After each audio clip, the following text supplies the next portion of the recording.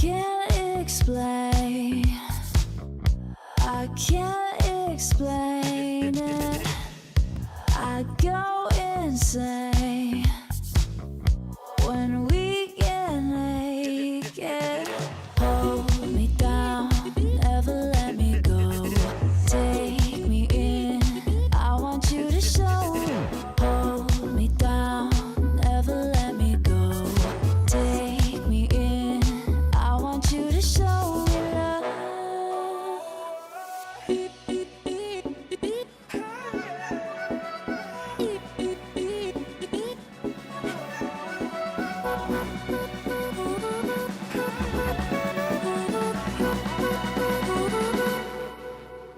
Don't give up on us, don't give up on love.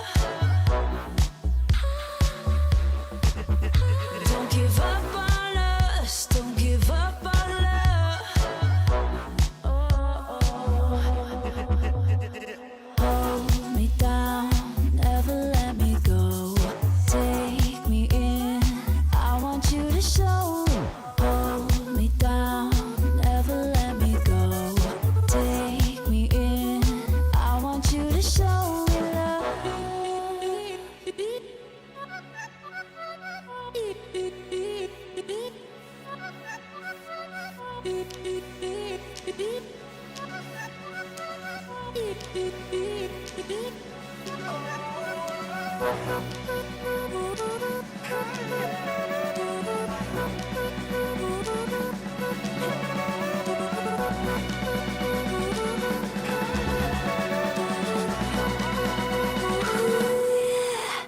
Don't give up on us, don't give up on us, don't give up on love. Don't give up on us, don't give up on us, don't give up on love. Hold me down, never let me go. Take me in, I want you to show. Hold me down, never let me go. Take me in, I want you to show.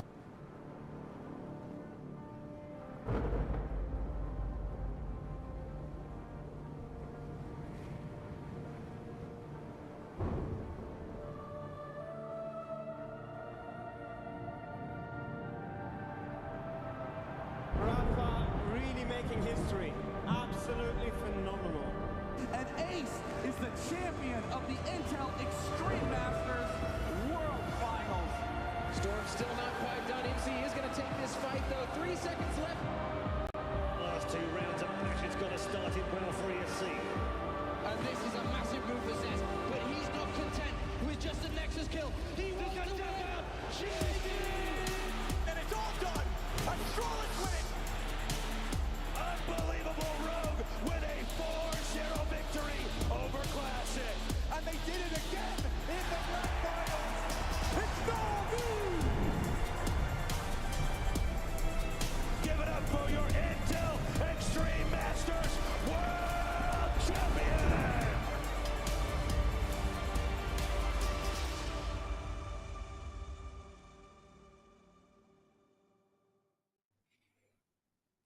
Hello everyone and welcome to the IEM Chengdu 2024 European Closed Qualifier. We're on the V stream. My name's Lacey and taking you through the action today will be myself. And as always, Mr. Brandon B. Dog. Brandon, how are you doing?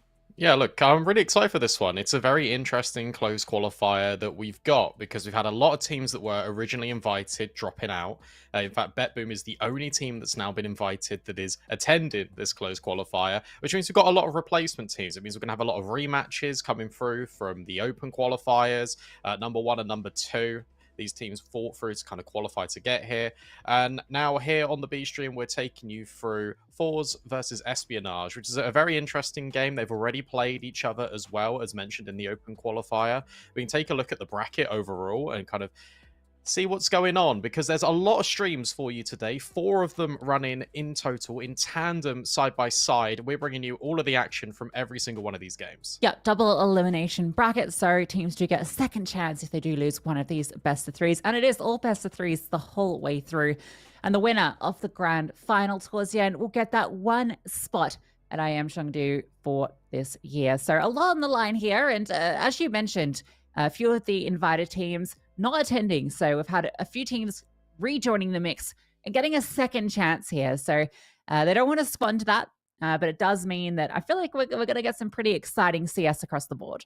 Yeah, no, for sure, definitely. And it's a really good showcase for these teams where you kind of go through the brutal open qualifier format where you only get one chance. You lose your game, you're sort of out of there. So now you've got a double elimination. Every single game is best of 3. It gives these teams an opportunity to prove themselves and hopefully have a shot that they wouldn't have otherwise had. Yeah, not to mention almost all of the open qualifier games are best of ones until I think the final 2 games that you play basically to get the qualifications. So it's a grueling grind to get here. And yeah, I think, you know, for instance, in the teams that we've got today, Espionage did come through that open qualifier and they did top it alongside Nemiga. And the teams that have come through to replace Fours, obviously one of them. So they've gained that second chance and will be kicking off against Espionage, who, as you mentioned, they did lose to in the open qualifier. That was in the best of 1 format, though. So I feel like we're going to get a bit more of a comprehensive display today. Yeah, no, for sure. And you take a look at both of these teams. Let's start with talking about Fours that have come through and is kind of replacing one of these invited teams because they're also playing with a stand-in today. It looks like Celta is going to join the mix instead of Stinix on the starting lineup just for these qualifying games. And Celta, he's a player that is playing for Aurora recently, has recently gone down to the bench, and he's a very good rifler. I feel like a lot of people actually do underestimate what he brings to the team when it comes to just the overall macro of Counter-Strike. You normally take a look and we kind of analyze players that perform exceptionally well, but it's the players that go under the radar that kind of hold the glue and kind of gel the team together. They do the dirty work behind the scenes, and Celta is definitely one of those players. So the fact that he comes in, it gives Fours an already kind of a boost on the fact that, hey, look, we're here. We didn't expect to be here, and now we've got an opportunity to kind of go and prove ourselves. Yeah, this is a Fours that's gone through a lot of changes over the last, I guess, 6 to 9 months. They've gone through plenty of roster changes as players have moved about. Some of their former teammates actually within the bracket on other teams, so maybe potential rematches coming through there. But I think the player that most people are talking about when they look at this team is kind of there's this talent that's been praised by a lot of people. Actually, I'm starting to see his name pop up as an upcoming talent. That's Gokushima, Brandon. I think you've had an opportunity to follow him a bit. Tell me what makes this guy so special. I think it's just the fact that he's not scared in any situation. A very aggressive player will take the round into his own hands more often than not. And I feel like Fours, when you look at this team, they have really been lacking that sort of player that will just go and take the initiation, go and make the contact at the first instance. And it felt like a breath of fresh air when he did join the roster. Immediately, you started to see his ratings just skyrocket. And obviously, I feel like with CS2, that really just kind of enhanced this guy because we were in this meta where you can just take the swings, you can take the fights, and the more confident you feel, it felt like the better you were doing at the time. A key note is we are playing on the new patch, which means that you can hold angles a bit easier. And I feel like that actually plays into the strengths of Espionage because if we take a look on the other side of the coin, we have a look at Espionage and how they were doing and their trajectory. In towards CS2, it's kind of been nothing special. They're kind of middle of the road. They're beating the teams you expect them to beat, but towards the tail end of Go, they were making a resurgence. They're performing really well, and it almost felt like where a lot of the teams in the tier 2, tier 3 space got blindsided by the update of CS2. It's more of a stance of you need to adapt or die, and some of these teams take a lot longer to kind of adjust to that. We're on a new patch. I feel like with the team chemistry that Espionage have got, the fact that they aren't playing with stand-ins as well, and the fact that they were looking towards the end so good towards the end of Go, it'd be very interesting to see how they perform today, especially because they've already beaten Fours in that best of 1. Yeah, I think a lot of people are going to be sleeping on Espionage here. I think, we were talking about them a lot during last year. Just they were kind of like the next tier down in Danish Counter-Strike and doing a lot of strong work, even before they were Espionage. I think they were Tricked before, right, where they were really impressing a lot of people. Went to Espionage and have been having really great results. As you mentioned, CS2 been a bit difficult for them. Made the roster change as well. Anna Lele out. Mister coming through, who I think a lot of people have now seen as he stepped in for Astralis for a bit. Arthur is on the talent lineup. So hopefully maybe a bit of an upgrade for the squad coming in there. And I'm really excited to see how they play on the new patch. I'm just excited to cover the new patch. I know that we've both played it a little bit. I think, the consensus from the community is that it plays so much closer to Go. And as you mentioned, kind of the way that Espionage play, that more Danish, structured, calculated Counter-Strike is going to be more suited to, I think, this new patch. So really excited to kind of put the new and old together in the server today. Yeah, no, absolutely. We've got to talk about the veto as well. We've got to see what maps we're playing on for this best of 3. It's going to be a kind of predictable veto. I feel like there's one anomaly in there that we can talk about in just a second. But in terms of maps, Espionage picked Nuke, Fours went for Inferno, and then Ancient is our decider. The one anomaly in there, potentially for me, is the Inferno pick out of Fours. And I feel like simply it's because Espionage banned Mirage. And Fours have been looking incredibly good on that map. Espionage actually ban it out, even though they've been playing it a lot more than Inferno. They look at the win rate of Fours and they go, okay, well, you've only won it a handful of times in the large number that you've played recently. Potentially, we can have you here. And they've already beaten them on Nuke. We talked about that best of 1. That was also on Nuke, 13-8. Sure, it's with a different player. It's with some substitutions now for Fours. Will that affect things? We're going to have to wait and see. Yeah, I thought we might go to more of an overpass or an Ancient there from Fours, just because Inferno, not only for the reasons you mentioned, but it has just kind of fallen out of favor. It's been played, once at Kato, I think I've seen that number floating around. So it's just not a popular map at the moment. And I think it's 100% just a punish pick. So we'll see if that comes back to bite them, because it has been a tricky map to play. And I wonder, actually, again, this is a map that with the changes, I'm very interested to see how that's going to affect the T side, which has been struggling a lot on Inferno, and whether it's actually almost going to make the problem worse. Yeah, no, for sure. I mean, we're going to have to wait and see. We're moments away from jumping into this best of 3. We go to a break. When we come back, it's Espionage taking on Fours.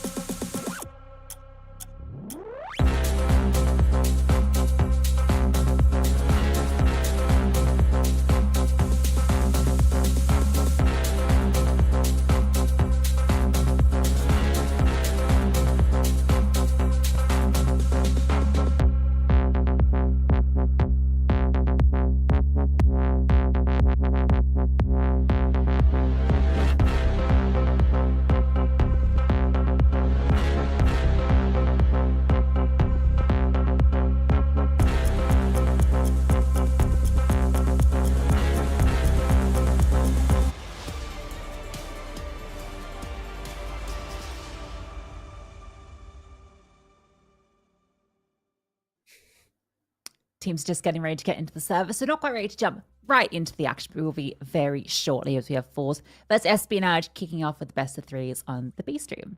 Yeah, and I'm really excited to see this one. I was just saying to you, just in our little virtual green room, that look, this should be when you take a look at the upper bracket games, this one's going to be the closest, and I feel like this one has got the potential to go the full distance. We didn't really get a chance there to actually do predictions, so I think it might be a good time now to kind of touch on it and kind of see where we're leaning. I'll go first. I'm gonna throw it straight on you, Lucy. I feel like, given everything, given the veto as well, I feel like it's going to be a close game, but I've got this feeling that fours are just going to edge it. I'm not really too sure why. I don't really have too much reasoning. Maybe I'm putting a lot of stock in Celta coming in. Also, I'm quite excited to watch Gokushima play. So yeah, I'm gonna lean that way. I'm gonna say fours. Are you with me or are you against me? You think Espionage got it? No, I'm kind of leaning towards Espionage. I'm just a big fan of this team, and I do think just with the new patch that I think it benefits them more than it does fours. I know most people are probably putting fours. I think they're the higher rated team at the moment. I know if you look at the pick a winner thing on HLTV, it's like 70% people think fours are going to win this one. So they're definitely the favorites going into it.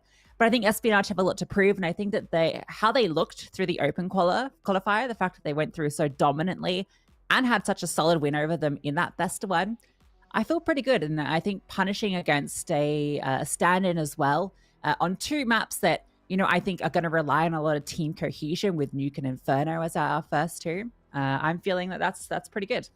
Yeah, I mean, you take a look at kind of the performance of Espionage, how they've been doing, just when it comes to like pure stats, and obviously that's not the only metric you should consider teams on, but they're all kind of bunched in together, which kind of really exemplifies what we've been saying in the pre-game about this team cohesion, the system-based Counter-Strike that Espionage are looking to bring to the server today. Obviously, you've got Lucky being the highest rated player. We know he's got experience, obviously, in Tier 1, also dabbling his toe in Tier 1, but predominantly in the Tier 2 space. And with him being the highest rated, it makes a lot of sense, obviously being the AWPer. Same can be said for Fours and Gokushima. It's a very interesting one. It's actually very hard to call, I believe, but I'm going to stick with it. I'm going to say that fours are going to do it. I feel like the Inferno pick is going to go their way. It's about how they show themselves on Nuke, because I feel like they can't afford to start on the flat foot. Obviously, CS2, especially with less rounds, and we speak a lot about momentum being a driving factor for a lot of the teams kind of at this level. It's so important. And you start CT side on Nuke, still one of the most CT sided maps we've got in the pool. You expect them to kick on and get off to a good start. And if they don't, well, then it's up to them trying to recover, and the resilience probably should be a little bit easier of a substitute, right? Thinking, okay, well, look, we're losing a couple of rounds, but we're playing with a stand-in. Didn't expect to be here. But then you've got the flip side of we're playing with nothing to lose. Yeah, I mean, I will say that Nuke CT side is probably the worst side in the game to have a stand-in on, just in terms of how important the rotations and positional calls are. But I think the player that I'm looking to, and we highlighted, was Gokushima. He was incredible when they played in the best of one on Nuke. He was kind of the only player that was really putting up the numbers for fours in that best of one. So, they can't just rely on him, but if he brings that sort of performance, then I think we've definitely got a match in our hands. But I do feel this is going to go 3 maps no matter what. I feel very comfortable about Nuke for Espionage. Yeah. Okay. Yeah. I think you are right. I feel like we are looking at all the maps here, and I guess we've already mentioned the new patch. For people that are joining, not too familiar with what we're actually talking about, what does the new patch influence?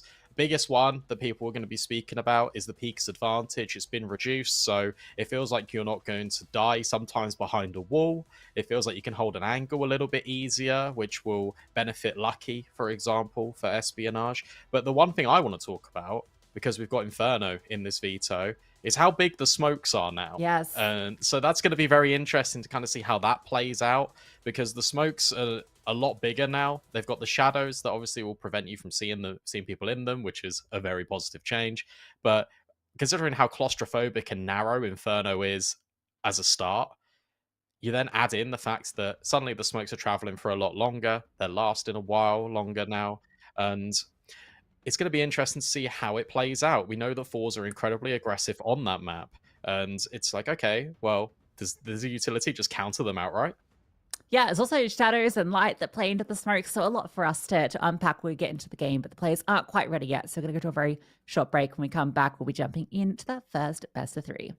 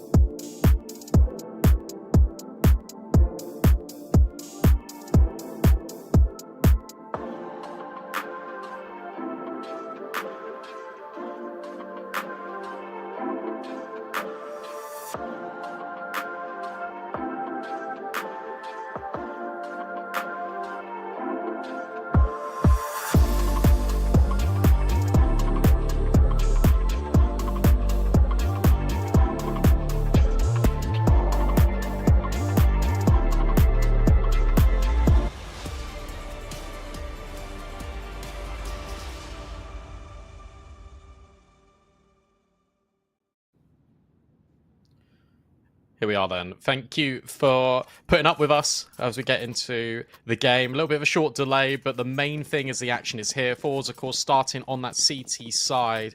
Espionage, it's their map pick. They kick things off with only a little bit of utility on Iceberg. Yeah, it's actually surprisingly little for Nuke, but Throw it towards the door, and maybe Lucky going for a quick main drop. A couple of teammates with him. Shelfie falls back and sees them running on by, but Mr. and Lucky with the opening frags. And this is the Tease taking outside by force. Celta and Taneri left alone. Taneri taking a rough fight as he gets pushed on down. And Celta, the stand-in, is the only one standing.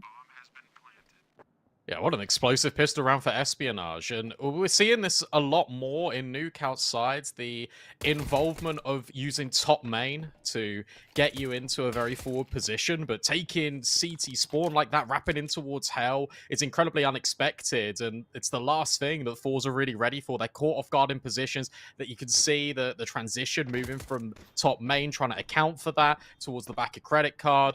Not ready for the sheer amount of players. And Espionage now even hunting for this last kill. They mean business here on their map pick. A solid start, only one casualty, and it's Lucky, the player we highlighted, kicking things off with a hat trick. Yeah, what a really cool pistol round. I just love the chaos that they're bringing to the table there. You can just tell that Forza's comms are probably all over the places. There's players running across the secret. There's some dropping towards main. Fights being taken left, right, and center.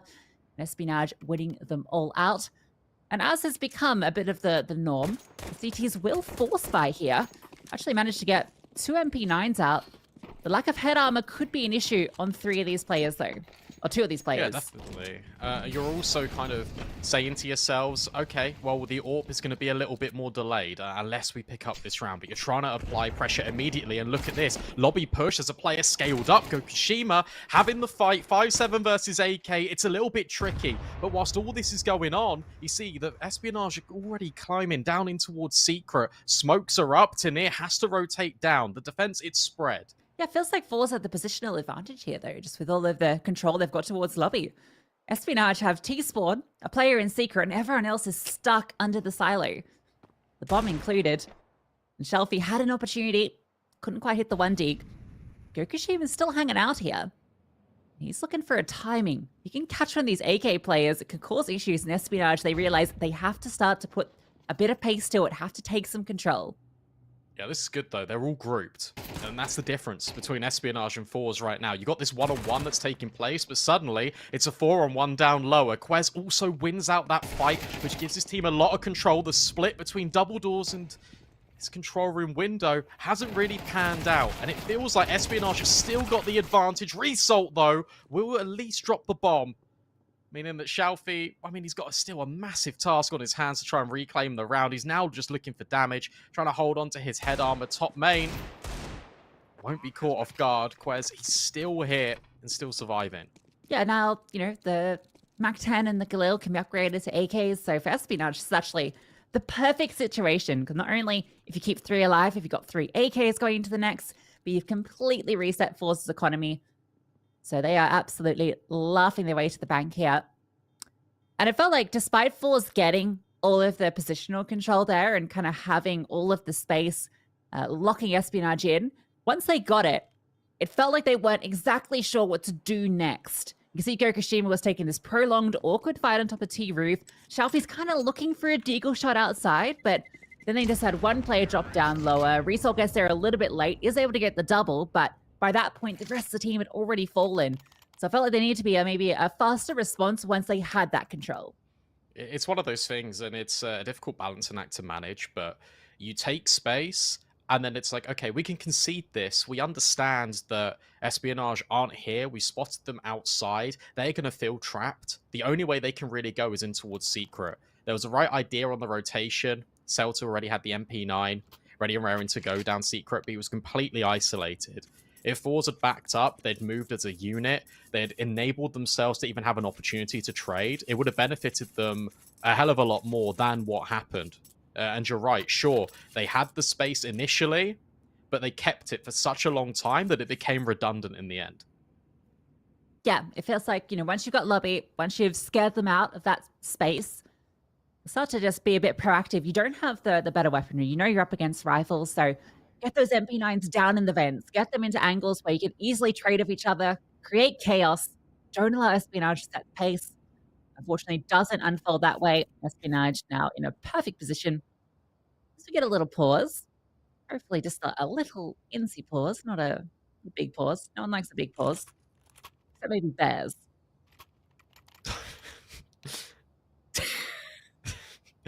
They do have big paws. That's brilliant. That really caught me off guard. Just gonna be the saved eagle for Xiaofi. It looks like Result will invest one as well. But yeah, again, it's kind of a similar buy, and we're further delaying the inevitable. It feels like for Fours Espionage.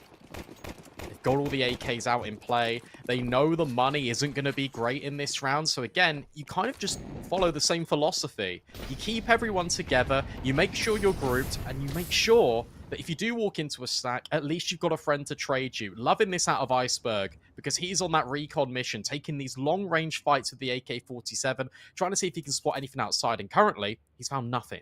Equally, sending Xiaofi out towards Secret's great, because he's got that deagle and armor. Chance he could potentially find an isolated fight over towards Red, or even onto Iceberg as he's tucked in towards Dark. That's the way you get into this round, is by finding yourself a cheeky kill, getting an AK, restricting that space. Why is he looking that way? Anti-flash, I suppose. No one could come that way. Also maybe waiting for, I was going to say a flash for Top Secret, but they don't have any utility here, Fours. I think they're just trying to hedge their bets. Main split coming through, but this is where the predominant nature of the stack lies, but it gets completely teared apart by the AKs. Xiaofi can't find anything. A very clean round of Counter-Strike for Espionage. They're playing the limited risk style of Counter-Strike, something we associate them a lot with. But now we get the AWP out in play. Now we get the full guns for Fours, and a little bit more of direction, perhaps. Yeah, I like that from Espionage, and great round from Iceberg, just taking all the control outside, swinging through main, finding all the kills. Now I get to see him, though, Kokushima, with that AWP, as you mentioned. This is the player that we're getting hyped up about. He's going to be starting in towards main, so potentially going for a peek, but door just going to get blown, and no one showing a face yet. Ooh, Kokushima wants to get active, and he finds the opening kill into Iceberg. Yeah, I love that. You've also got the Rifler in support as well, just in case he gets into trouble. And he's already repositioned, silent down the vent. But this isn't going to change the plans of Espionage. They want to hit A. They've done the outside smokes as a little bit of a false sense of security for Fours. They have to go and address that, which is why Kokushima's rotated down. But the design remains the same. They want to go upper right now. Pretty decent defensive setup with Result up on the rafters rather than Hut, although Celta now actually is going to come up here, so the Molotov might be doubly disruptive. Great responsive incendiary. The HE brings Celta down low too. The moment's just a battle of utility, and another smoke lands forward. A flashbang is good. A spray from Celta trying to find something, but they've dropped vent. At least one player has. The other two can't quite find the entrance. That smoke causing some issues. But there's two players down lower, and the bomb is isolated. Tania finds Lucky as well. This one's starting to fall apart for Espionage. Kokushima almost catching the timing. The Quest is spotted with the bomb.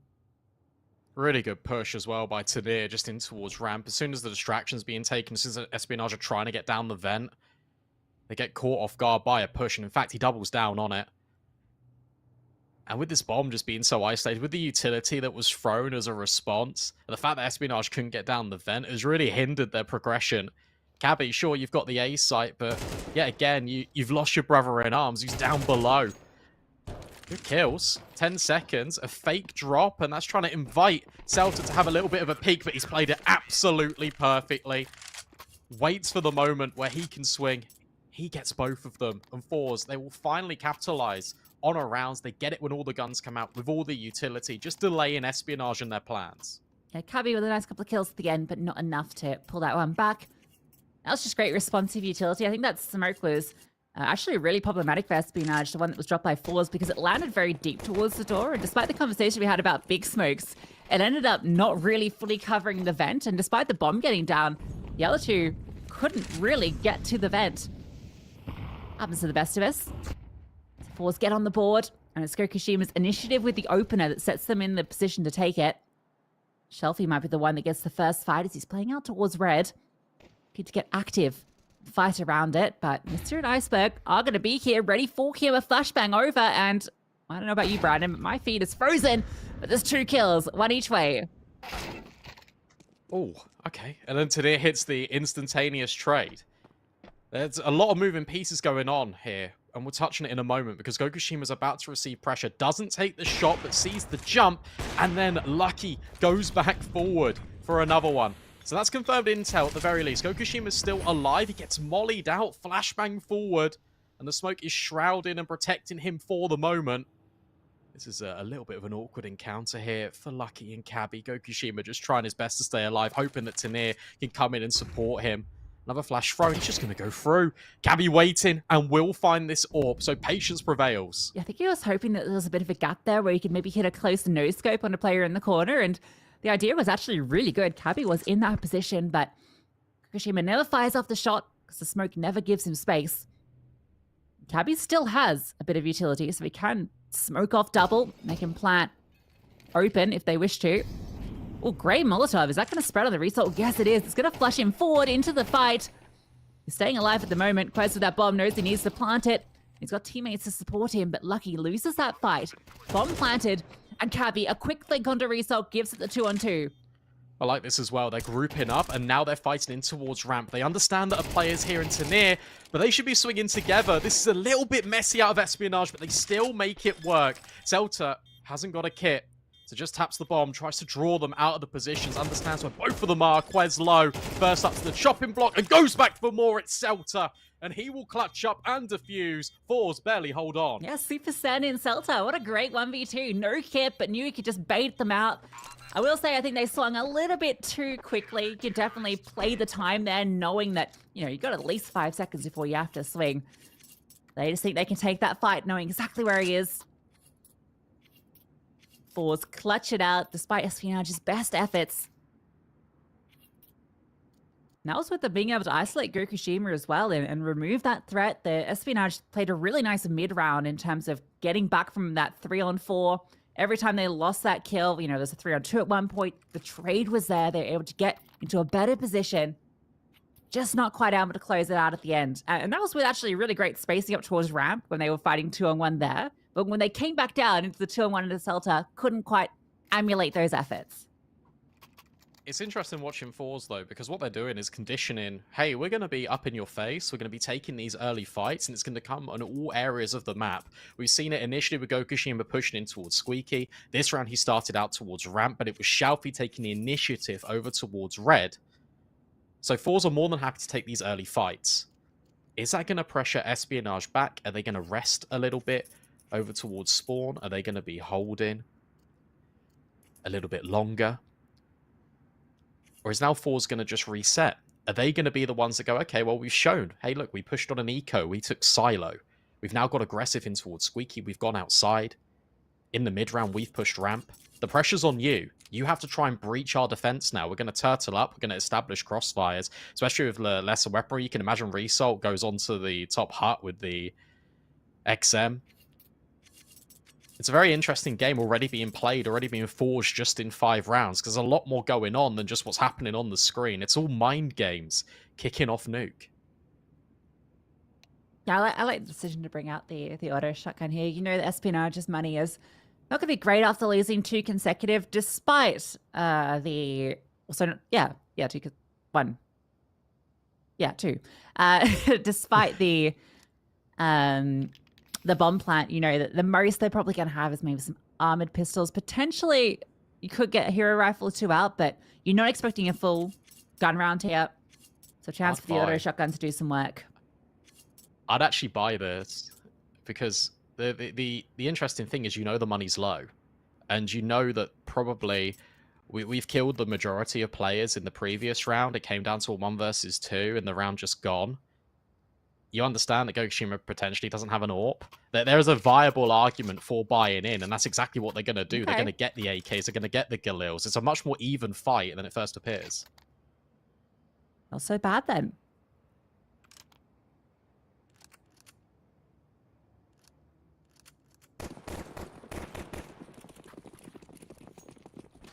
We still hope to see that shotgun do some work.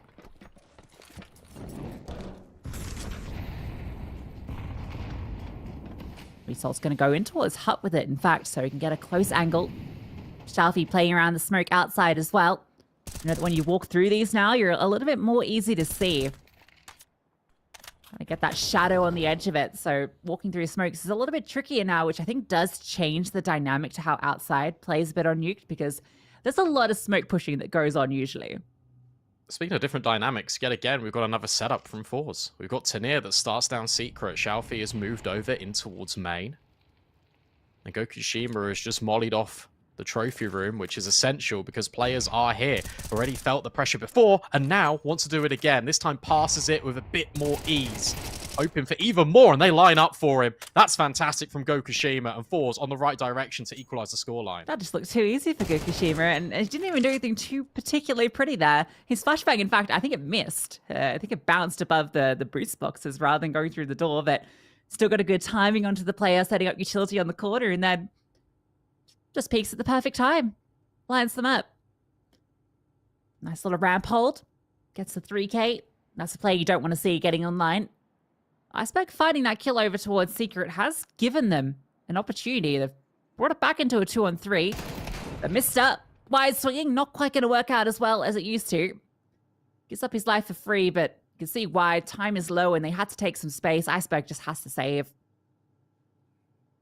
Yeah, and good mid-rounding as well there for Fours. Even just the simple things of the XM is holding from Trophy. So Gokushima can pivot and already just focus his entire attention on towards Hell, play an off angle that Iceberg will be a little bit hard pressed to win that gunfight if he comes in earlier, and he can do that because Celta's already rotated down, even though the Secret player was removed early in the form of Tanir.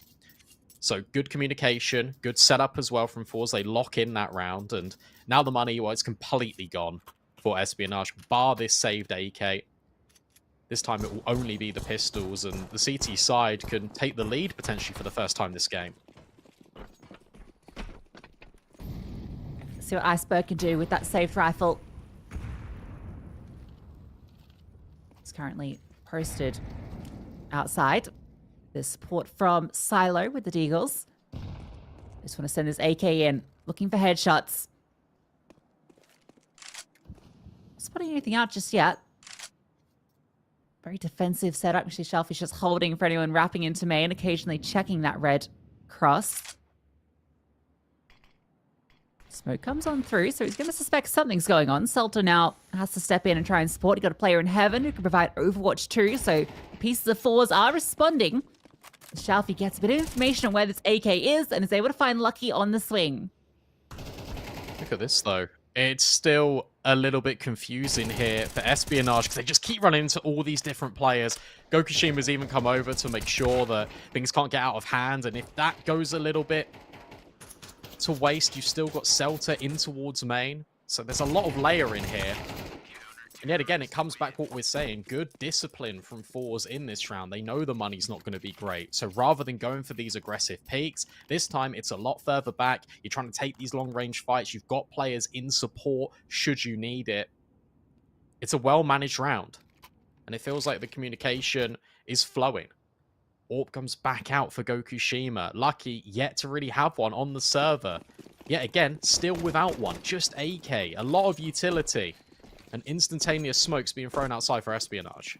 Gokushima, though, wants to get active with that AWP outside, so he'll be there to fight them. Not over towards round. One player crossing Iceberg, wanting to get over quickly. Shelfie's found the first fight on the mister, and Gokushima hits the shot through the smoke. One back from Cabby. Gokushima's feeling the pressure. Quez wins out that fight onto Celta that was taking place at door, and these are kills going back and forth so fast that suddenly we're in a 2-on-2. I like this response from Fours. Take lobby control. Group up as a unit.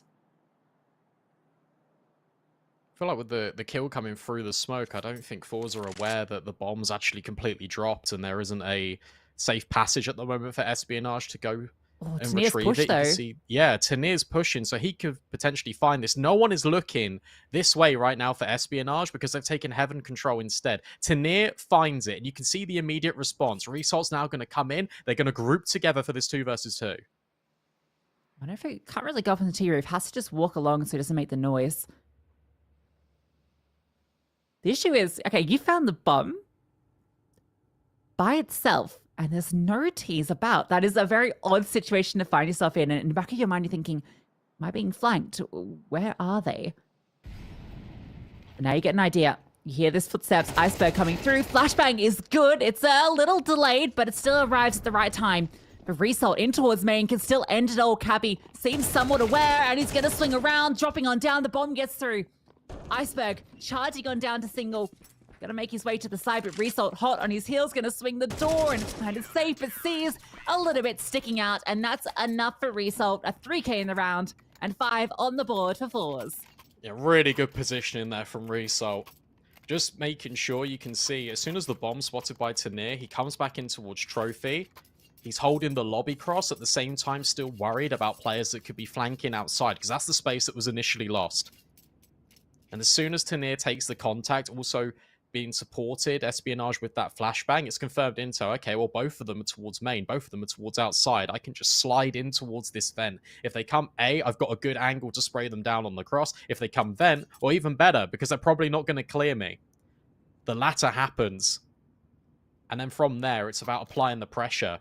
A lot of players would have taken that extremely slowly, but not Result. He jumps down the vent. He gives over the audio cue. He puts the pressure. Hey, I'm chasing you. You have to plant this bomb. The pressure, the time, it's running out. Really well done. Because that round definitely could have spiraled out of control, especially when all the kills come through in such a quick manner. You've got players that have lost deep outside control. Gokushima's pressured completely by himself, given over Garage. That had a lot of potential to go wrong, but Force, by grouping up, and then by knowing the information, really just work it in their favor. And a slight positioning mistake when playing the bomb as well, just being revealed towards Squeaky or Single. I like Gokushima being very active in different parts of the map. This time he starts upper, looking in towards Hut. He's fallen back towards Hell now. A lot of control being conceded. Oh, that's the bomb by itself. Trying to wrap onto ramp. The Four's quick to respond. Gokushima's starting position actually works out quite well for him. Even though eventually gets run down, it doesn't matter. They just lose the one player, and they survive against Tech 9s. Yeah, you mentioned it. Just a lot of variation. It feels like Forza played a different setup that has been dynamic in every single one of these CT-sided rounds, and it keeps Espionage guessing, and it keeps them thinking, well, what's the solution here? Because they've pushed outside a number of times. This time they try to get active. They try to get in the face of Fours, maybe being caught out, crossing towards Red Box. But instead, yet again, it's a fairly passive setup, which nets a success.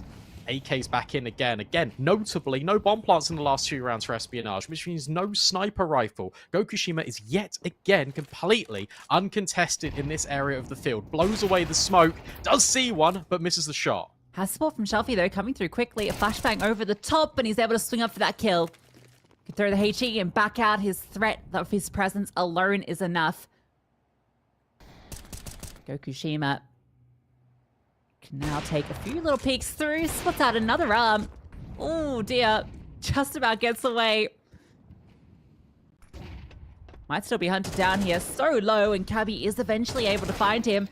Looking for a second, but Salta's response is fast. Espionage find themselves 2 players down to Force's 4. Going to be giving Ramp a go. Tania is here. Leading to a bit of an off angle, and Quez clears it perfectly. Lucky is still isolated with the bomb. Fours look like they actually want to go to him. I think he's been spotted on that cross, surely. Yeah, look at the way they're looking down this angle. Lucky, this is not great. The flames come forward, and he meets his maker. It's so well done. Quez in this now 1 versus 3. It feels impossible. You've now got to clear angles, crossfires that have been established, and in essence, you can also just swing this if you Shelfie. Yeah, again, look, you go into the 3 versus 2, you give over the space at ramp, and what's your reaction? Well, we need to take space, and guess what? We're going to do it together. Double push this time in towards Squeaky, but before that, even before that, you've got the setup of Gokushima taking all the presents, flashing for the player's secret, and as soon as, I think it was Shelfie that got that first kill, completely runs away. Hey, guess what? Celta's in at main. He's also holding Squeaky. He can block that off with a smoke. He can also support Gokushima if things go a little bit awry, which they ended up doing in Garage. But there's first responders on the scene for this CT side that can completely counter everything. Again, aggression. You're not expecting that if you're Iceberg. See you later. That's great. Just getting ahead of the smokes as they land. Just that first spawn there to fight gets the kill free and can fall back thanks to the T-smokes. Force are feeling comfortable. You can really tell by the maneuvers that they're going for across the map. They're not feeling the pressure at all like they were in those first few rounds. They're settling in, dictating the fights they want to take. Espionage keep having to play from these disadvantageous positions. Have managed to get 2 players down secret. See that 4s are questioning outside. They don't have the full idea on where they're at. But the bomb is separated. It's 2 separate packs for Espionage. Really good setup as well right now over towards ramp because you've got a rifle that's pushed in very far, but waiting for the contact to Gokushima that's at long range with the sniper. 45 seconds. Now Secret needs to be addressed. Gokushima just has a little peek, doesn't see anything. Flashbang at Squeaky. What a shot out of Result. And Xiaofi even finds Cabby for further damage. That pushed up ramp position coming into a success story. Yet again, Espionage. No bomb. No time, but kills have been found in the feed at the very least. Instantaneous trades yet again. That's the name of the 4s game. Xiaofi being dynamic. It's never just a 1 versus 1. Yeah, hitting a nail on the head there. It's always that extra presence from 4s. Espionage get the kill. They feel like they've managed to fight something back, and then suddenly that extra swing comes through. Oh, we saw a Zeus. Last round and a half. Not sure it's going to get a use, but love the Zeus change. I'm a big Zeuser myself, so great to see it in play. And I think on Nuke, it's actually great for the CT side because of HUT. So I expect to see it earlier on in halves in the future because you can reuse it, obviously. We're getting aggressive again outside. This time being led with the AWP. Gokushima finds Iceberg. He has been the victim of so many of these first deaths. Shafi gets spammed just a little bit, but pressure potentially going to be applied to ramp, and Tanir on a slight off angle here. Has even got support. Look, Gokushima's rotated over. It's gotten here so quickly too. Now you can just lock it in. Tanir can go elsewhere. You got the AWP on ramp, and Gokushima, he's fighting his mark today. Espionage might be ending this half with just 3 rounds, which can be enough if you get off to a strong start on the CT, but you lose that pistol and you're in a very sad position. Going outside, and Shelfie is down towards Secret. Selter is at main. Plenty of pieces, but Shelfie peeks on up. Is able to get away with his life spotted, and his presence is going to deny entrance to Secret. I don't know. Looking from that, I don't know how he got out of there, but Selter, Ooh, he stays in there, trapped in main. But in fact, he just trapped in with Selter. Tanir locks it up. It is 9-3 dominance from 4s.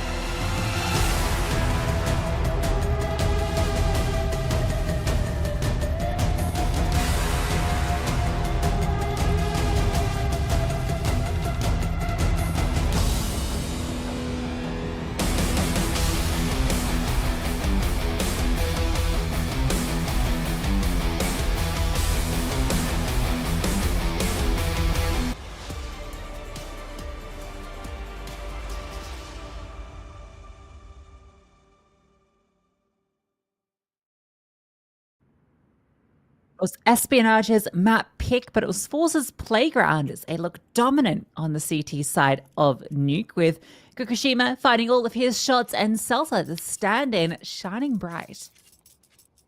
Yeah, I thought he'd be a good addition when I saw the announcement, at least on a substitute basis, and it is really proving to be that way. Look, Espionage, they can still get back in this game.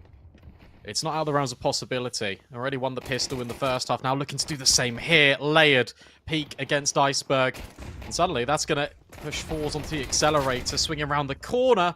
But it's Celta that doubles down. He finds all of the kills on the bomb site. It's open for Force. Yeah, he's been doing so well. After that mechanical 3K to close it out. Opens it up with a double here. Cabby flying in from the heavens. Mr. gets one as well, and they're doing damage. But it is a 2-on-3 now. Cabby's still Berettas. They're looking deadly, but not for long. Quez has to step up. No kid in play. Celta's low, and Celta swings. How does he win that fight?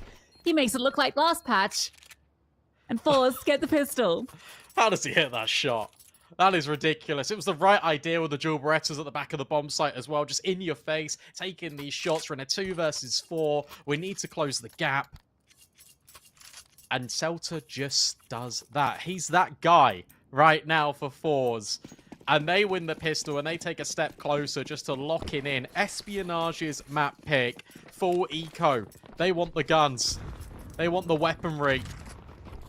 And well, Force want ramp and they'll get it. It's a stack on A. And they completely avoid it.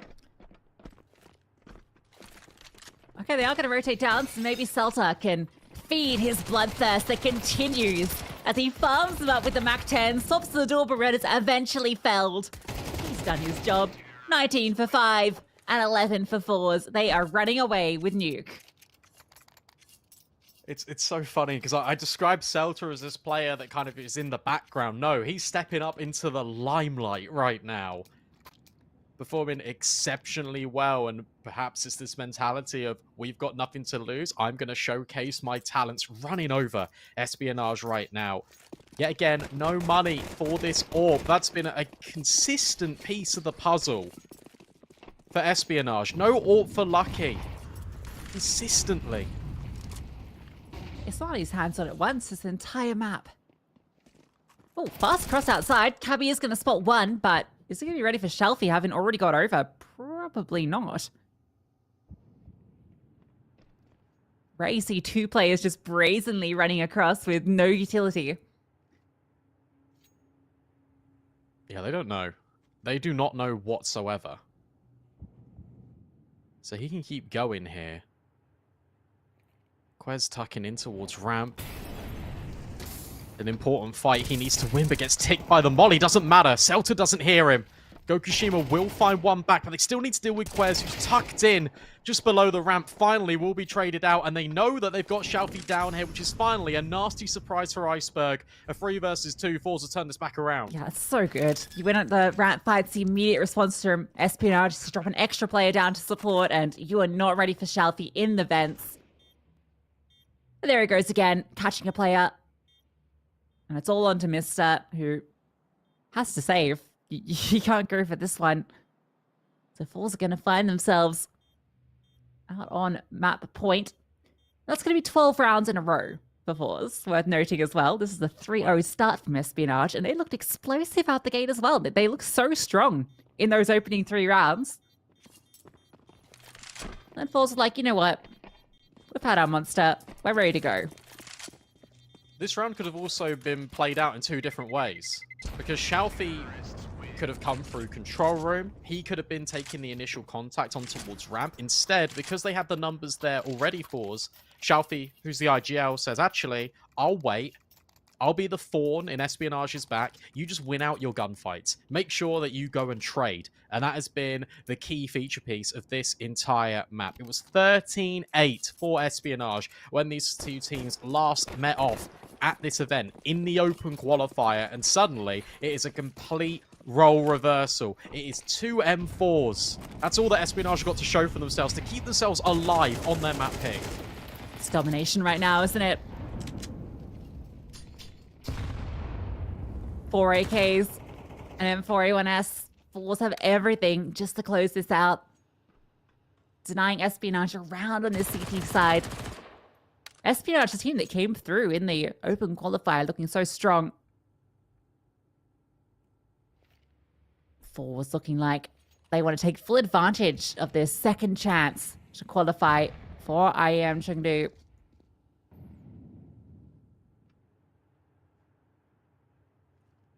Tania just lurking. They've dropped the diagonal smokes. Molly goes through, won't affect him, just stands in the smoke and actually backstabs Cabby. Now all the attention's going to be pulled outside, and that's exactly what Fours want, because they want to hit onto the upper bomb site. Iceberg now caught in between two different angles, and the Molly, it's well placed. He can't even progress further, and now completely isolated. Celta with one, and then Iceberg's just run into his death through the flames. 4 versus 2, this one looks over. I don't think you could see the player in Hut through the flames. They're so difficult to catch anything through. And it's lucky. 1 versus 4. Not going to be living up to his namesake, it would seem. Kit, a flashbang, and M4, and this guy's not giving you the fight, Lucky. Time is ticking. If you want a chance, you have to fight into A. Have to find these players. You've spotted the head of one, and Gokushima takes yours straight back. Fours, with 13 rounds in a row, take the opening map 13-3. Absolutely dominant from Fours, and we came into this and we said, look, Espionage, maybe this new patch will benefit them. You can hold angles a lot easier. The fact is we didn't even really get to see the AWP in play for them whatsoever. It's the team cohesion, and it's the fact that the defense was so dynamic. I feel like that is the key takeaway for this Fours side. It was so dynamic. Every round started differently for this side, or there was a simple, like, slight variation of what they were trying to achieve. Gokushima is so mobile with this AWP, and then in the mid round, again, they're not sitting still, and they're ensuring that every single kill can at least be traded. It was very well handled. Espionage looked completely lost. They didn't know what to do whatsoever, and Fours stole the show. Yeah, it was really nice watching Gokushima run around the map fighting all of the opening kills, the impact. I think, but particularly the player we have to praise is Celta, right? Standing in last second, comes into the squad, and he'd put in a masterclass. So many multi-kill rounds from him, so many moments we got to see him taking space. I think if we got to see that T side actually play out, I think we would have seen even more of it, because he was putting on a mechanical masterclass. So really great to see that from him. I think he ended it with like 20 plus kills with about 5 deaths. So a dominant performance from him. And for Espionage, yeah, a bit of a limp showing considering how strong they looked in the best of one on the same map. But they're going to have to go back to the drawing board, because Inferno is coming up next, and that was the map pick of Fours. I think what's interesting as well is, one thing I want to highlight is you take a look at that CT side, it looked incredibly rehearsed and well drilled, which is something obviously you don't normally expect with a substitute. And it's the fact that Xiaofi is kind of being the player that has taken a lot of the initiation in the mid round. It's him being, we speak about Gokushima running around the map being dynamic, but in the mid to end round, in the closing stages, it's Xiaofi who has the responsibility as the in-game leader. He's putting himself in positions to gain as much information as possible to try and construct the best possible deal this side. It is very impressive to watch. I think my face is frozen, at least it has for me, but you can hear me hopefully, and we have Inferno coming up very soon. I'm gonna throw it to a break. When we come back, it's Fours taking on Espionage. Espionage need to survive on Inferno.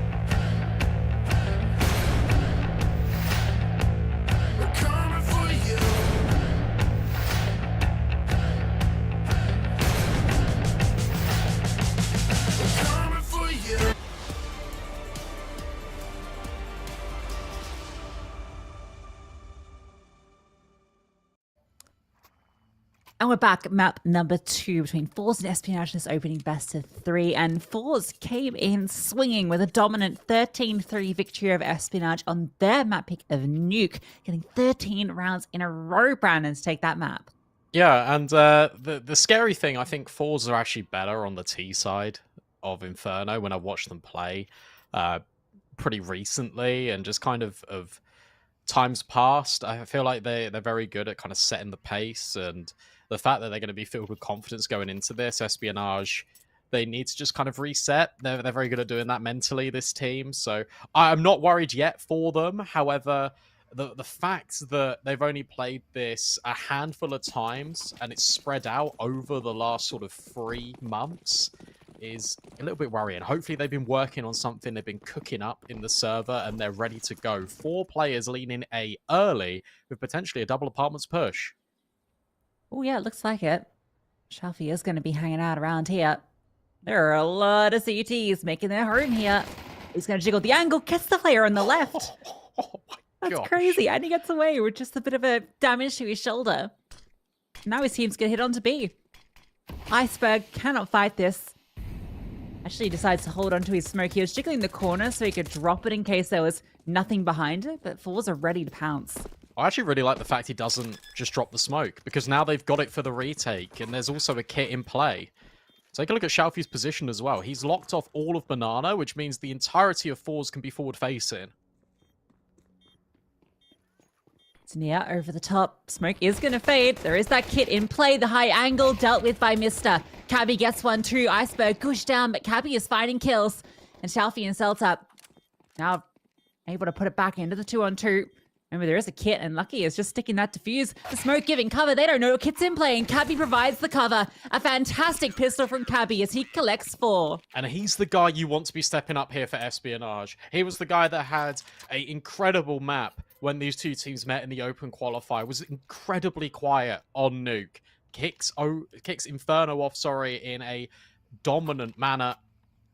Bomb down for Fours, so you can push this buy. You can get the Galils, you can get the Mac 10, 4 Galils, and Gokushima actually just goes Tech 9 to get the utility for his team. It's still a very strong buy here for the T side. Yep.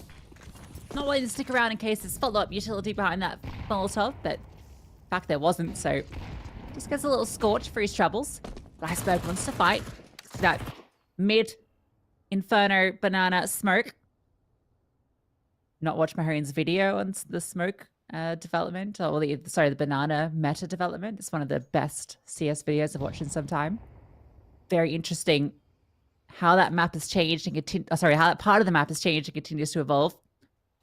I imagine will still further with the change to smokes most recently.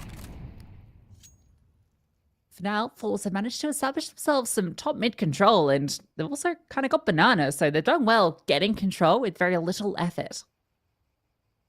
Yeah, there's also an adjustment that's already been made in CS2. We'll talk about it in a second, because Smokes raining over. That's going to land towards Library. That's going to completely block Lucky's vision, but Cabby, he's here in Moto, but isolated. Good nade as well on towards Lucky. He can't get further involved in the site. And now Fours, they're looking to split onto A.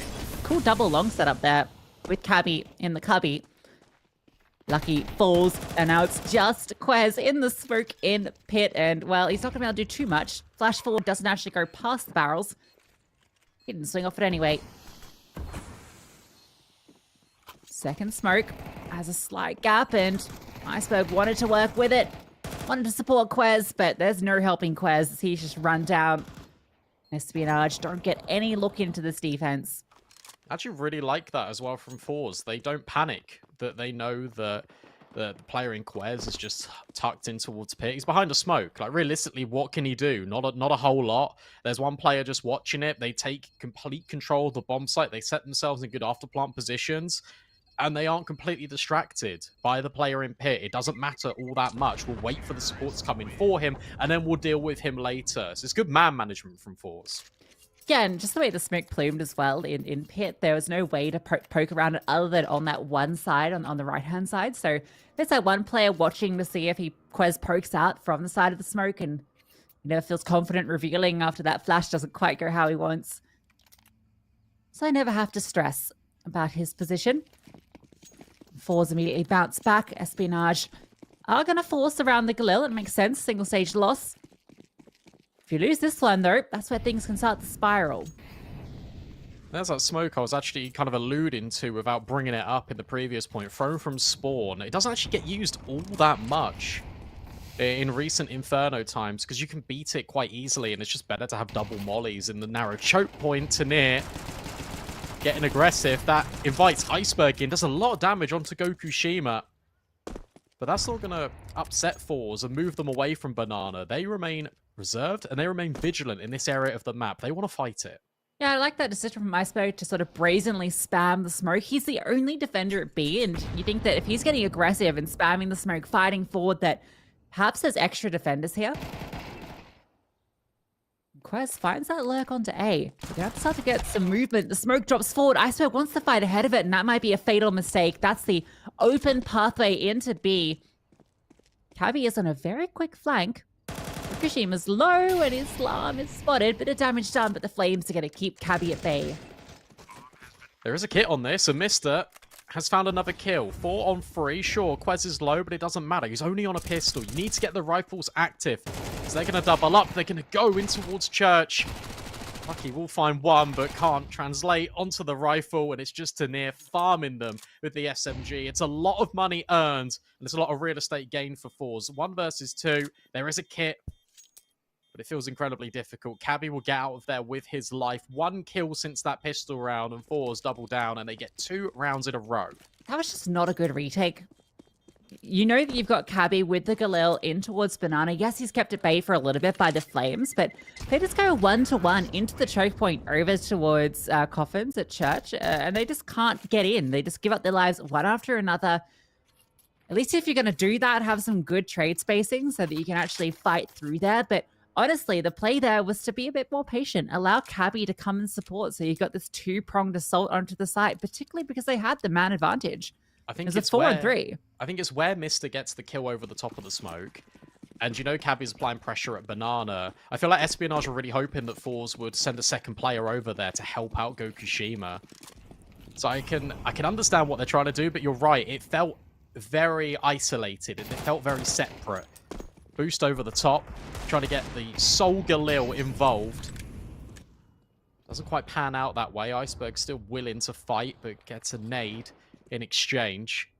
And actually, his life will perish. Resalt's got complete control of the apartments as well. All hinges on timing here, but as long as compromised, that will invite the short players to come in. And it's a complete cleanup. A very well-handled round from the T side. And no issues there against the pistols. Galil dropped and the threat removed. Espionage will finally get their rifle round,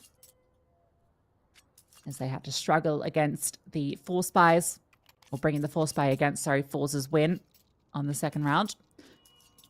Iceberg is still going to go wanting. He's been struggling a little bit over towards B, but it feels like Espionage are kind of leaving a lot on his shoulders while heavily prioritizing A early. We'll see if that continues into the gun rounds, as they do go for a 3-2 setup early on. Deeper smoke now being thrown. Try to keep these players contained in Banana itself. Layering the utility behind it. Tanir is a whisker away from death. And another molly is going to force Celta out. So that means Tanir is completely isolated. Flashbangs round the corner. And Iceberg will profit. And Mister was anti-flash the whole time. It hasn't been involved, and that means that potentially hasn't been seen. Got very scary for Mister, though. The scaling from Tanir was great. It was about to swing and get that headshot, but Iceberg perfectly times his swing from the corner to save him. Is Espionage a man advantage? They found themselves in this position a couple of times on Nuke, but weren't quite able to convert. See what Fours' response is. So they're going to be trying Banana again, where they have been able to find a lot of success in getting in. And this setup from Iceberg, where he's playing back towards CT, it's going to give some space, but he still has a smoke. He can drop this.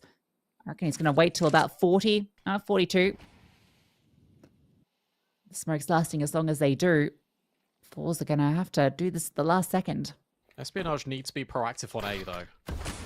Because look, the utility's coming in. In fact, that just completely gives up the game. rotations now need to come forward because Forza looking to burst in. Missed a good angle and a good find. Iceberg as well through the smoke. He will get two. And that's perfect. I thought the defense was going to be a little bit tightly pressed there. Instead, it's not. And a good supportive utility as well from the CT players. Really good defense. Yeah. I think if Forza had played that a bit more traditionally and waited that extra, I think, 5 seconds for that smoke to fade and then pounced with 15 seconds left, and they had more open fights, then maybe it would have been an issue. The Espionage rotated so late, but I think Forza were banking of Espionage having already rotated because it's so last second. You've already thrown your execute utility. You've made it clear you're going to be. So they felt that they can catch a timing by going ahead of the smoke while it's still there, bursting through with flashbangs, but didn't quite work out as it was great defensive lines from Espionage. I'd like to see Espionage still be a little bit more proactive, though, on both sides of the map, because utility was drained so heavily in Banana, and then they still had no information because of how passive they were playing on A. Speaking of utility, it goes both ways. Iceberg, this time getting the better of these engagements in Banana. He picks up the opening kill and concedes the space. Again, Espionage have found the opener.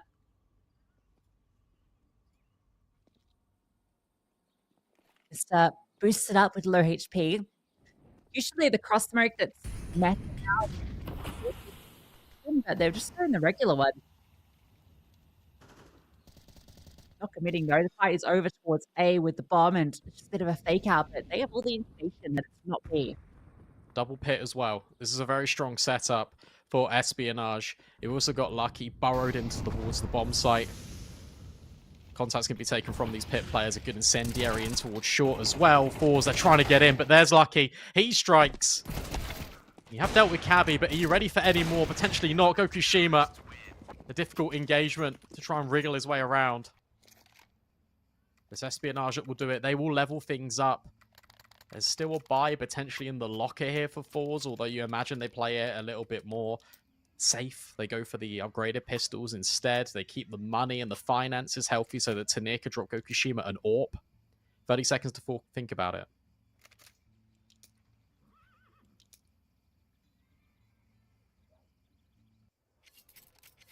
It's a bit more of what we were expecting from Espionage on their CT sides, and I'm really happy we get to see Lucky with the AWP. This is something that we didn't get to see once during Nuke. We were waiting for it because Nuke is such a vital map to have your AWP showing their presence. So great to see him able to get it out early on Inferno, and I'm really interested to see how mobile and active he can be, because I think that's key on Inferno more than almost any other map. Yeah, needs to take a page out of Forza's book when it comes to being dynamic on this CT side. But to be fair, at the moment on B, don't really need to change all that much because the utility has really been keeping Forza stifled over that area of the map, and it feels like they have to throw safer smokes, such as that CT one that doesn't really cover the boost. Second mid, that's been spotted immediately by Quez. That might activate the Banana players. Instead, yet again, it's this recycling of utility. It's the spam through the smoke. But this time, it's taking the real estate. Mr. knows there is no one here in Banana. Smoke dropped. I can rotate on over and support on towards A. We can have 4 players over here. Maybe to lock out Banana indefinitely.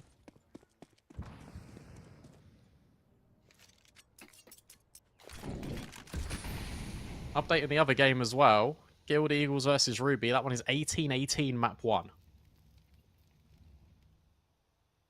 19-19, I've just been told, which is pretty wild. Lucky on this angle. Flashbang, it's good.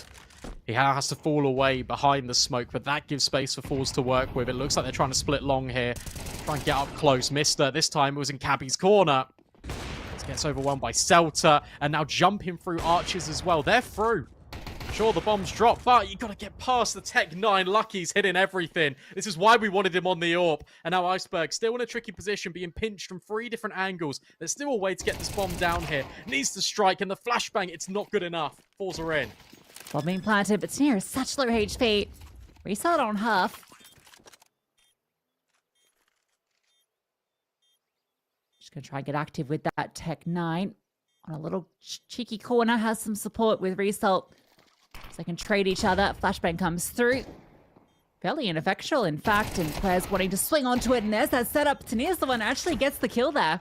But Lucky's quick on the trade, and Gokushima needed to find the kill, but you're never expecting Cabby at that angle. That's a great retake from Espionage coming through, and a fantastic round from Lucky. Yeah, much better from Espionage. Much better on that retake. It's limited utility that they've got to work with, so they play with numbers. The fact you've got a boosted player, whilst the smoke dissipates, but he's not receiving contact, just stays up there. That's much better from Espionage. They're weathering the storm right now, but what I will say is that was just Tech 9s. That was not really all the guns in play. Sure, no AWP on Gokushima, but a full belt of utility and AKs in every single Force player's hands.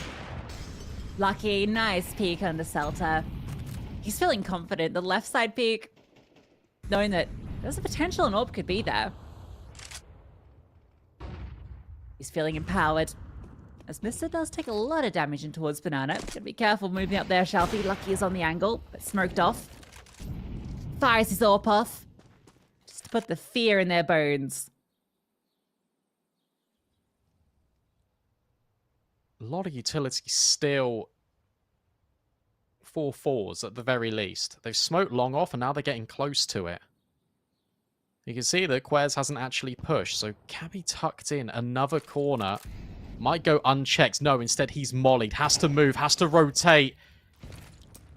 Comes a great deal of life as a sacrifice, but most importantly, he's alive. This is a cool angle.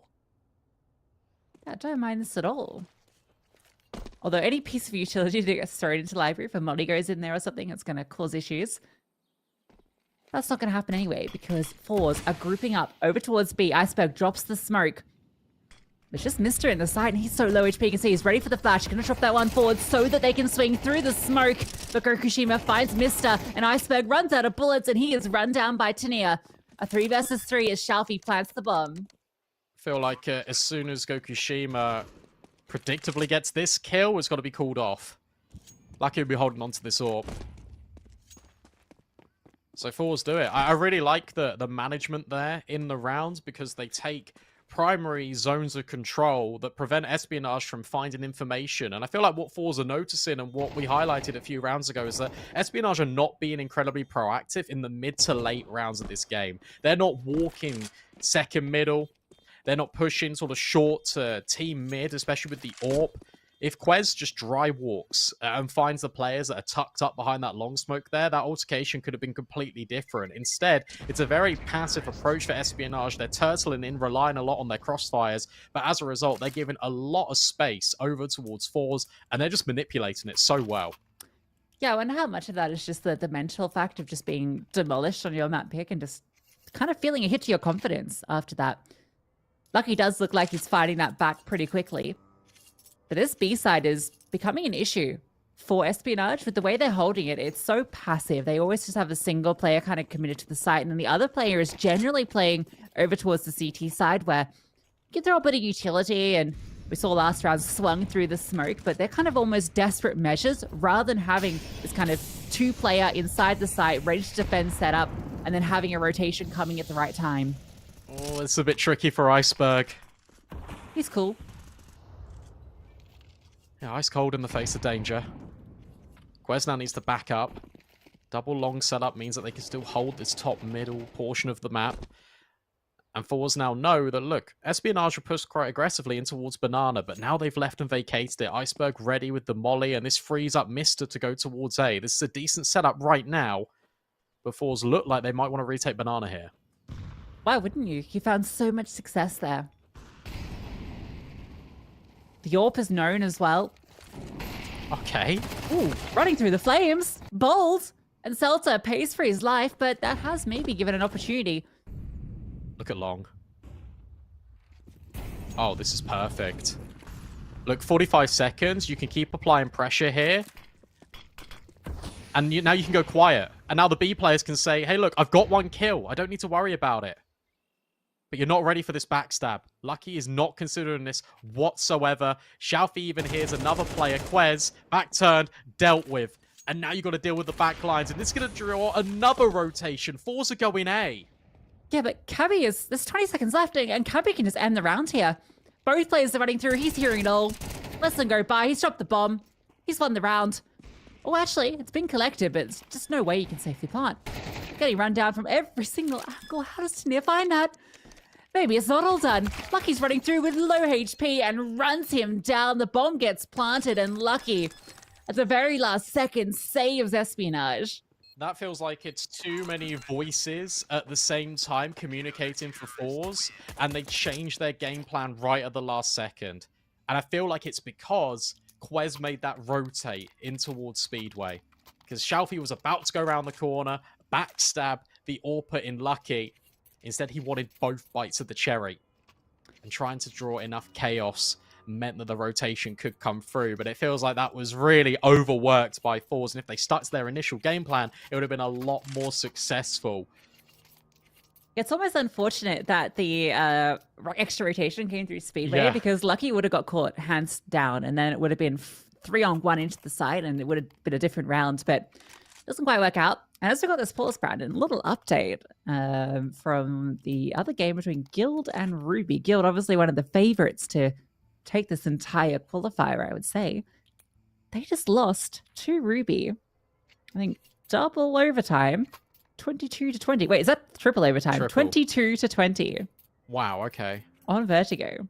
Ruby. Right. That's an upset. Okay. That is a massive upset. Look, it's still a best of 3. There's still time for Guild Eagles to bounce back, but that is a painful loss to suffer. Espionage, they suffered a painful one as well. Yeah, again, we're running through mollies here, fours, and it's working. A MAC-10 solo, the only SMG in the arsenal for fours, and it runs through a molly and gets a kill. It's done more than you could ask for. Yeah, that's exactly what you want. I don't know how he gets away with it, but it works. You're very happy. Your fours that opener, and they're continuing the scale. But the orb's here, and he's spotted one. The swing, the trade is perfect. And where's the support? Oh, it's Cabby baiting for 2, and it's worth it. Gokushima gets the kill back, but he now has a 1-on-2, and Iceberg's rotation is so quick. And in about 15 seconds, that round is wrapped. Cabby is being such a menace right now, playing in every single little corner that you don't expect him to be in. Won the round single-handedly in the previous by just denying the bomb and denying even more time.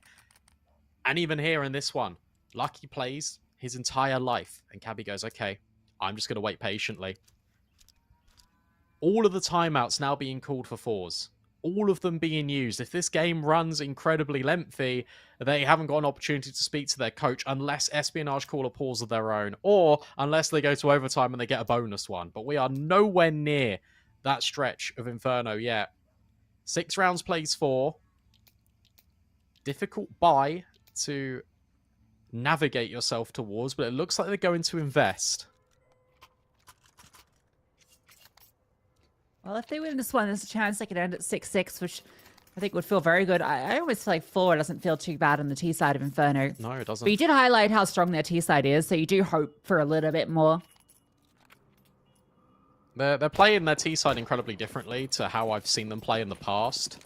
Normally, it was just Tania and Shalfie, for all intents and purposes, just running at the defense and just finding these opening kills, playing incredibly aggressive, very in-your-face Counter-Strike, which has been occurring towards the top of Banana. Mr. survives just about in the corner. Fantastic nade as well. This time, surely the defense is going to come up trumps here in Banana for Espionage. Yeah, this spam is... You just knew someone was going to fall then. So many bodies in those smokes. So much damage done by the utility. They took a full barrage. They're limping. Celtic's just going to be a bit of a distraction over on A to keep some players occupied with the low HP.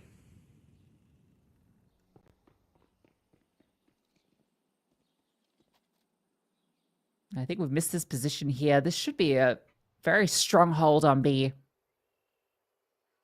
They're not throwing that meta smoke that blocks it off.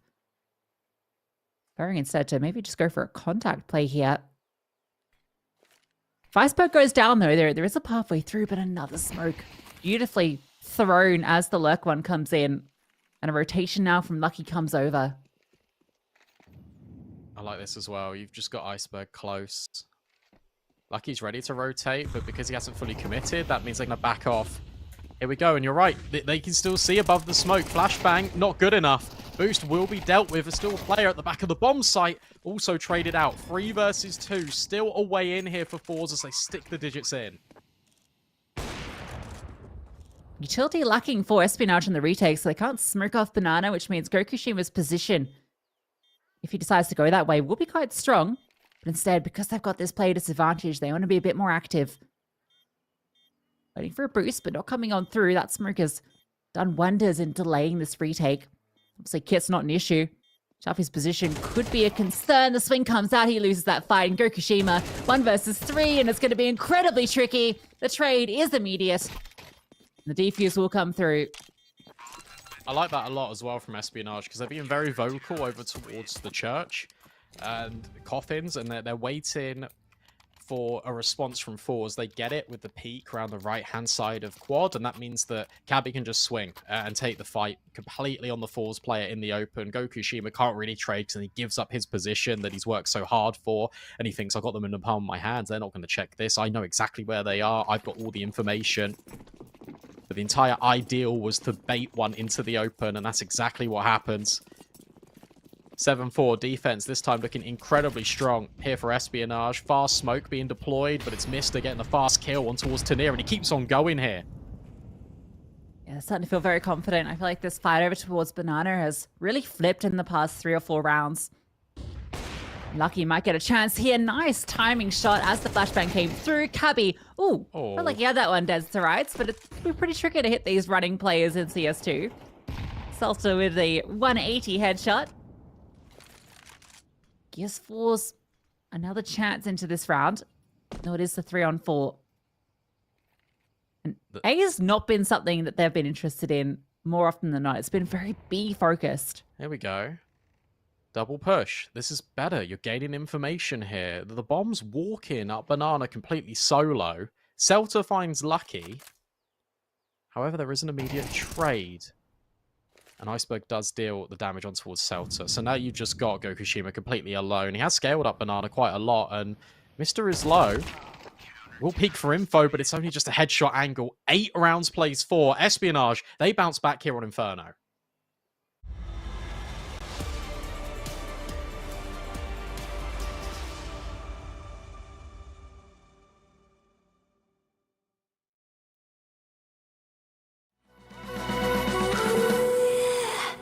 Don't give up on us, don't give up on us, don't give up on us. Don't give up on us, don't give up on us, don't give up on us. Hold me down, never let me go. Take me in, I want you to show. Hold me down, never let me go. Take me in, I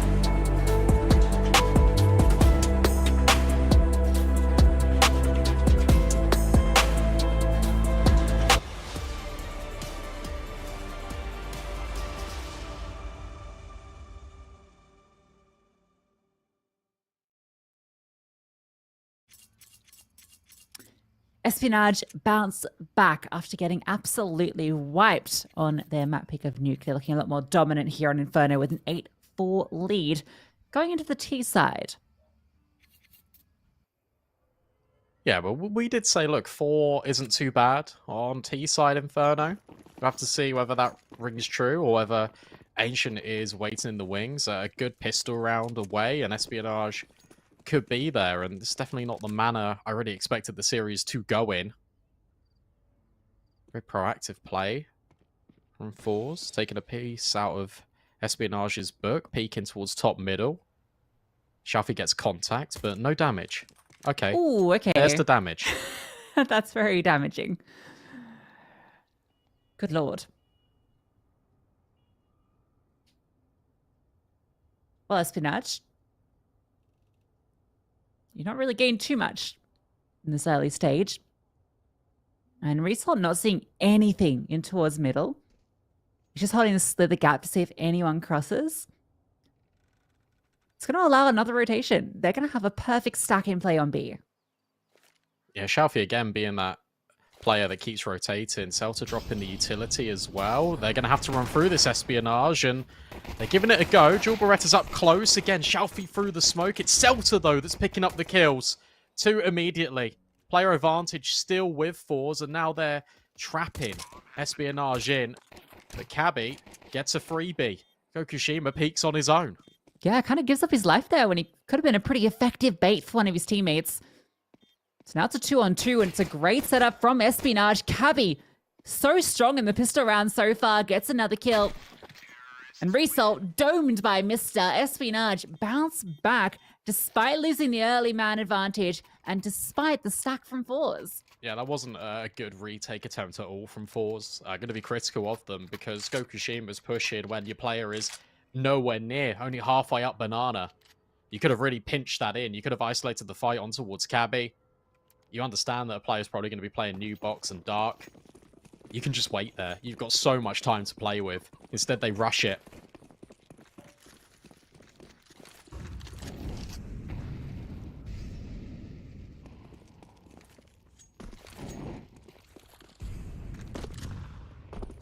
Fours are going to force. Oh, this is a big grouping in towards top mid, and it's just a firing line getting eaten alive. Celta barely scrapes away. A bold choice to just peek mid with almost your entire arsenal. Doesn't quite pan out for them.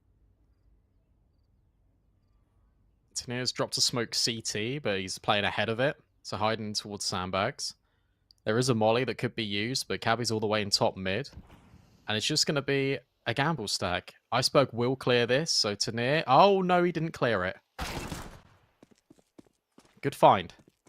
And now he clears Banana, so now the rotates can come back for Fours, but it might be a little bit too late. They're going to have to play this retake 3-on-3. Yeah, Espionage can just pounce on this. Not 100% confident no one's here, but their util is all down. There's just no way through, and you're saving these weapons. Surely you're saving them.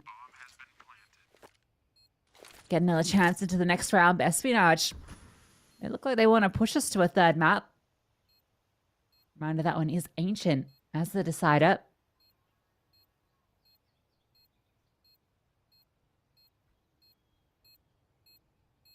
It's going to be a fun one as well if we get there. Both these teams pretty competent on Ancient, more than happy to pick into it when necessary. The win rates actually haven't been too good for either team recently. So it'll be a very interesting battleground for our final map to decide where we end up. Obviously, don't want to write Fours off this just yet, but with the saved weaponry, obviously they forced this one. They're going to be eco regardless. They're not investing a penny into this. So you can assume that potentially Espionage will get themselves up to 11 fairly comfortably. And then you're always playing on the back foot here on this CT side. Yeah, Fours lose this round. You can... Well, it's not going to be much to fight with. So they're likely going to be playing with their rifles in the next with 7 rounds between the two teams. Unless something magic can happen. A couple of 5.7s, some SMGs. Gokushima's scout. And Gokushima was a bit of a menace with the AWP on Nuke. See if we can do much here with the lesser weaponry. Ooh. Flashbang does catch Mister, so that's information for Tania at the very least. But meanwhile, I'm looking at apartments. They've got all of this space here, Espionage. Fantastic nade as well on towards this scout player. So it looks like Forza are just going to fight this. They're going to take the aggressiveness in towards Banana. But at the same time, Espionage, they're coming out of the apartments. They're trying to fight middle. It's going to be a pretty unfair fight for Forza. Sharp is close. Peeking around the corner, but it looks like Espionage. The AK. Oh, okay, there is a 1-to-1. Resol brought down low. Gokushima rotates over, but both these players on A currently have barely any health between them. But Gokushima hits a headshot with the scout. That's onto the short player.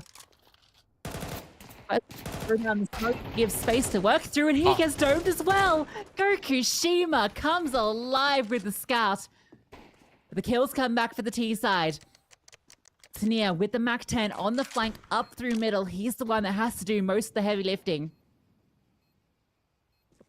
How'd you do this, though? There's no utility. And he's just stepped. Lucky should convey that information over. Good angle being taken by Mister. This feels unbreakable. As long as they don't peek, they've got it. There's no kit as well. Time dwindling now. Mister spamming to near. He's so incredibly low. With a kill on the bomb site, that's been found as well. They now know he's in pit, but the time is just not there. Tania will bait it. Tania will try and force the kill. It will come his way. But the round, it still belongs to Espionage. However, what an incredible attempt, considering what, that was a 3 versus 5. Gokushima hits 2 headshots on low HP. Yeah, and great kills from Tania as well, just into the side. It's just a real shame they didn't have the time to work with. I think they picked up that smoke on the way, and it gave them a bit of a pathway through. The spam was great for Mister. But regardless of that round, it's 11 for Espionage. Fours have their backs against the wall. But at least they have the buy to do it with. Finally, all the rifles and the AWP for Gokushima uncontested.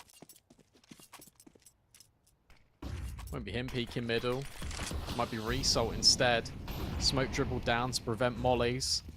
So instead they go about halfway down Banana instead. Tania's been very keen to get aggressive, but this time it's going to punish him. Mister will deal with him. And gets a lot of nades as well. That's really nice work.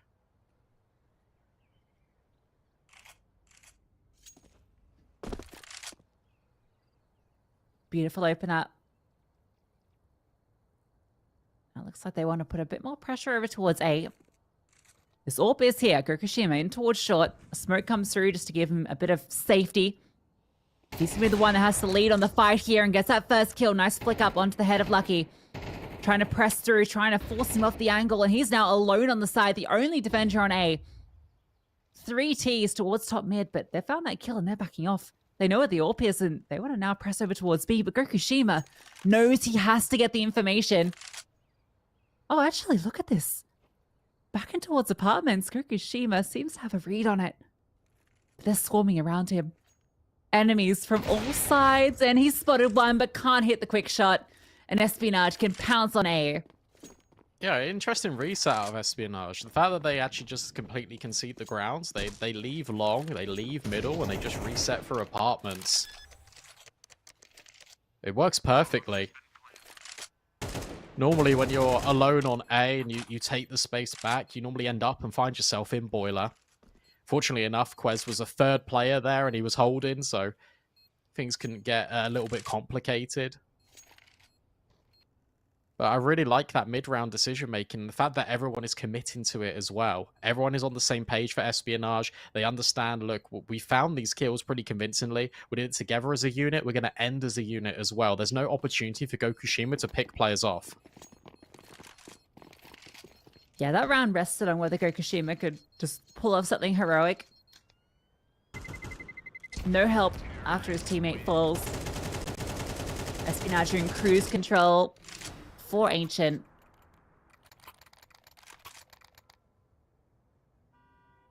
Which really begs the question of what went wrong on Nuke. You're just coming in a little bit cold. fired up now. Yeah, maybe just a little bit blindsided perhaps about the amount of variation that was being thrown in on the CT side. Obviously, Fours would have looked back at the demo, would have learned from it. When you played a recent map against each other, you can quite easily kind of counter what your opposition is looking to do. Oh, and Shalfi's just full blind. Celta will at least trade one back with Banana. It's been completely given over. Tanir, the only player remaining here on this bomb site. But there's good ground being taken in second mid, which means the rotations have already come over. It felt like a desperate peek, didn't it? Not even the Furious spoke to support, so no one way there, and gets blinded by a single flashbang and it's all over. But you're right, the rotations come through and Espionage just want to hit onto B. I think particularly with this kill coming through second mid, they just don't feel comfortable going back to A and having to reclaim that control, so they're just going to try a straight up B hit. And this defense from Fours looks a lot stronger than Espionage's did in that first half. They've got 2 players on the site, plus Gokushima, who can support. He's got a flashbang he can throw over. They have everything they need. They get in position to set up the util. Smokes over the top. Molotovs for the back of sight. Espionage look ready to go, and Celta, he's feeling the pressure. Caught between 2 sets of flames, and he's able to find a kill before he's dealt with. Tania swings through for another, and they're holding strong. Smoke lands in front, and it's given a bit of space for Gokushima to work with. Cabby spots the player out towards New Box, and he wants to walk through. Lucky catches Gokushima. There's a flank coming on through. Lucky's found another, but Tania is still in the sight, and the bomb is running to A. No way that happens. That's fantastic from Espionage. The fact that you know that Fours like to get aggressive, they like to make these moves. Cabby will get the bomb down in time as well, and Tania's just pinned in. Has to cross Lucky, has to go into the AWP, a missed shot. But he's still wasting time. It doesn't matter that he's missed him because he's round the corner now. Tanir can't catch him. It's a game of cat and mouse, and one that Lucky is set to win. He's now in towards the apartments. He can root with his teammate. He's wasted so much time from Tanir. Yeah, no kit either, so this time that's been wasted is everything. His chances are so low of winning this. Needed that instant flick, needs to find these kills in a couple of seconds and can't get it done. Cabby with a great performance gives Inferno over to Espionage, a fantastic bounce back after getting trounced on the opening map.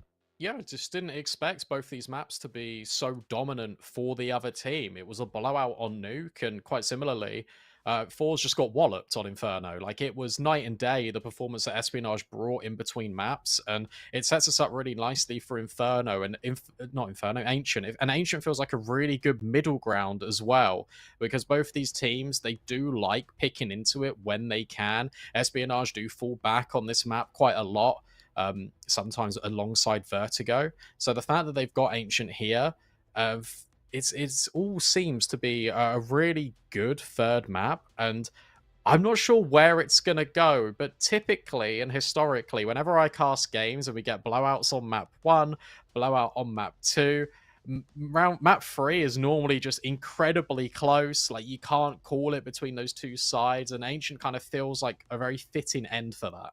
Yeah, it's really interesting having watched both these maps, just how different each one has been. It's been a complete reversal. So, yeah, it makes it almost impossible to call Ancient, although Espionage, the momentum definitely feels with them if they're playing like they did on Inferno, where it just felt like all of their calls were a lot stronger. Their mid-rounding, even when they were hitting onto a site that was stacked, they still came out ahead just with great executing, great pausing, great splitting the defense and rotations. So really impressed by Espionage's bounce back, but can they do it on Ancient? Yeah, it's going to be the big question. I feel like what Espionage did really well on Inferno is that they adjusted from map 1. You could even see it on their T side. They were expecting Fours to get aggressive and take these fights, be a little bit brazen when they run through these smokes, and they completely countered it, and they learnt from the lessons on Nuke. Time will tell how Ancient will perform. But first, we're going to need to go to a break.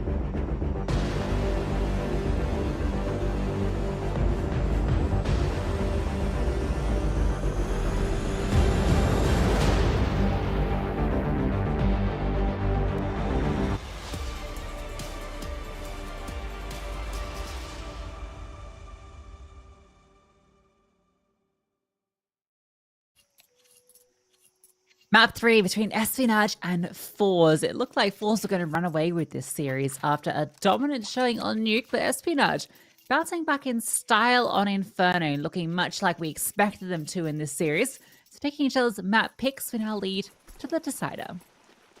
Looks like Espionage won the knife as well, so starting on CT. Very fast play. In towards middle.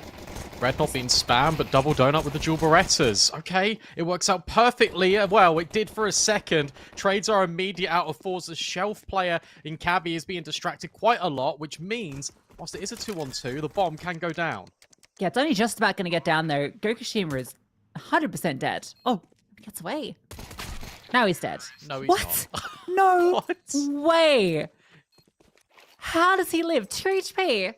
And he gets that kill. I think, did he get both of the kills? No, he just got the one. That is crazy. But yeah, Force, take the pistol. Yeah, I'm not too sure what happened. I guess the other player hit the headshot in towards CT. I thought it was a 2-on-2. But my goodness me, like the fact that Gokushima is so low just about hits the timing to the point where he can get across and then delivers a devastating headshot with the P250 is something you don't account for, really, if you're Espionage. I like the idea that they brought to that pistol round. The fact the red player isn't spamming, but he waits because he knows that there's 2 players in Donut. They've both got the dual Berettas. I feel like the argument for Espionage in their downfall that round is the fact that they both swung together and they didn't kind of wait for Fours to get a little bit closer, because the Glock, a longer range compared to the dual Berettas, is going to win out those engagements. But I like the idea. It just didn't quite pan out as expected. Yeah, and that's my favorite T-side pistol round as well, the classic mid through donut. The pace that the T's can put on always looks good, despite the double donut setup with the dual Berettas, which is, it's a lot of pistols to have in donut. Couldn't quite get it done against the Glocks at close range, who overwhelmed the P250 of Gokushima. Doing a lot of work, so he gets himself an AK as a reward. Actually forgoes head armor, because he obviously kept his armor from that first round, but preferring to prioritize the AK. And it's just the USPs, no force from Espionage. They definitely could have forced, considering it came down to a 2-on-2, but I think they want to play the long game here. Don't want to get a reset early. Yeah, I like the fact as well that Fours are just running a very similar round to what they were doing before. Result is there, can just pick up the pieces. Okay, a couple of kills come back over, but the rifles ultimately aren't recoverable. Bomb can now go down. It's a 3-on-2 that Espionage won't attempt, so they'll just look for exits, or potentially a retrieval mission for the Galils. Get another kill and you've definitely done your job.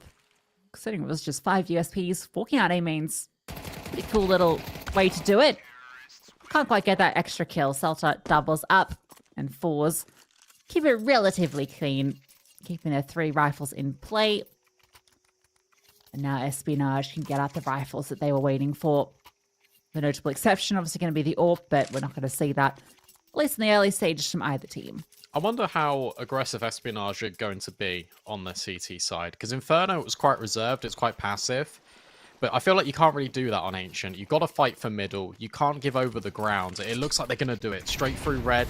Double mollies. Celta is out. And Smoke extinguishes it as well, but it will be missed to find in that opening kill. So good fight here in towards mid. There will be a trade, and tell you what, Cabby, that's a lot of pace through the cave.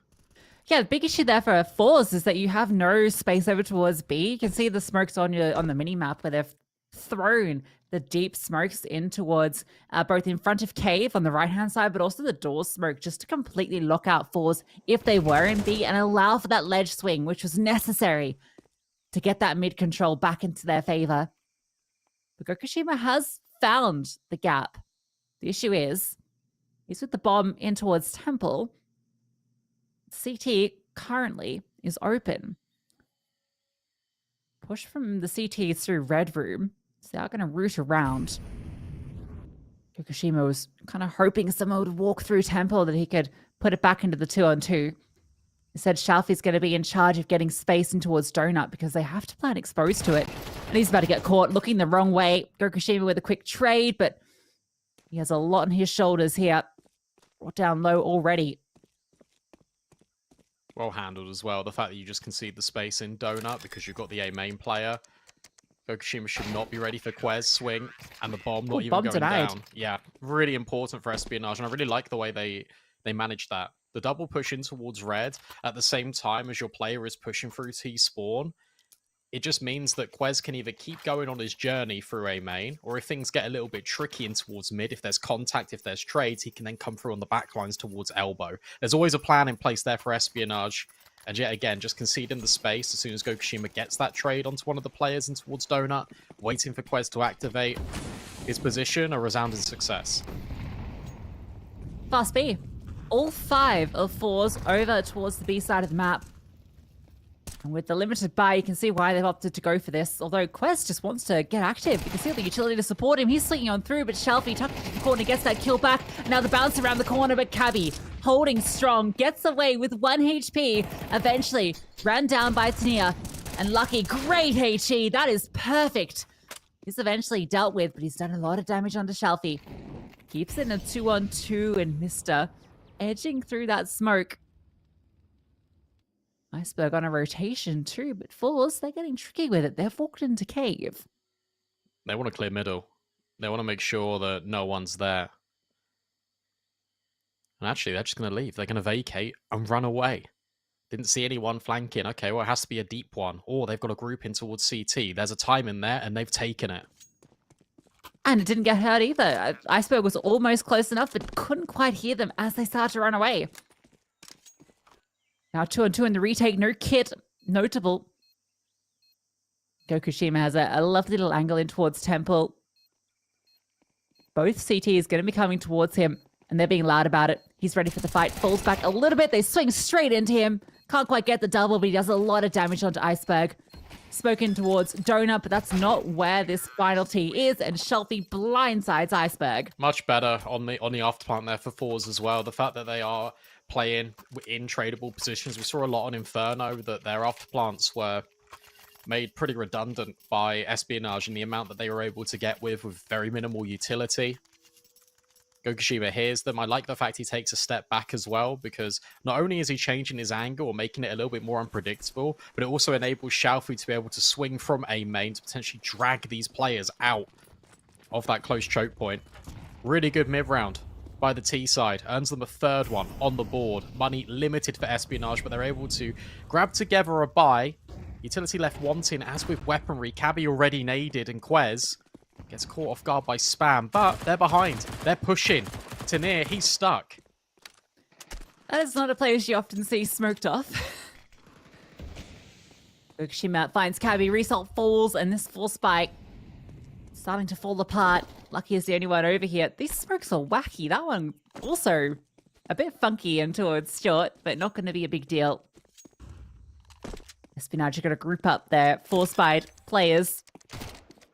And this force is going to be a big issue for Espionage. Obviously, they're going to have an okay buy into the next with these 3 weapons, but it's not going to be great. There's potential they're going to be staring down a very strong T side from Force with the way things are going. And if you're Forge, you don't hunt this whatsoever because your money's the #1 priority. You don't need to go looking for SMGs. You've heard them rattle off shots. Tanir felt the pressure initially. They all exit through spawn, but I doubt they're going to progress too much further down the choke point. No, instead just tucking in and making sure they don't die to the bomb explosion themselves. So again, good macro management here for Fours. 4 rounds to 1. They're keeping things very consistent here. And after dropping the ball on one of these 4 spy rounds from Espionage, I make sure the same doesn't happen again.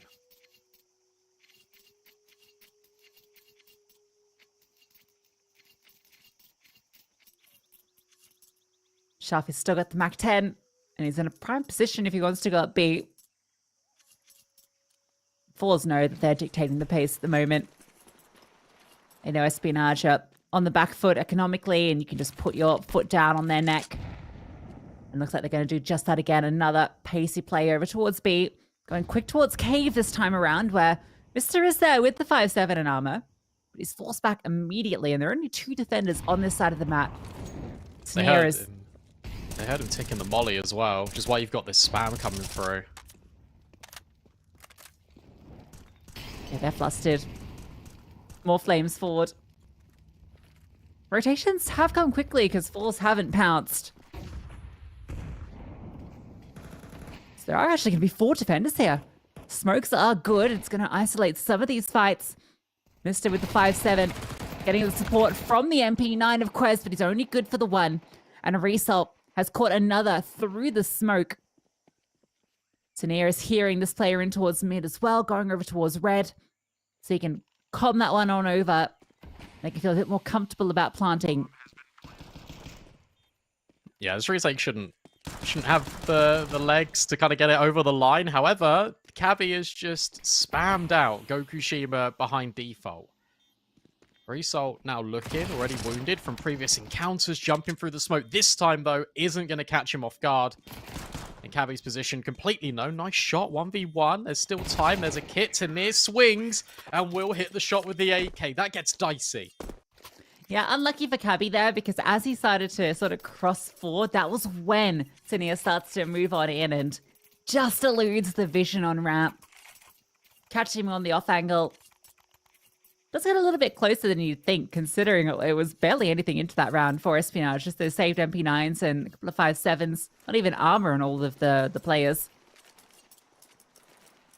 And again, Espionage's economy woes continue. We still don't get to see Lucky on the AWP, and we know how dominant he can be. We saw how strong he was on Inferno.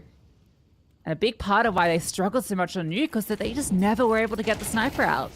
That's a great flash. That is a fantastic flash over the top and towards Shelf from Result. Shelfie gets the first kill. Mid control's been gathered by the CT side at a bare minimum. But now with Shelf under Force's control, they can poke and prod in towards Cave, and the Molly does even more damage and even more space being gained by the T side. Look at how far they've creeped forward, and they're not ready for this. Quez runs out of bullets. And suddenly, Force yet again, they're in B. That one's brutal. Oh, this HE, that's going to get a kill. 100%. And look at the damage it did to Celta.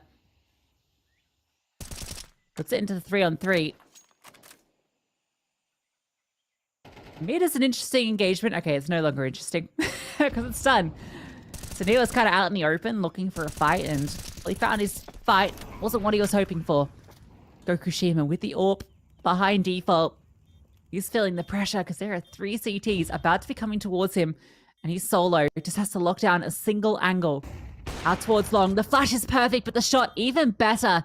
Flicking as he's blind. Being peppered by shots, but he steps up and can't quite hit the follow-up. Celta smoked off, tries to line up the spam. Lucky just gets off the bomb. Iceberg's diffusing from a bit of an off angle, so he can't quite get spammed. And Lucky finds Celta through that smoke. Yeah, good retake. The issue you've got there is that Gokushima is so trapped on site, and the player needs to be in a more proactive position there in Celta to try and help him out a little bit. But he rotates forward towards ramp. He smoked off. That's not really his fault. But if he was over towards Cave in the first place, he could maybe swing on some of these contacts. He could maybe take a little bit of the heat off to allow Gokushima to reposition a little bit wider. Was trapped in there the moment he planted the bomb, and with limited utility, the issue compounds further. Finally, we get to see it. A good retake out of Espionage. 30 seconds as well to talk things over. The first time they've called a pause first in this series. Now they're hoping it weaves its way into something more fruitful. Combinations, tying and stringing these rounds together. That's the most important thing. It can't just be here or there because their economy, it will suffer as a consequence. But hey, Lucky, free up. He'll be very happy for that one. Gives him the space to drop a rifle over to his teammate. He's going to be starting over towards A. He's fast out towards mid. Tania wants to charge on through. The flashbang was good. Fully blinded was Iceberg, but didn't matter. Still finds the kill, and Mister with that trade. Lucky gets his. And then the opening barrage of bullets. It's Espionage that stand tall. Flashes was so late there for Fours. They've already dropped the molly that dropped the smoke that prevents the molly, but the flashbangs that were supposed to come over the top to help assist them in taking the donut space just weren't there. And as a result, you can have this double setup from Espionage just survive and just buy so much time. Really like this reposition out of Mister. Such a difficult off angle for us to try and predict. He even spots the shadows on the move. They line up and somehow he doesn't get one whatsoever. But they're still so low, it doesn't matter. It should be okay. Gokushima can't quite get the jump on Quez, but will at the second time of asking. Bomb still on his back and a pathway to B. Okay, let's see. 5 HP in a dream. Cabby fastened towards Cave. Gokushima just gotta bait it out, see if he can find the kill, but now the time is there. Oh, and Cabby was adjusting. He comes through with the smoke. Sorry, utility. And he falls. Lucky just needs a single bullet to do it. Molotov thrown in his position known. Gokushima just needs to get the timing right. Lucky's being loud, and Lucky just swings around the corner. Thought about going to pick up the AWP, but just wants to get the round on through. But that gets a little bit out of hand. That should never be a Gokushima round to win. And even in the 1v1, you actually feel like he's going to pick it up. Was trying to outmaneuver Lucky. Knows that as soon as the molly comes down from the short side, the player's probably going to cross back to long. But Lucky second guesses it. And 30 seconds again, you just have to take a breather here if you're Espionage. The pressure will still be applied. Fours will continue to buy this. They'll continue to try and squeeze every last drop of economy out of the CT side. And they're making it work, to be fair to them. It's a lot of damage, and it's a lot of damage that really could have been avoided. We spoke, this is the same round in which Fours, it felt like they fumbled a little bit in towards mid at the start, and it ends still with one player surviving. No AWP, because the defuse had to be locked in.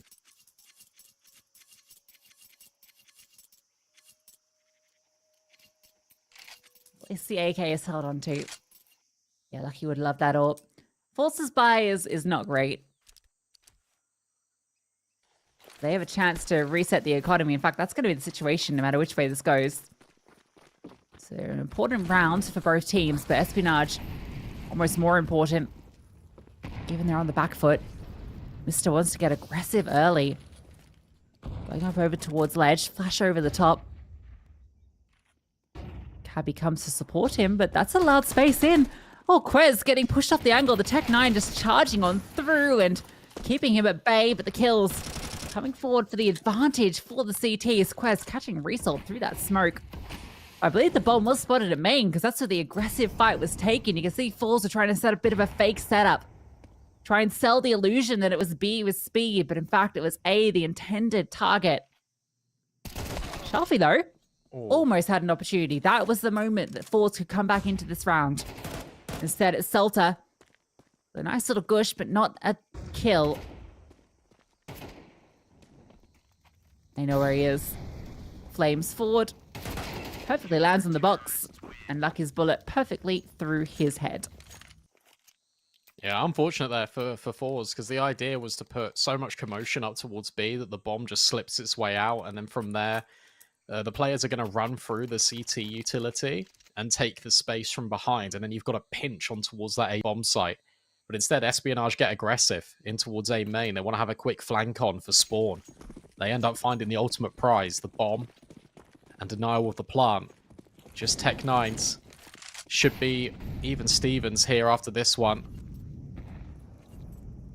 And a much more aggressive face out of Espionage on the CT side, which I think is really good and necessary, especially a team like Fours, because they will take the space if you give it to them. Oh, okay. Resulk things off with a nice deagle. Up onto Cabby. Lucky gets the spam through the smoke. You're just asking for it, walking into that smoke. Nice shot from Mister. They slowly pick them apart, despite losing that first kill. His Deagle's not getting a lot of work done just yet. Espionage would love to keep this clean going into the final rounds of the half.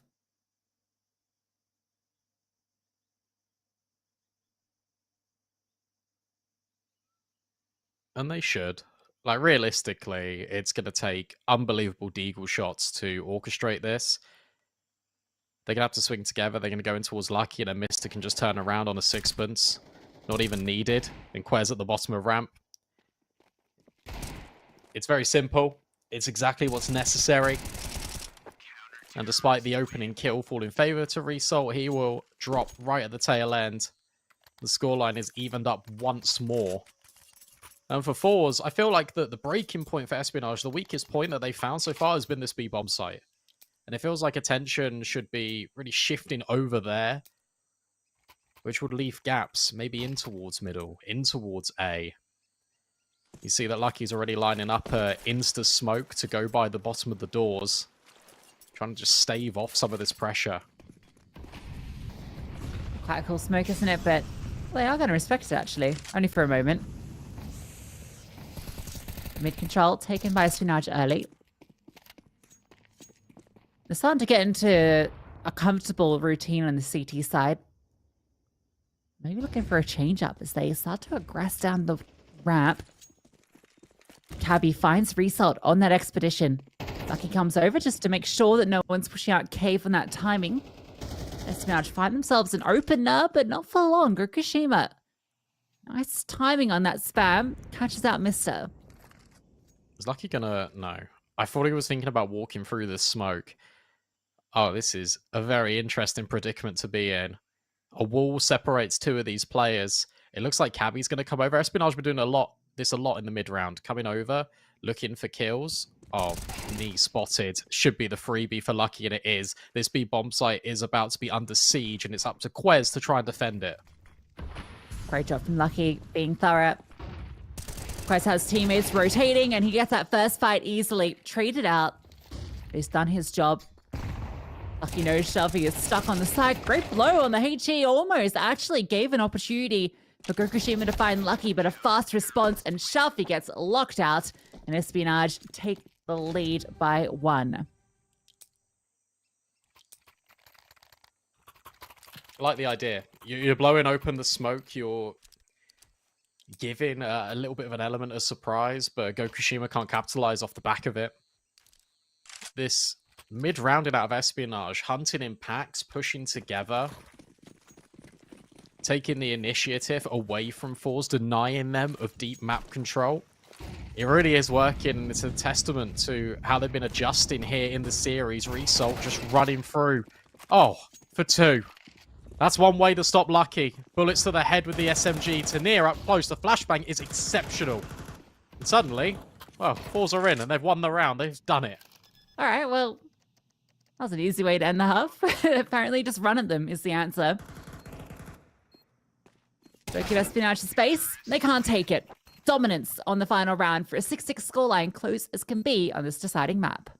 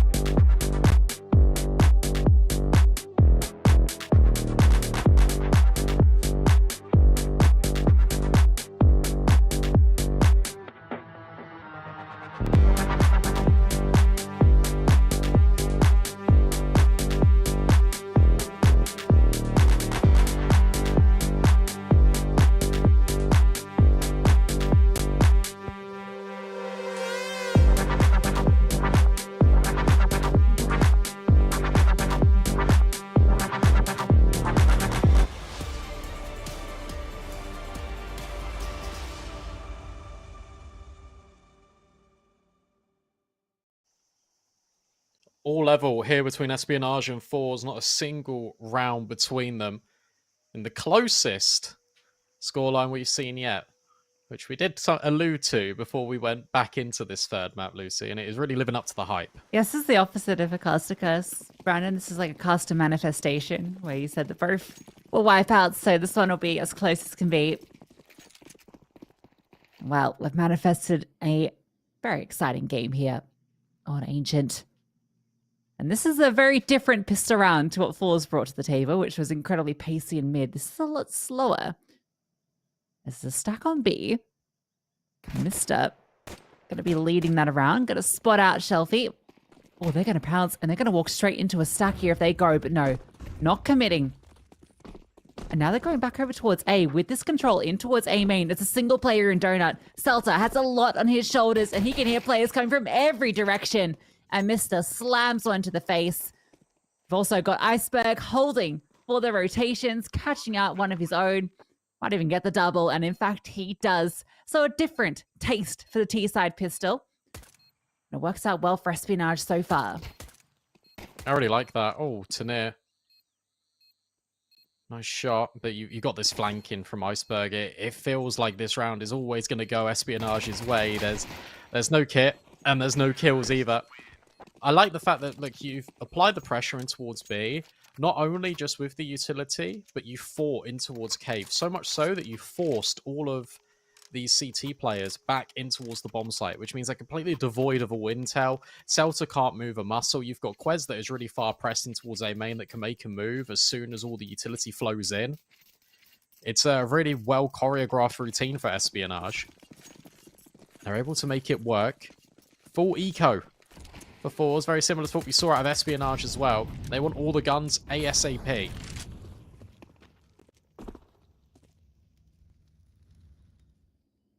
Yeah, it's pretty much the same thing that happened the other way around. And this round's going to be pretty anticlimactic, I'm afraid, Brandon, because Espionage had a little walkthrough into B and found it completely empty. So now Iceberg can go a little bit further afield. See if we can find a few friends to frag. There's one. There's another. Does get dinked, so that might end his little adventure. Maybe pass the MAC-10 over. Yeah, that's the way to do it. Now it's Quez's turn. And you've just seen they're on USPs, so why not go and hunt them, especially with the SMG? All the bonus money just means that an AWP can be brought out earlier. At the same time, you don't really want to give them away a Galil. But I really wouldn't mind Quez just going for a little bit of an adventure here. Out towards CT. Has a little bit of a peek. Spots them. And traps them. Go on. $600, in fact. Make it $1,200. Nicely done.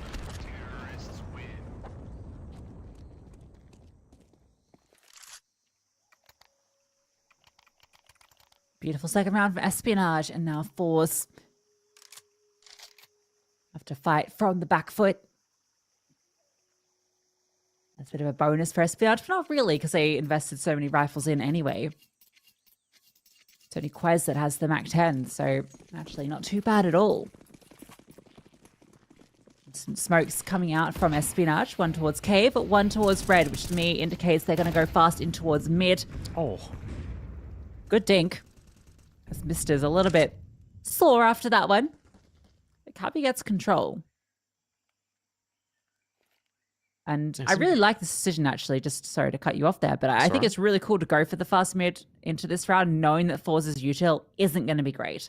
I thought what's interesting about this as well is how passive Fours have actually played this. We've been associating them all series long with how aggressive they're being. And instead, it's just a soul spam, and yet it still finds a dink. They're now draining all of the utility just by going quiet, though, Espionage. Look at this from Fours. They have one smoke left at the 1 minute mark.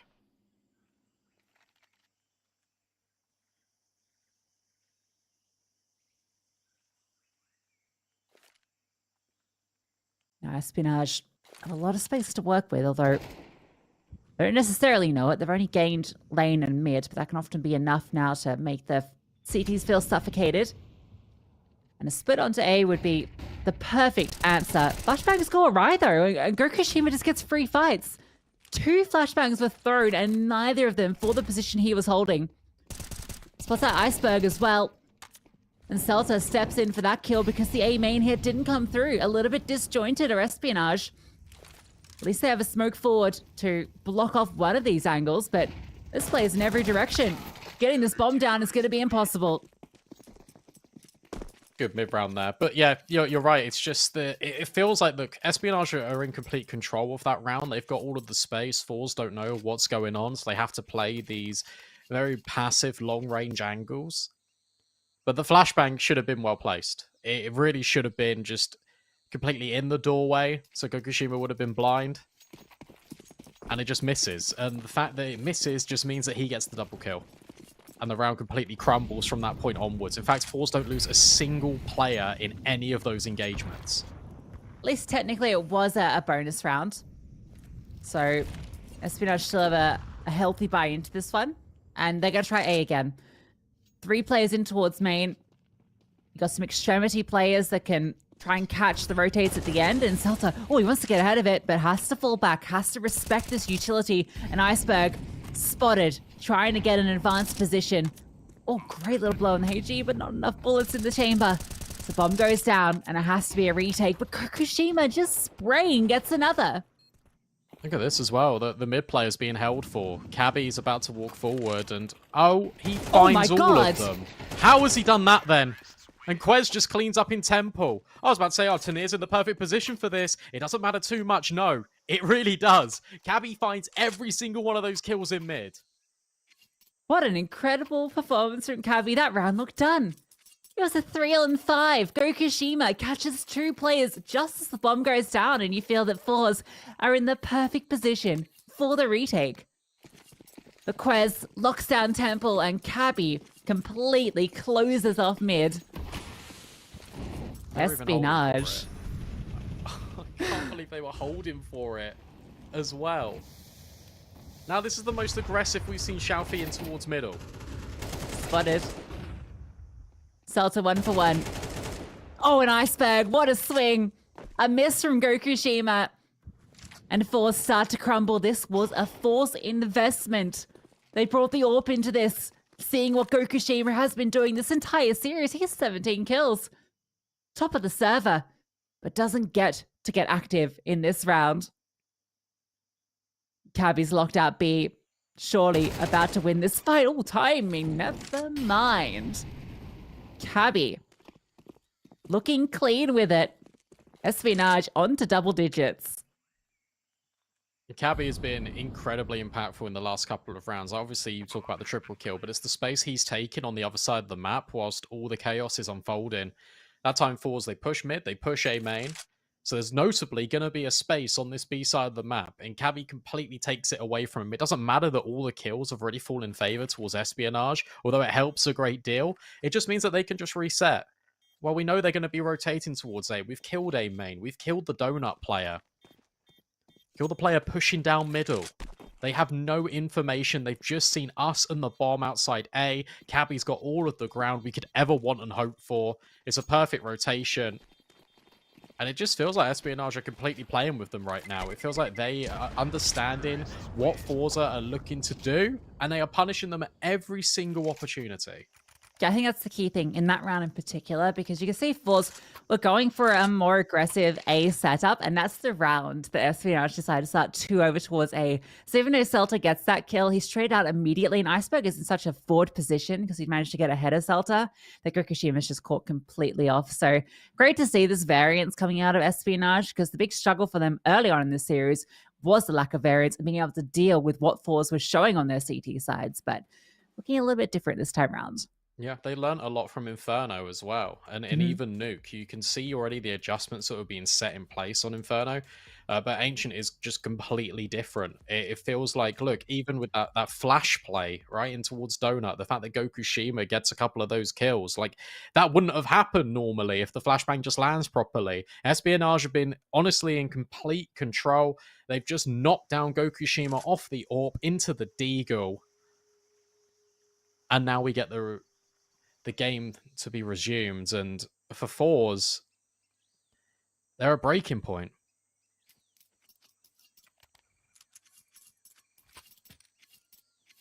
Certainly seems it.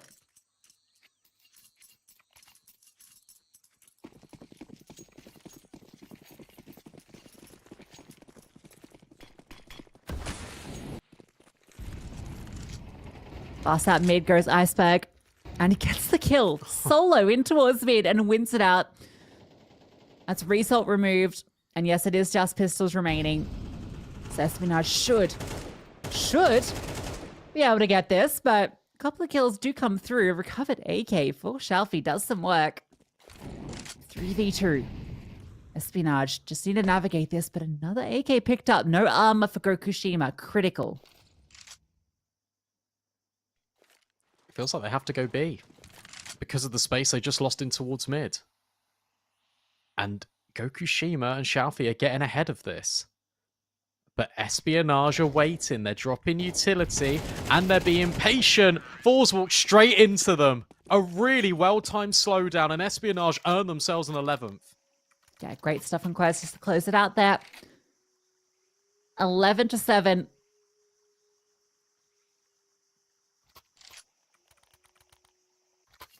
Espionage, it really felt like they were out of this series. Like they just never logged into it on Nuke. But what a difference we've seen in these last two maps. This T side only conceding a single round so far. And that was to a bit of a utility fumble, as mentioned. Shelfie wants to get active in towards mid. He has support. 3 players are here. Same can be said for this T side. Oh, great Molotov. Cabby, he's feeling the pressure. A smoke comes through to support him, so he doesn't have to swing. And oh, jeez. Shelfie hits the headshot, but missed out with the better weaponry. Oh, Celta nearly finding that trade. You can see, look, it's still patient. You've made the first move. You've responded. Sure, you've dealt with Cabby in the corner. But you felt like his time was numbered anyway. A 4-on-4, a complete reset here. And yet again, what are we lacking here for fours? Information. They vacated cave, but they don't know about shelf. Well, it's currently being occupied. You don't know about middle. That's why Gokushima has to go and walk into it, has to go and clear it.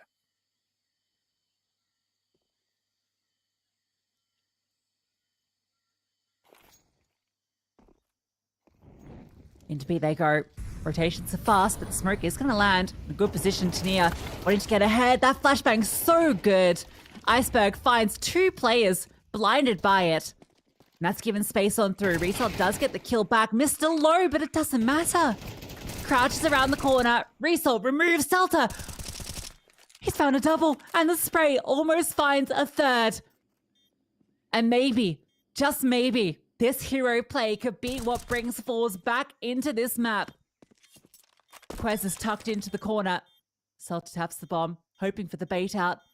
Wants to swing on it, but Quez doesn't need to reveal himself, and a quick headshot denies the heroics of Celta. Yeah, nice try from Celta. I really like the way he plays that. The fact that he gets on the bomb, gets off it, but doesn't step, doesn't reveal that he's actually quite far away. He's hoping for a footstep over towards the cave. Doesn't get it. And Espionage, the timing of their utility there was perfect. I really like the idea from Fours, the fact that they counter flash back in towards B ramp. But Espionage weren't going to go until they had Iceberg coming out of cave. And then they still are creating this pincer. They're still making sure that they can have these players dead to rights if it comes at a cost of a trade. I really like that. And I really also like the proactivity of Iceberg, because he hears the flash over at B main. He thinks, okay, well, they're not going to be looking at cave then, are they? Goes straight through. Shoots them in the back of the head. It comes really close. But Espionage ultimately take it. They are on series point, and Fours need to win 5 in a row. And like mentioned, only a single round on this CT side so far. And they've had some very close rounds where the opportunities were there, that one included. At least, you know, until it came down to that final execute. But before the T's came in, there looked like there was decent setup for Fours. And now look, 4 Famises and an M4. Smokes all that's really remaining, save those 2 flashbangs. But this is the ideal setup. 4 players coming through main for the T side, but you've got 2 on site. 2 that can come through mid. Fours have a chance here. Oh, can he see? Can Gokushima see Iceberg? We know about it now. It's all a bait. It's all trying to set up the player tucked in behind the box, and they're not ready for them whatsoever. Gokushima even takes that first contact, but it's all Tania in the feed. Gets both of those kills. Cabby, he's been fantastic on these B-lurks, but this one is a step too far. What a setup from Fours. The fact that you start double donut, the fact that you've got 2 players on A just in case. It all works out perfectly, and yet again, a round that they win, it looks like they're keeping everyone alive. Oh, bar Celta. That's a little unfortunate, because the AK gets picked up, but the M4 gets lost, but it's only Shelfie that ends up with a downgrade. Oh, he actually gets rid of the FAMAS. They know that they've got to win every single round, so why not get the better weaponry? And that wasn't just Fours getting lucky with a stack onto the A-bomb site. It was intentional design with the 2 players pushing through Donut to get the mid control, and a beautiful bait and switch on the side itself, with limited utility too, being able to utilize the flashbangs of Gokushima to set up his tucked in player. And that's beautiful from Celta. Immediately responds to the flashbang, knowing that that means the attack's coming in. Pre-self finds Cabby, and Fours are locking out this round as well. Yeah, this is Espionage just trying to force it now. Just nading the smoke in towards middle, flashing over. Really nice angle from Result. Can't see his head by the shrubbery. But yeah, it feels like Espionage, they're just now not playing the same default rounds that they were to earn themselves the right to be on series point in the first place. That last round is an A execute. The round after that, it feels like we are throwing our head against a brick wall in towards middle. Fours are coming up with a success story. And now there's no money. There hasn't been any bomb plants in the last few rounds. It means it's just pistols. It means that Fours are now closing the gap. It's only potentially 2 steps away if they don't trip over their own shoelaces against the Tech 9s. Well, Tech 9 has it's a deagle for Iceberg, and yeah, there's not much here. Oh. Hold that. We're frozen. We're frozen. No Tech 9. Gone. So this round's going to be reset. Where's Shelfie off to? Yeah, there we go. The reset comes through.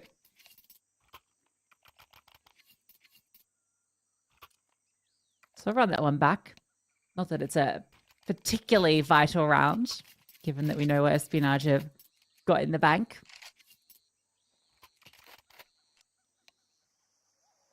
It's in lucky. Even though it says lucky, we got 2 misters. So hopefully that's fixed very soon. Heard the reconnect, so I think we're good. Can Fours do this? Can they get to overtime, Lucy? It's a lot to ask. 3 in a row required, but this first one's going to be a freebie, as we mentioned. So really, it's not that difficult. Lucky is back.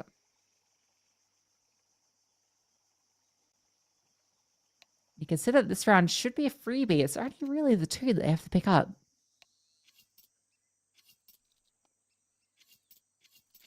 See if they can do it.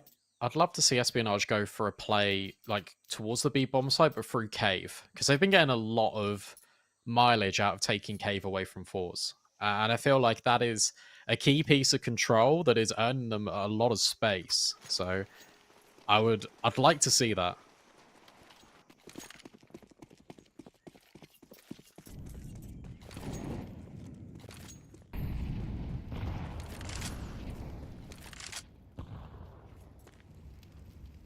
For Espionage, doing damage here is everything. Fours haven't built up the biggest bank. So if you can find kills just like that, you can make them sweat. Make these future rounds a lot more doable. Tania holds strong. They would have loved to get a trade onto him, but player after player falls to the AK and Cave. Yeah, really well handled there by Tania. And now it's only a matter of time before Lucky hits the deck as well. Swing from Result. They've done it. Only one casualty as well. Completely fine for fours. Money still not there for an AWP on Lucky. So it has to be done with AKs. Has to be done with a Galil, one towards Mister. But he's got a full belt of utility. Crunch time approaching. Here for Espionage to try and close out this series. Their bye's not going to be great into the next round either. If they lose.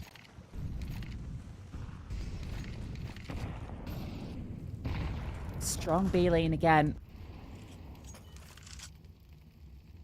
Gokushima's AWP is getting active. Head spotted, but Gokushima takes icebergs first. AWP gets active and is rewarded. He's sticking around. So utility being set up. That is going to make it a little bit uncomfortable for Gokushima. He's just going to flood into Cave. Dropping forward supportive utility for his teammate, and it is perfect. Resol swings off the flashbang. Gets himself a double. This one is falling flat on its face, but maybe there's a way back in. Mister getting a kill. Flashbang forward. Gokushima on the close angle with the AWP. He's getting absolutely run on down. Just sees one shot though, and it's baited out. Mister plays that perfectly. Reload. And Resol swings, but can't find the kill. Can Mister? Needed that one. Lucky has a 1 versus 3 on his hands, and he can't even go anywhere else because that bomb is on the site. Smoke fades. So many eyes trained on his position. Finds the first and the second. Result was through the wall. There was almost a world where it would have been the most insane 1v3. No but way. He can't quite adjust. Oh my goodness me. I can't believe that. I cannot believe that bullet connects through the wall and it's the second kill. Feels like it's going to be a 1 versus 1 in Cave. The adjustment, the quick snap on towards the player swinging right-hand side of default. But no, Lucky can't quite convert it. And our Espionage take another 30 seconds. Said the buy would not be that great. Yet again, the bomb, it's not planted. It has to be Galil's. It has to be Mac 10's, 4s.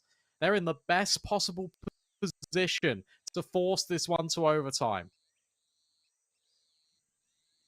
The only saving grace from Lucky's kills there is that the AKs aren't there for 4s, save that one that was kept at the end. Yeah, they're discussing how they want to play this one out. And he certainly manifested this one, Brandon. Yeah. The full 24 rounds and potential for overtime. In fact, a likelihood for overtime. Yeah, absolutely. I mean, look, Chalfie's already dealt with Mr. Trade on the Mac 10 of all for Iceberg. 4-on-4 mid, this time being given to Espionage. And that is a difference. Again, this time if they do lean B, it is going to lighten up the defense. As you're alluding to, that they feel that the pressure is now on because they don't have that mid space. However, 4s do look like they want to gain it back. They've brought 2 players over from A to clear through Donut and find out if Espionage is still sticking here. That smoke, well-timed at ramp. Yeah, and a well-timed push as well. I really like how early this is from 4s because they're just gaining the information immediately, and now you can stick that second player back on B. You can leave Selter just to lurk here and towards middle. In case Espionage go for one of these plays where they apply pressure in towards Cave, they drop their utility, and then try and run through Donut. Instead, it's just going to be a contact play. Look at this, flashbang out towards B ramp. Resol has a look, utility fly, and the Mac 10 tries to get involved, and now the pressure, it's being applied up the ramp. Resol is dealt with, but there's one more here. Has to hold strong, but he's already been spotted out. Spray not quite connecting, a 3-on-2 Espionage. Oh, they might have done it, especially with the Iceberg finding another one. Somehow they make it work. The information gathered by that flash play towards ramp, they knew where the remaining players on the B side work. A fantastic little spring onto B at the very end, and overtime denied. It goes the full 24, but it is Espionage that do close it. Yeah, I'll tell you what, fair play from Espionage, because the only variation they made in that very last round was they waited until the players were deep in towards cave before the utility started flying out. And from there, you can then apply that successful pinch. It felt like Forza got all the information. It felt like they were just moments away from forcing overtime. But Espionage deny them. Remember, this is the close qualifier. Forza not eliminated. They drop down to the lower bracket. They've got one more chance of survival, but in theory, only one more life. If they lose in the lower bracket, they are completely eliminated in this highly contentious and competitive closed bracket. As we take a look at it, because, Lucy, there's some surprise results in here. Yeah, I think the most surprising one here has got to be Guild going down 0-2 to Ruby. I don't think anyone saw that coming. So now Guild will be taking on Incilio in the lower bracket. And Betboom versus Force, given that Force fell here. That's another one. Two teams that I think coming into this were some of the stronger ones, have to play for survival in that lower bracket. Yeah, it's hard. And you take a look at the upper bracket semi-finals, and for being honest, it feels like the bracket might have been flipped a little bit, with the exception of Amcal, who fully deserved their spot 2-0 over Incilio. Nemiga versus Espionage is a very interesting best of three that we're going to be taking a look at here on the B stream. All of these games will also be broadcasted. We're covering fully the playoff bracket for day one here with the IEM Chengdu close qualifiers. But for now, Lucy, we've got a little bit of a break. But when we come back from that, it's going to be Nemiga taking on Espionage here on the B stream.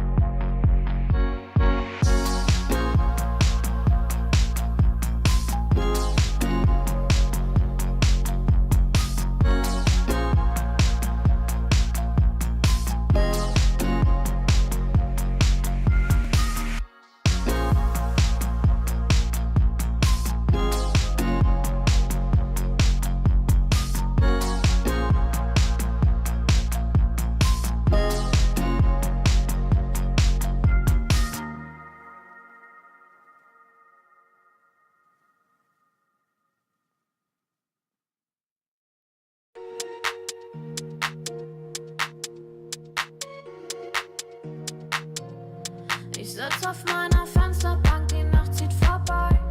Ich blick über den Tellerrand, trinke Sekt auf Eis. Ein Teufel und ein Engel tanzen auf dem Parkett. Vielleicht sind wir unsterblich, müssen nie wieder weg. Ich sitz auf meiner Fensterbank, die Nacht zieht vorbei. Ich blick über den Tellerrand, trinke Sekt auf Eis. Ein Teufel und ein Engel tanzen auf dem Parkett.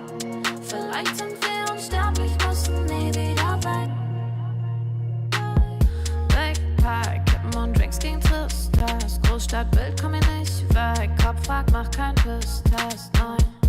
Ich will nicht auf deine Party gehen. Engel und Teufel tanzen schwammsee. Von deinen Lippen tropft der Chardonnay. Ich küss ihn weg, bevor du schlafen gehst. Sitz auf meiner Fensterbank, die Nacht zieht vorbei. Ich blick über den Tellerrand, trinke Sekt auf Eis. Ein Teufel und ein Engel tanzen auf dem Parkett. Vielleicht sind wir unsterblich, müssen nie wieder weg. Ich sitz auf meiner Fensterbank, die Nacht zieht vorbei. Ich blick über den Tellerrand, trinke Sekt auf Eis. Ein Teufel und ein Engel tanzen auf dem Parkett. Vielleicht sind wir unsterblich, müssen nie wieder weg. Faded auf den Wohnzimmerdeal. Baby, sag, wieso sind wir hier? Kann sein, dass wir den Boden verlieren. Wir heben ab morgens um 4. Ich sitz auf meiner Fensterbank, die Nacht zieht vorbei. Ich blick über den Tellerrand, trinke Sekt auf Eis. Ein Teufel und ein Engel tanzen auf dem Parkett. Vielleicht sind wir unsterblich, müssen nie wieder weg. Ich sitz auf meiner Fensterbank, die Nacht zieht vorbei. Ich blick über den Tellerrand, trinke Sekt auf Eis. Ein Teufel und ein Engel tanzen auf dem Parkett.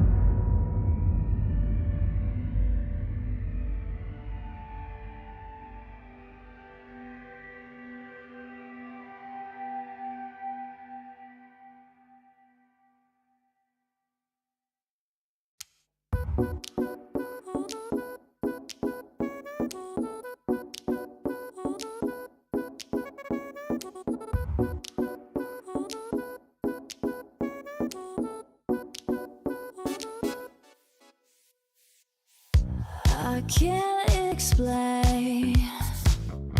I can't explain it.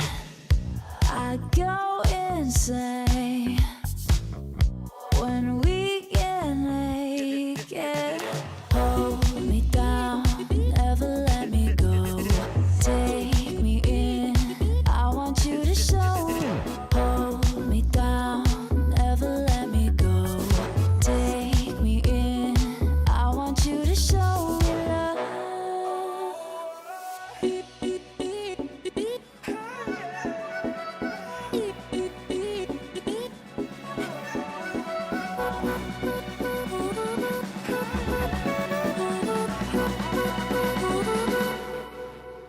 Don't give up on us, don't give up on love. Don't give up on us, don't give up on love.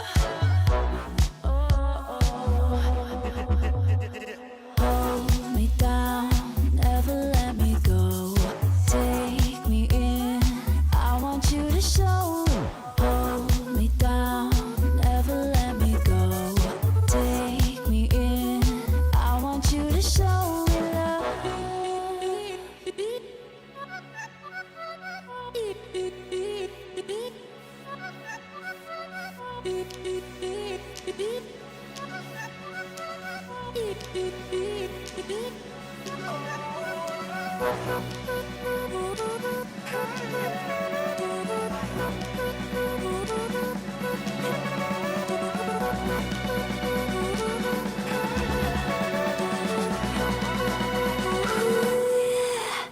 Don't give up on us, don't give up on us, don't give up on love. Don't give up on us, don't give up on us, don't give up on love.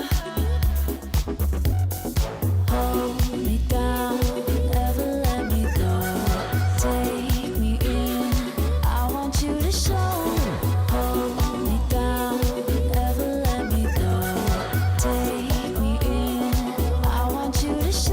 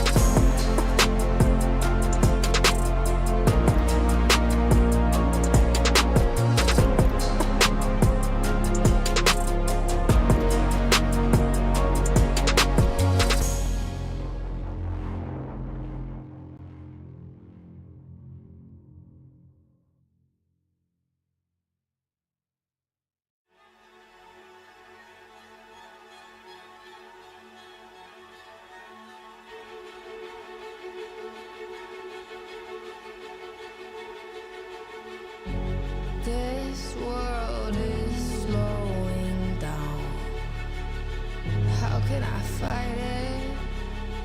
How can I listen when there's no sound? Oh, the wolves are out. Yes, the wolves are out.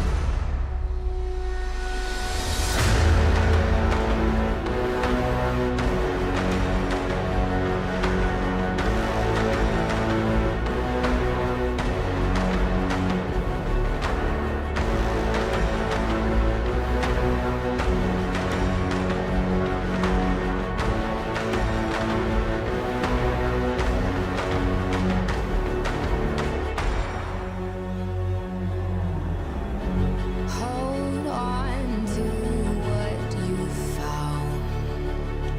Days are deceiving.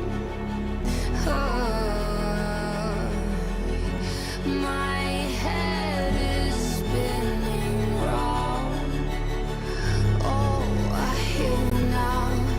Yes, the wolves are out. Inside of our reality. Satellites singing serenade. Send out a signal, please remember me. Send out a signal, come and set me free.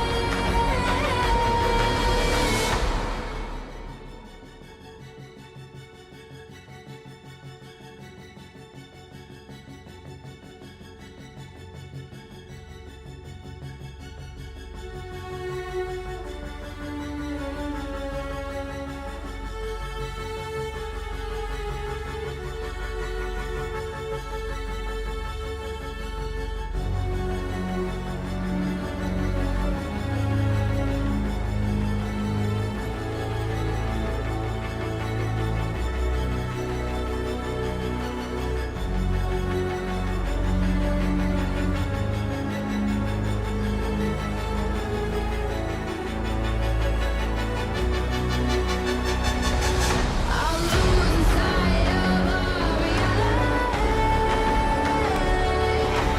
Satellites singing serenade. Send out a signal, please remember me. Send out a signal, come and set me free.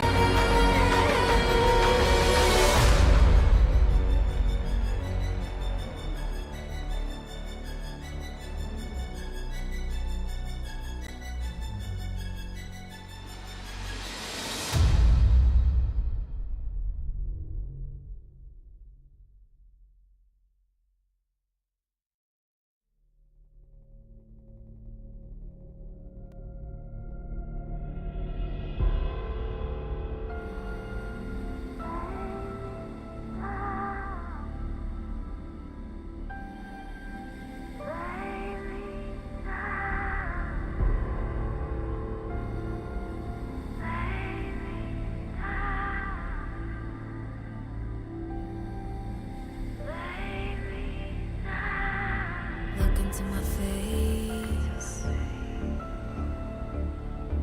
Tell me now why you want to wait. Running out of words you wanna say. I've been looking for you, looking for you, looking for you.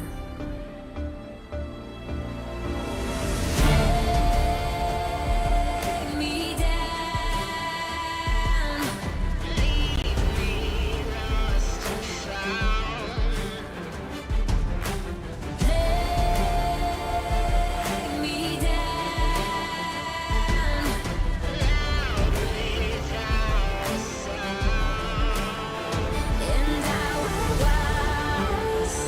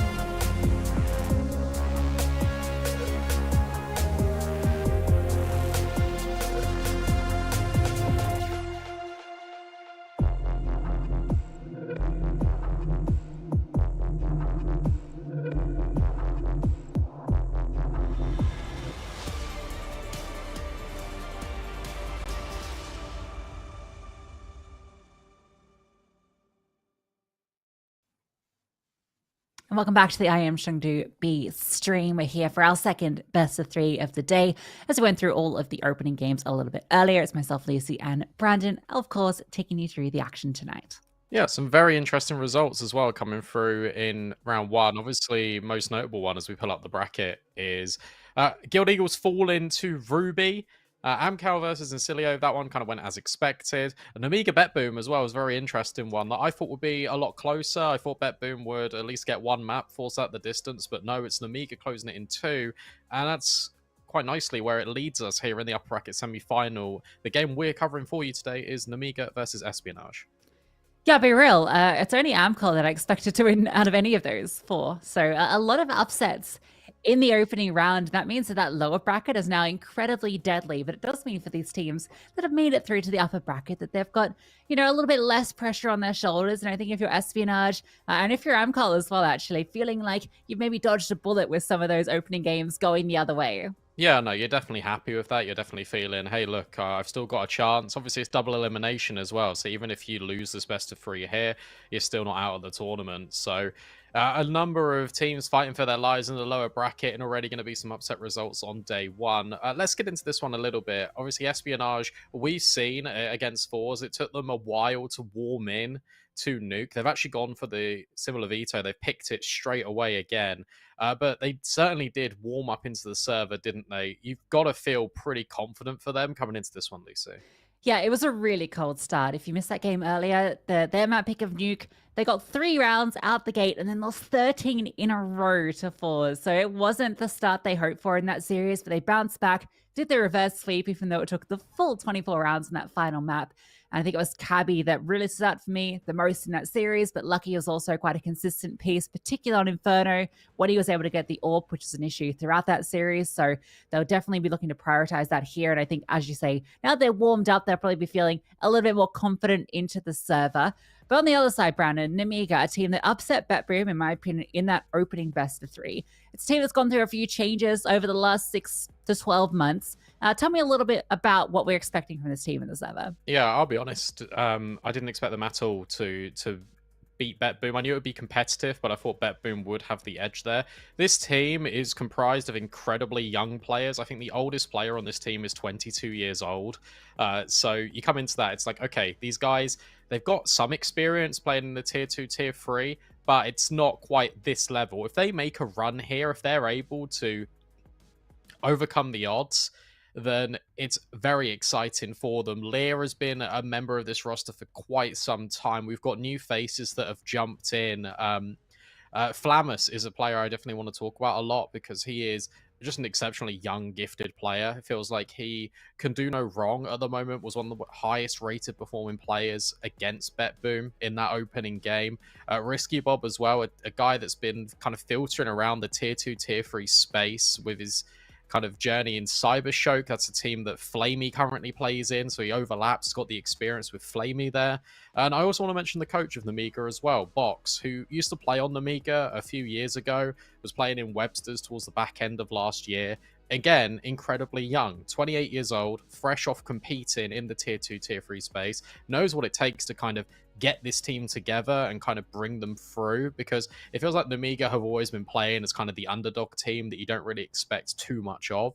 So again, you're playing without anything to lose. You're playing with another lifeline that you've got by winning that opening game, one of the harder opening games you've got in that kind of close qualifier. So I think, look, you look at this, you look at the game against Espionage, there's certainly potential they can do it, but Espionage, it felt like they were really switched on. They were able to adjust in the moment, in the series, from map to map, and that gives them a lot of strength going forward.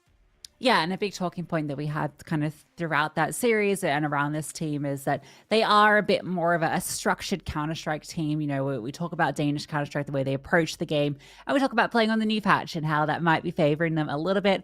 I'm not sure if I'm going to have a conclusive argument for or against after that first series, but it certainly felt like in those final two with the executes they were bringing through that they were looking a lot more confident and comfortable in the server.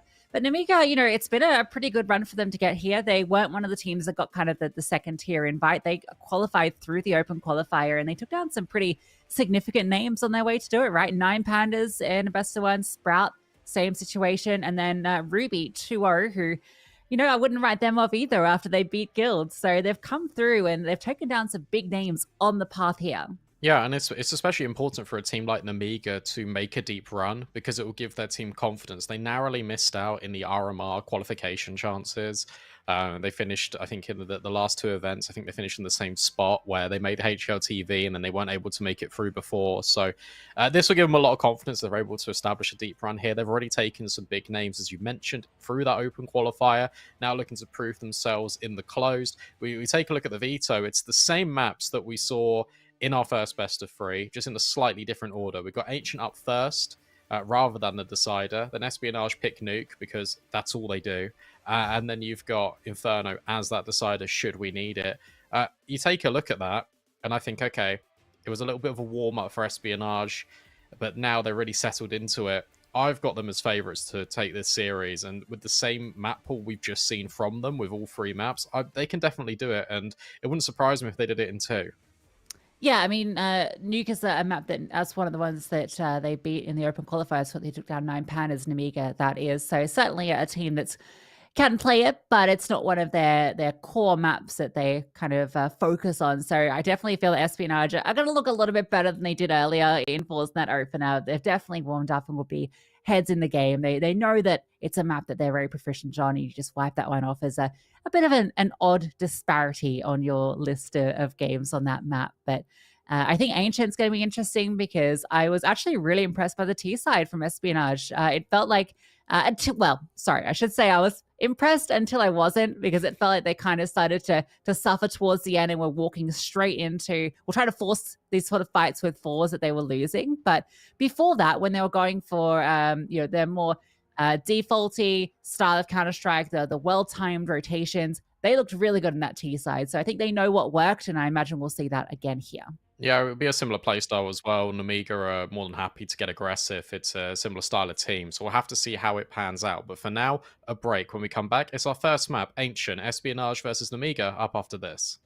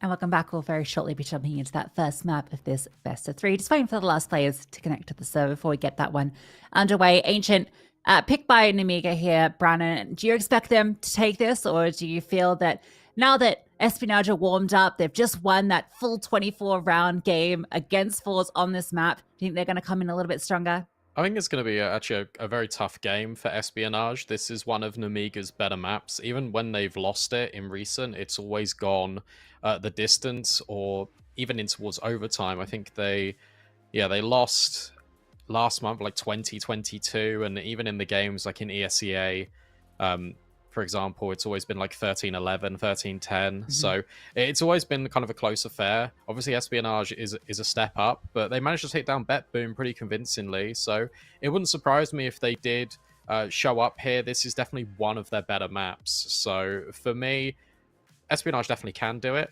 I feel like Nemiga right now, obviously, if you take the stand-in stand-in sub like aside, then I don't know, they're probably a better team on paper right now than Fours, just basically with all the internal issues that's going on over there. So it's going to be a very interesting one. And the fact that Espionage did struggle in that final map until it got onto that T side, they start CT here. So they're going to have to be hoping for something a little bit better. Yeah, I think the thing that I really want to see, and I mentioned it before we went to the break, was Lucky's orb, because I think the big issue with Espionage CT side and both Ancient and Nuke is that they got off to slow starts and they could never build up the economy to where he was able to wield that sniper. Whereas on Inferno, he was able to get that out fairly early and have a huge amount of impact. We saw so many opening kills he was taking towards top middle, for instance, good rotations. So that, to me, is something that I'd like to see them prioritize if they can, obviously. If you get off to a slow start, you can't really help it. But, you know, if they can come in hitting strong, coming off the high of winning that best of 3 earlier, and he gets rolling early alongside Cabby, who was fantastic, then they are a very scary team to be fighting against. Yeah, what I will say as well is that Iceberg was performing exceptionally well on Ancient. And so maybe if he gets off to a good start in this series, that will help just kind of propel him on a little bit more. Because, again, it's one of those things where slow to warm up and then kind of eased into the game. I feel like you can't really do that again against a side like Nemiga, who is trending upwards, who has got young, or a little bit of an experience, but there's young players that have got a desire and a hunger just to keep playing these games to try and make it through. I feel like you look at this if you're Espionage, and the pressure really is on you because, again, you're playing as the favourites and you can't let that really get to you. I know this Espionage team works really well when they are more so the underdogs. They've had a lot of upset victories against better opposition, especially towards the tail end of Go. And when they are the favourites, when they're expected to win, sometimes that's when they crumble a little bit. Yeah, absolutely. And you also got to remembering for some of these teams, I mean, this is one of their first opportunities if they make it through to play tier 1 at the very top level at IEM Chengdu at the end or later this year, which is going to be a massive event for any of these teams. I don't think any of these outside of BetBream have been in tier 1 for some time. So a lot on the line. And we finally get into our first map of this best of 3. Nemiga's map pick of Ancient means Espionage on that CT side. I think also Espionage, you take a look at this upper bracket, like they can clash. You'd probably imagine against Amcal, and they've been kind of butting heads for quite a number of months. So that would be a very interesting matchup if we get there. For Espionage, they've got to get there. And hopefully, this pause is only momentary, and we can get straight into the action. Let's take a look at utility belts for both of these teams. It's not the double dualies in towards Donut at the moment. For it could be. We've got double iceberg, so yeah, it might be.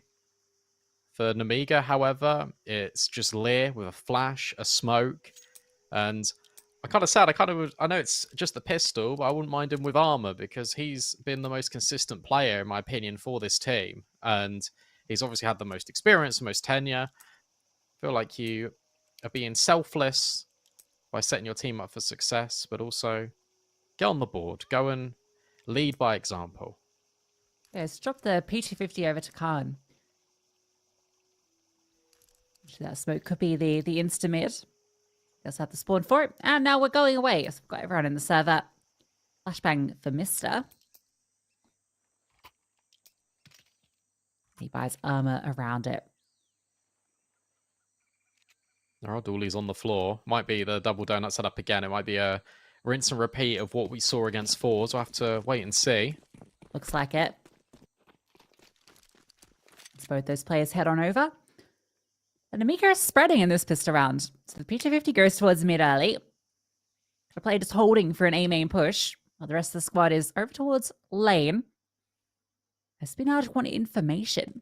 A bit of a secret mission as they walk on down, and they're going to get that info, and it comes at the cost of Iceberg's life. I like this from the Nemiga as well. They're taking the space that they just claimed by getting that kill.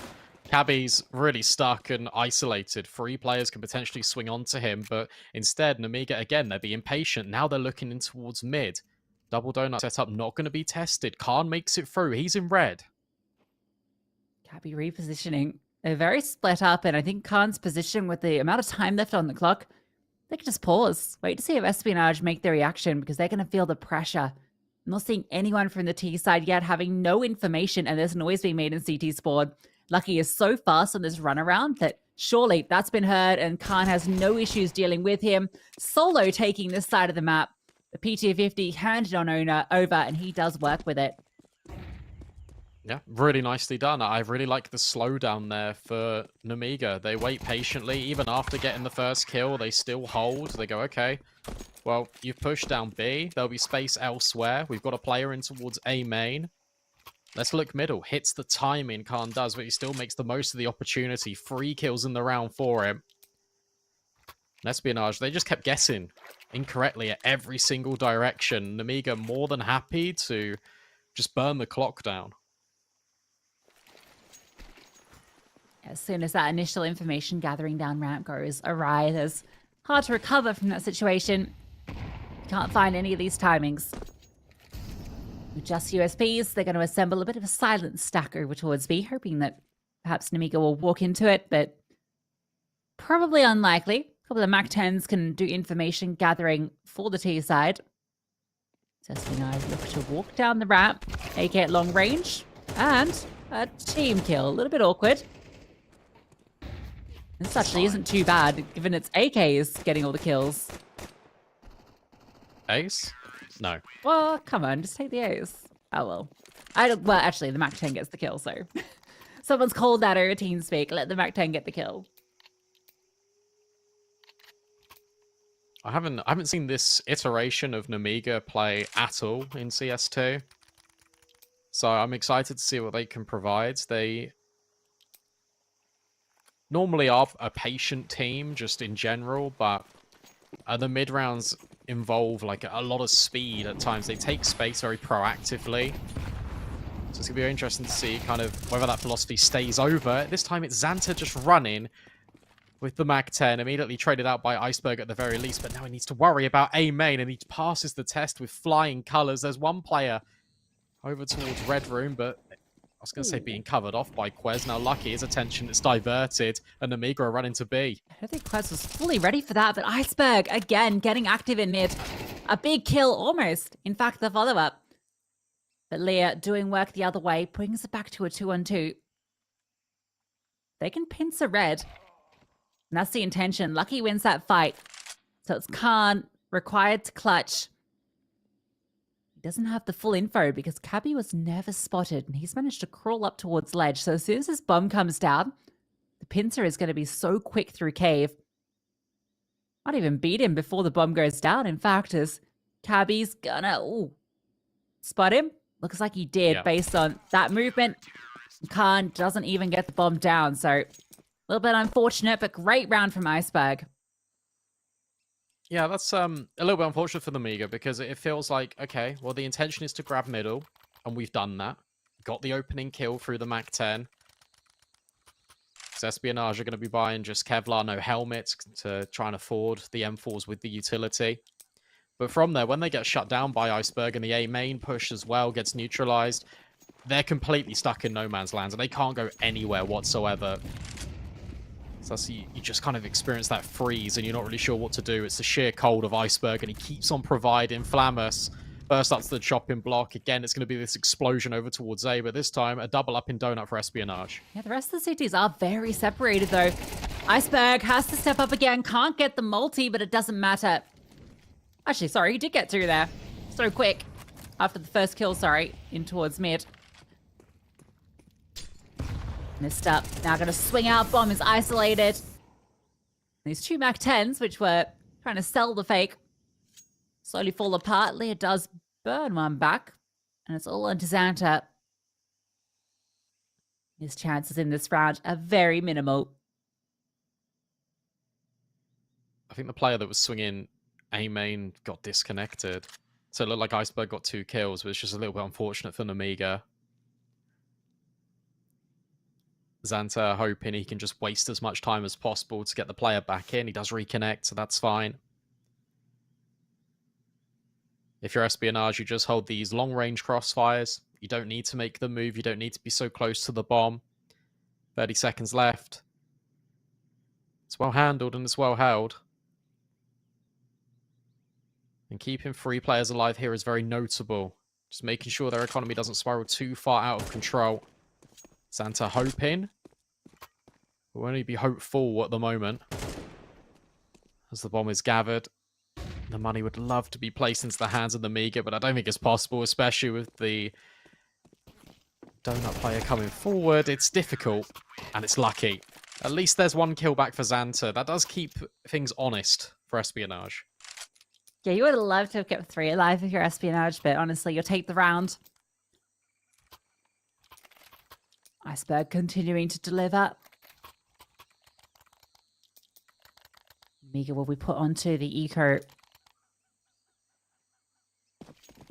Espionage need to keep this one clean just because they did lose 3 players there, so they need to build up that bank early. That was the point made earlier about the AWP, and Espionage struggles to build the CT economy early and a couple of the maps earlier.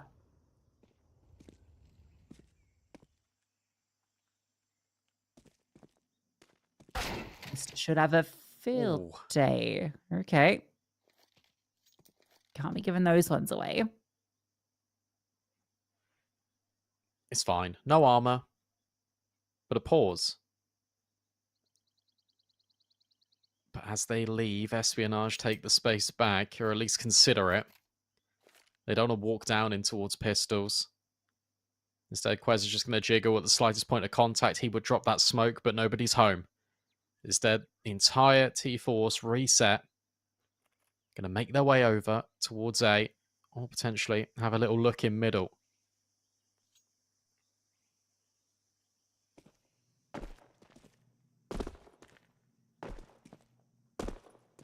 Lucky should spot this out. There we go. Gets a little peek on a noggin, and he can come over to support the A-bomb site.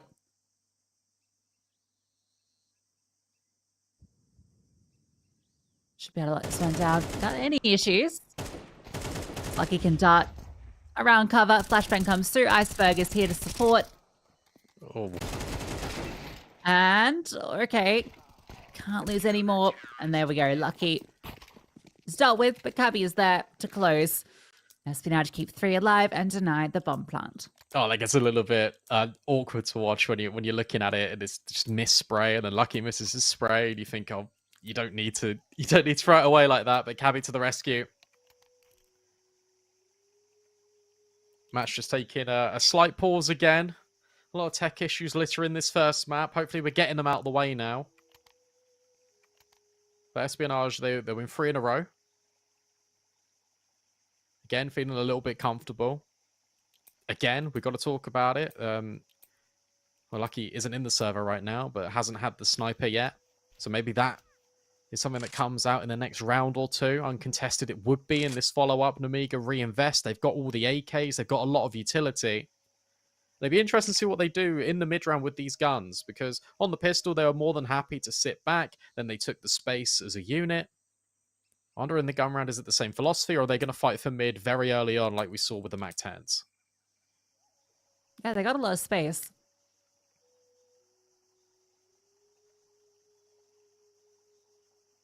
We're already seeing that they've been able to get through the red room in all these early rounds when they have had that space, and that has caused issues to Espionage, as you saw in the pistol. Looks like Lucky reconnecting.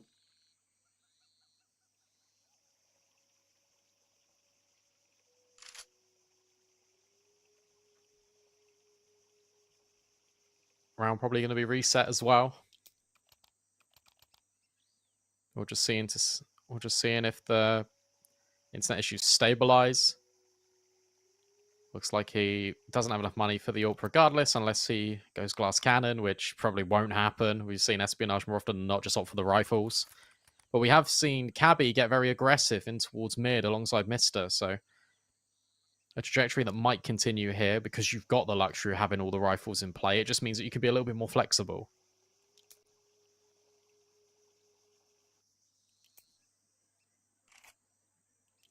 Back underway.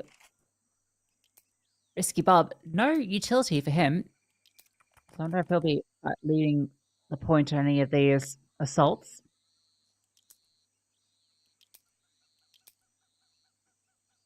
See that smoke you pointed out in the marking, deep down towards the doors from spawn.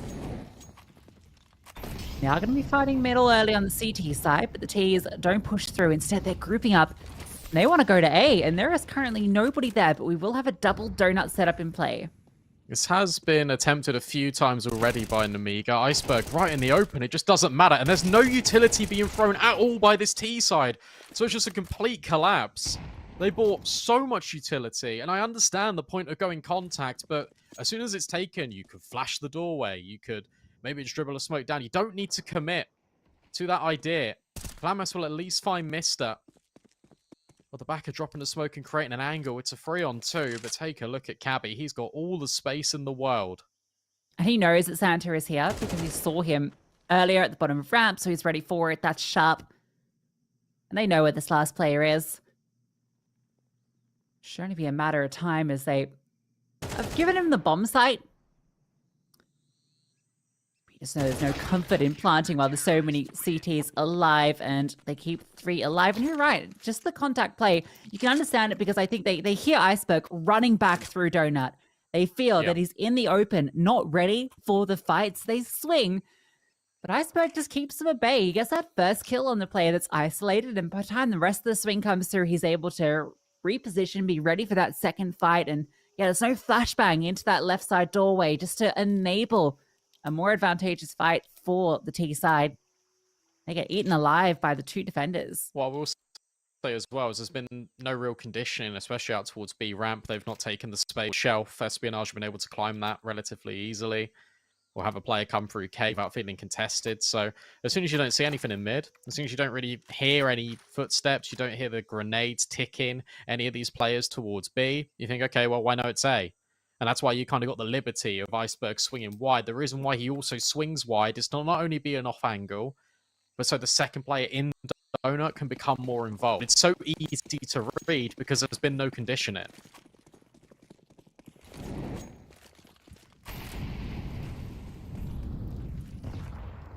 Espionage having no issues taking control, and they're starting to get to cruise control on the CT side. Nemiga again put back onto pistols.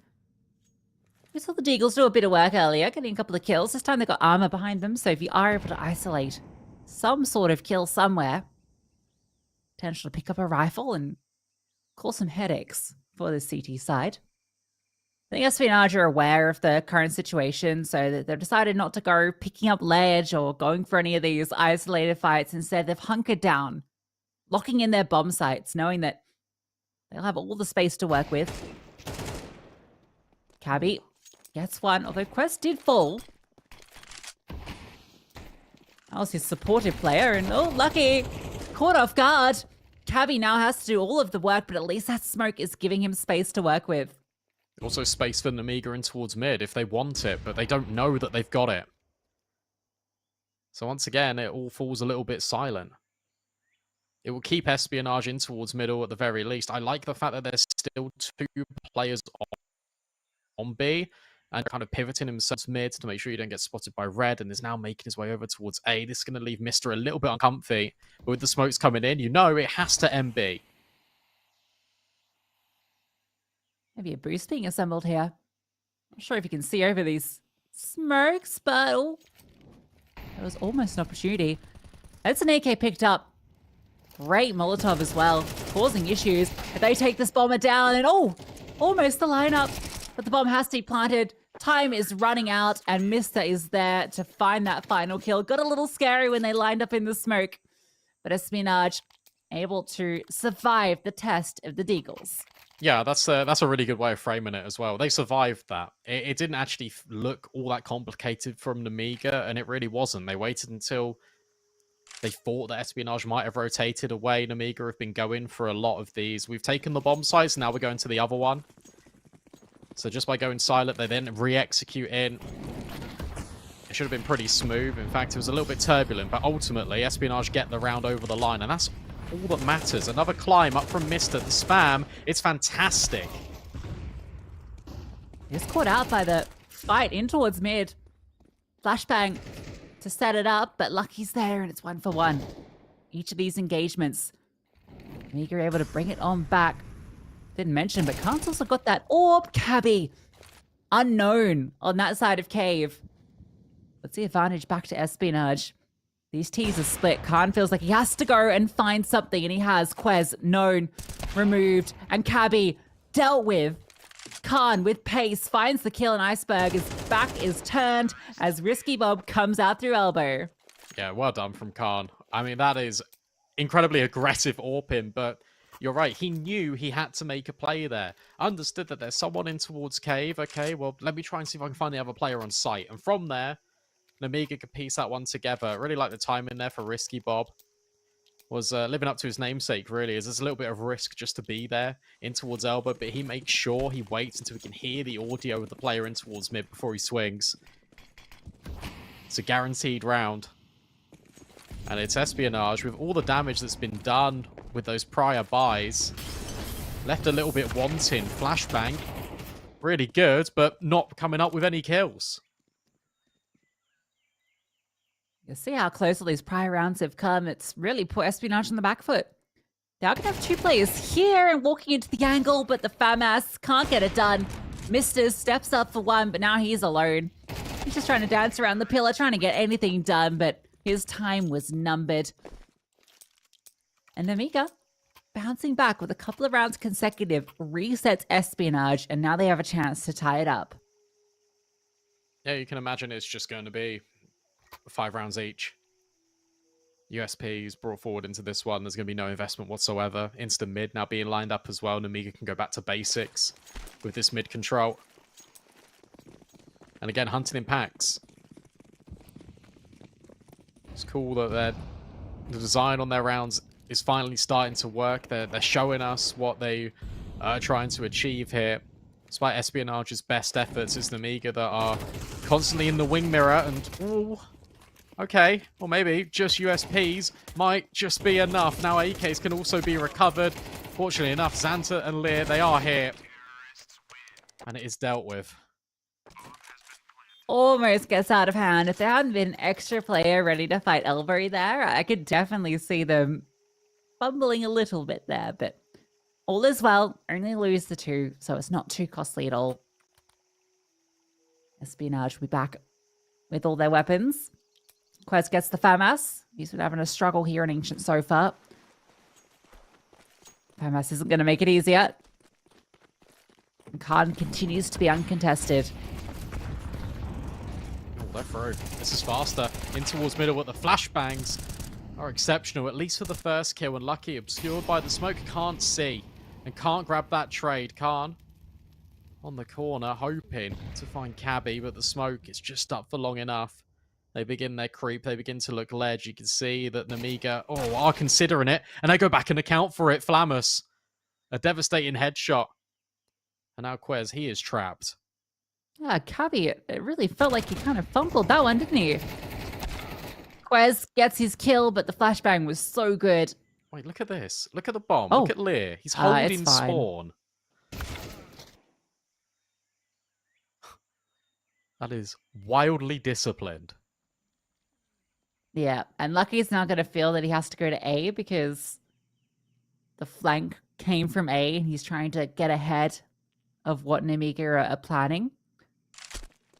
And I like this. You send an extra player out just to kind of check out where Lucky could be. Once you get that information, which you've now gathered, He could just go B, but it doesn't matter because they just kill him instead. So Nemiga take the lead, and they have a chance now to get 7 as Espionage have pennies to work with. Some of the most patient Counter-Strike I've seen on CS2 has come out from Nemiga here in this first map. The fact that you've got a player that will wait in spawn, of all things, for the flank. Especially when B was feeling really restricted. With Quez on the corner, with Cabby swinging.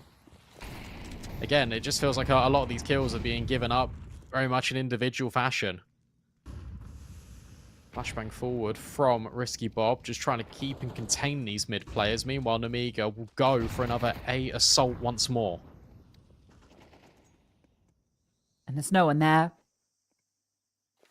These 2 players in mid are going to maybe start to fall back, but oh, that timing could not have been worse than to just walk through the smoke as they're juggling utility. B has fallen, but that doesn't even matter because A is where Nemiga are heading. Zento's single-handedly taking the B bomb site, but they're not even going that way. So Mr. with his MP9 has everything to do. And there's nothing he can do. Jumps through the smoke, gets 1 kill, but the trade is there, and Nemiga end the half with 7 rounds.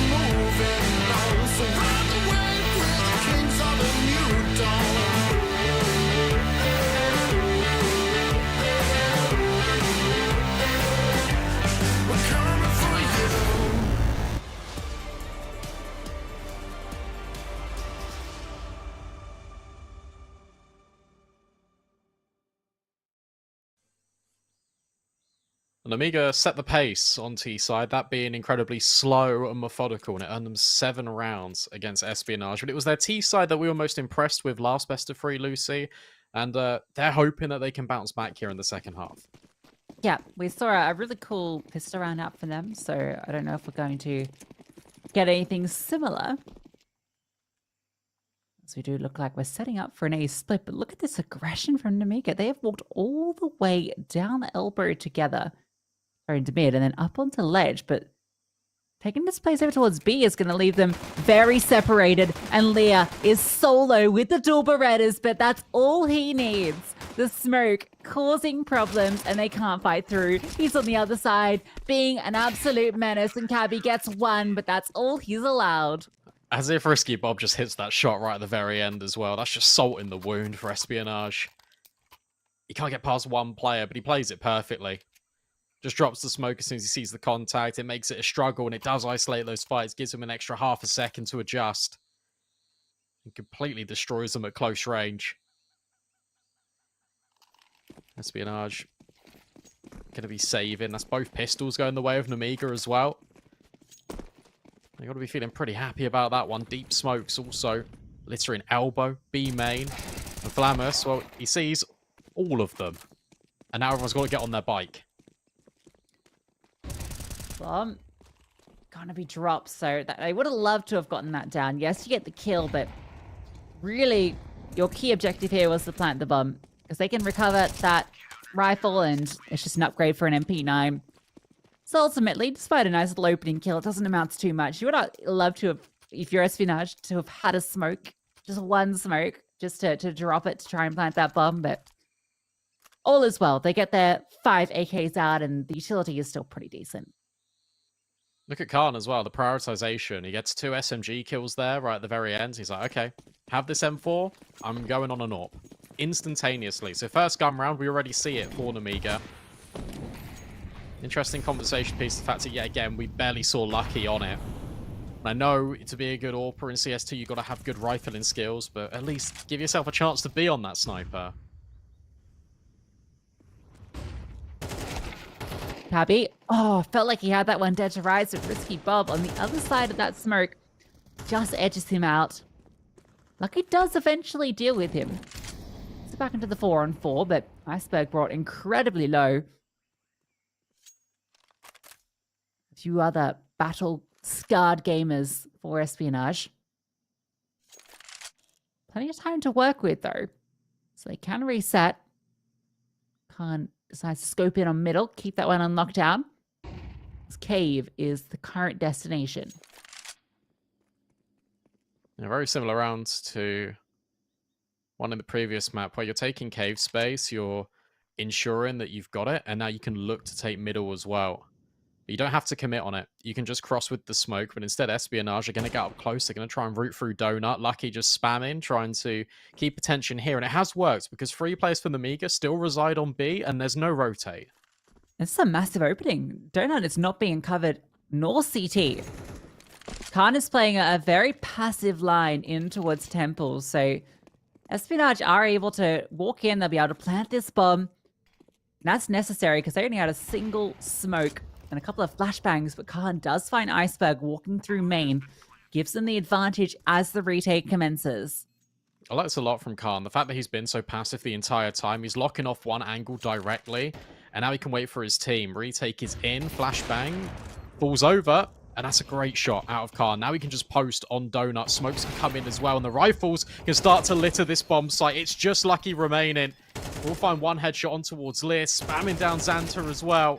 It's going to be tricky to try and recover this. Xanta is sticking the bomb and turned away, and it doesn't even matter, because Flamus will find him with the USP. AWP recovered, double digits for Nemiga. Got very scary there with Lucky, almost finding that 3rd kill on the spam. So he'd just been able to cross over a little bit. There was a real chance he could have clutched that one out, but the USP being spammed on through. Unavoidable. So Nemiga locking Espionage out of this. This is kind of reminding me of the opening game earlier for Espionage against Falls, where they got off to a good start. Remember, this was a 5-2 scoreline, but it's been one-way traffic since that point for Nemiga, as they've racked up 8 rounds in a row. I've been impressed by the way Nemiga have been playing as well. Everything is done by design. There's always a purpose behind the positioning. It's been cool to watch. A lot of space this time being offered up to Espionage yet again in towards mid. However, this time it's a lot earlier in the round than the previous. Limited utility. I'm looking at the number of smokes. Only 2. So they lead with incendiaries instead. They want to try and gut out middle without having to waste too much of their utility. Lucky being spammed deep down in towards the B doors as well. Doesn't help proceedings. No, certainly not. And Nemiga have really been opting to heavily insulate B. Might still rotate a player now that players have been spotted in towards middle and that smoke has been forced to drop. Red is now an issue. So Mr. might have this space, but Nemiga is so aware of it. You can see Khan is going to walk around with his AWP.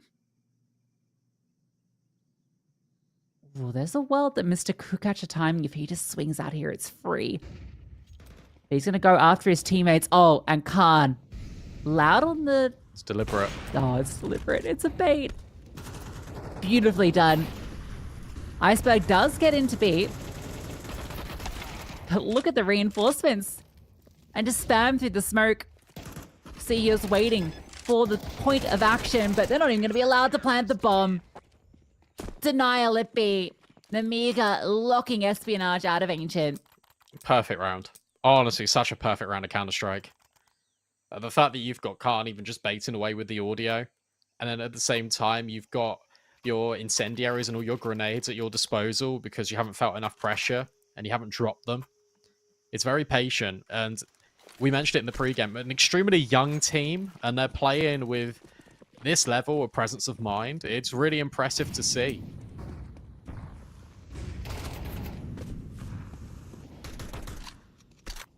Now it's desperation. A Mac 10. A hero Mac 10. Mr. is fully invested into this SMG.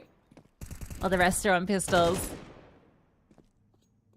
And Nemiga are having no issues. You can see how this team was able to dispatch a bet boom. Feels like they've never felt the pressure on this CT side. There's never felt like a moment where they're on the back foot and are getting flustered. It really feels like they're dictating all of these rounds. Yeah, the only, I guess, counter to that would be the one where they left mid open and CT, but they had Khan still at A main and he was not moving a muscle, and he waited for that retake, and then the retake was flawless. That is the only, if you want to call it blemish, on the record of Nemiga so far on this CT side. Quez would love a kill for confidence, and he's not even allowed that.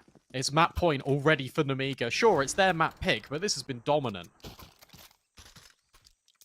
That one feels so bad for Quez. I gotta say, you know, you never want to kind of put one player in the spotlight, but he's having a rough game, and it felt like he deserved one there. 2 players on a slither of health, even gets the dink. Insta-mid from Kabi. They're looking like they want to try and contest it. Perhaps not, just throw the initial util. Kept at bay. And some Molotovs litter the server. Oh. I like the deep HEs, that's cool. I was going to comment just on the deep utility in general, because it works out perfectly, but it's a molly that they throw into like the corner of elbow from Donut, and then that allows the smoke to land flush on top of it. And Espionage is a desperate play. It's the break of the smoke, and it's not working out. Cabby, full blinds. Every single peek you take is met with utility and resistance. 4 on 2. It's a formality right now for Nemiga. They're going to run away with their map pick. Yeah. And this has just been a lockout on the CT side. 10 rounds in a row. About to be 11. Unless Quez could do something magical. First kill is his. He has the bomb. Smoke is going to make it a little tricky for him. A grazing blow through it. He's being fast flanked through mid. There's 2 players on the side. He has 30 seconds, and it's an AWP holding him from ledge. No way. Okay, he finds the kill. Starts to hightail it. Wouldn't this be a moment for him? after such a difficult game. It's come through with the 1v4 clutch. Unthinkable. And not happening. 13. Nice try, though. NT in chat, but Espionage just couldn't get going on that Ancient as Nemiga just ran them over. Another conversation piece is, again, is it Nemiga looking really good? Well, the argument is yes, but also is it Espionage looking bad on the first series of the best of 3? Because this is what happened against Force, and they bounced back and they looked incredible. Issue now being is that we go to Nuke for our second map. Nemiga start CT side, where they just completely rolled over Espionage on Ancient. Is it going to be a similar story? I'm not sure, but that was an incredibly well-drilled, well-played map of CS by Nemiga. Yeah, I think the particular thing, and you mentioned it during the cast, but the utility usage from Nemiga was spot on throughout that entire half, which is interesting because on the T side, we were critical of a few moments where it wasn't. Remember the entry through A main where they had no flashbang support, they just got mowed down one by one, and yet on the CT side, a well-oiled machine, locking them out of mid, locking them out of lane, the flashbangs just to fight lane as well. Time and time again, we saw players getting caught off by these beautifully timed flashbangs. It was really great to see. Yeah, it really was. And now we look ahead, and Nuke has to be where Espionage respond. It's their map pick. They've got to come up with it. Otherwise, they get sent to the lower bracket. Will they manage it? We'll find out just after this.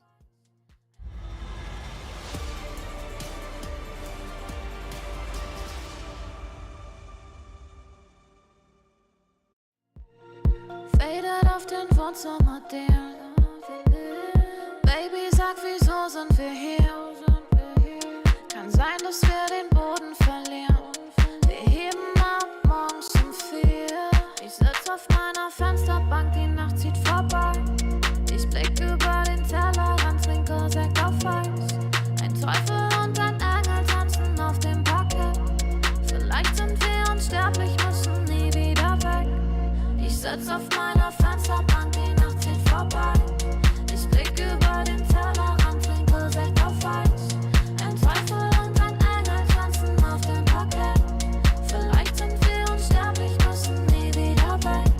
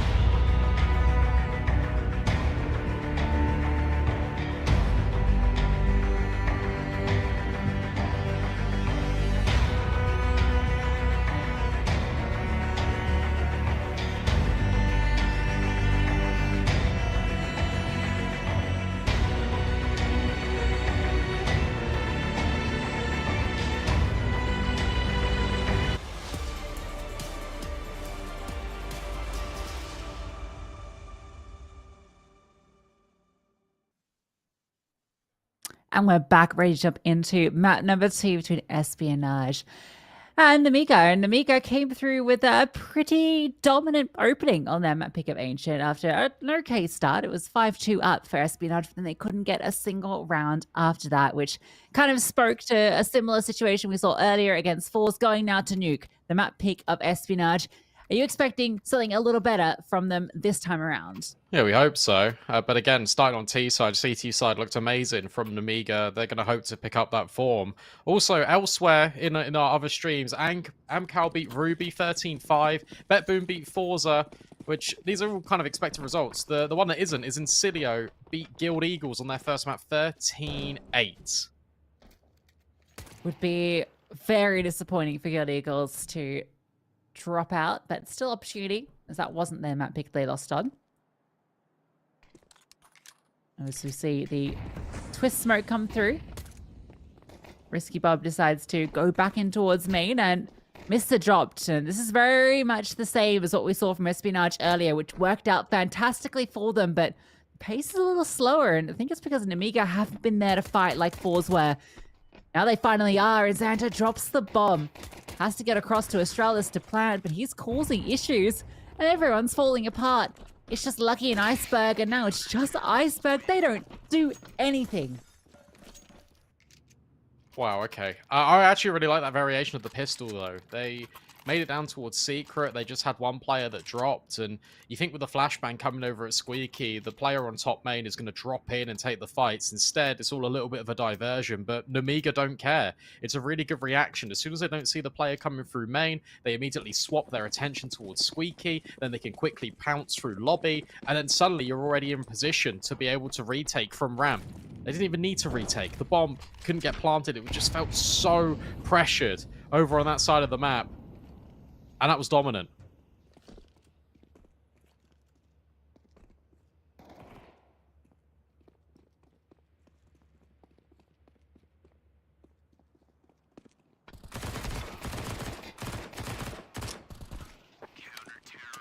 It keeps being dominant.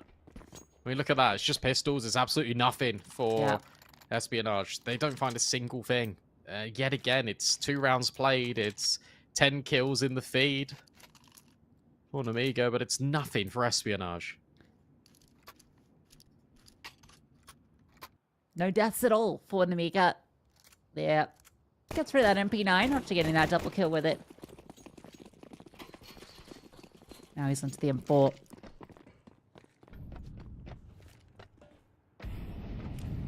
Espionage's AK is out in force. Xanta ready to drop his Molotov. I don't think he expects Lucky to be this close. Yeah. And he has dealt with smoke, in fact, not even the flames. Kill does come through over towards Silo, but you see Nemiga a sense scrambling after losing ramp like this. They got to take presence elsewhere, which is why Risky Bob, after getting the kill outside, he's pushing the issue. I like this idea. Flamus going to make his way back up, but has also stepped. Free smoking Squeaky. There is a player in Khan that is down here. In fact, Leah's also rotated through. Left the MP9 towards the top side of the site. It's very much a retake game for Nemiga. And they're hoping that maybe they'll be given a kill if someone comes through a control window. Leah's passive angle can't be flashed by a Molotov like it normally would, and he wants to kick the fight to them. Lucky is ready. Good smoke on the single, and the door, because of that smoke, the interaction's a little funky, and it opens backwards into his face.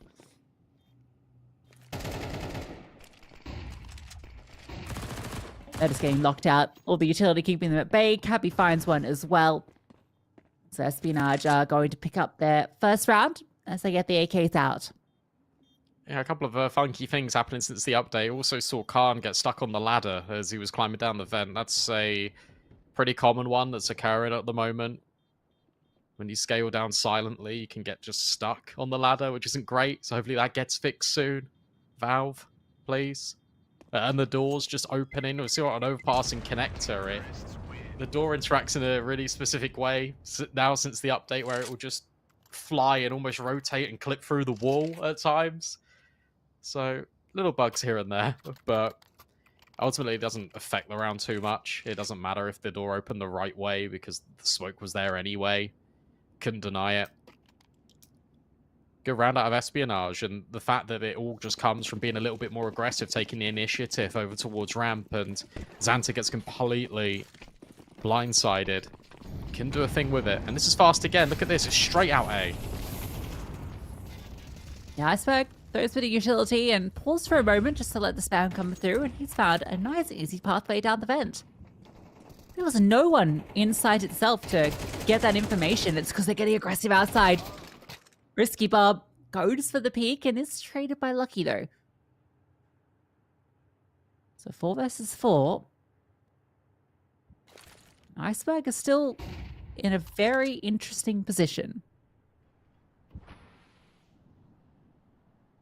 Issue is he can't really do anything with it because his teammates are just so stuck and trapped in towards lobby.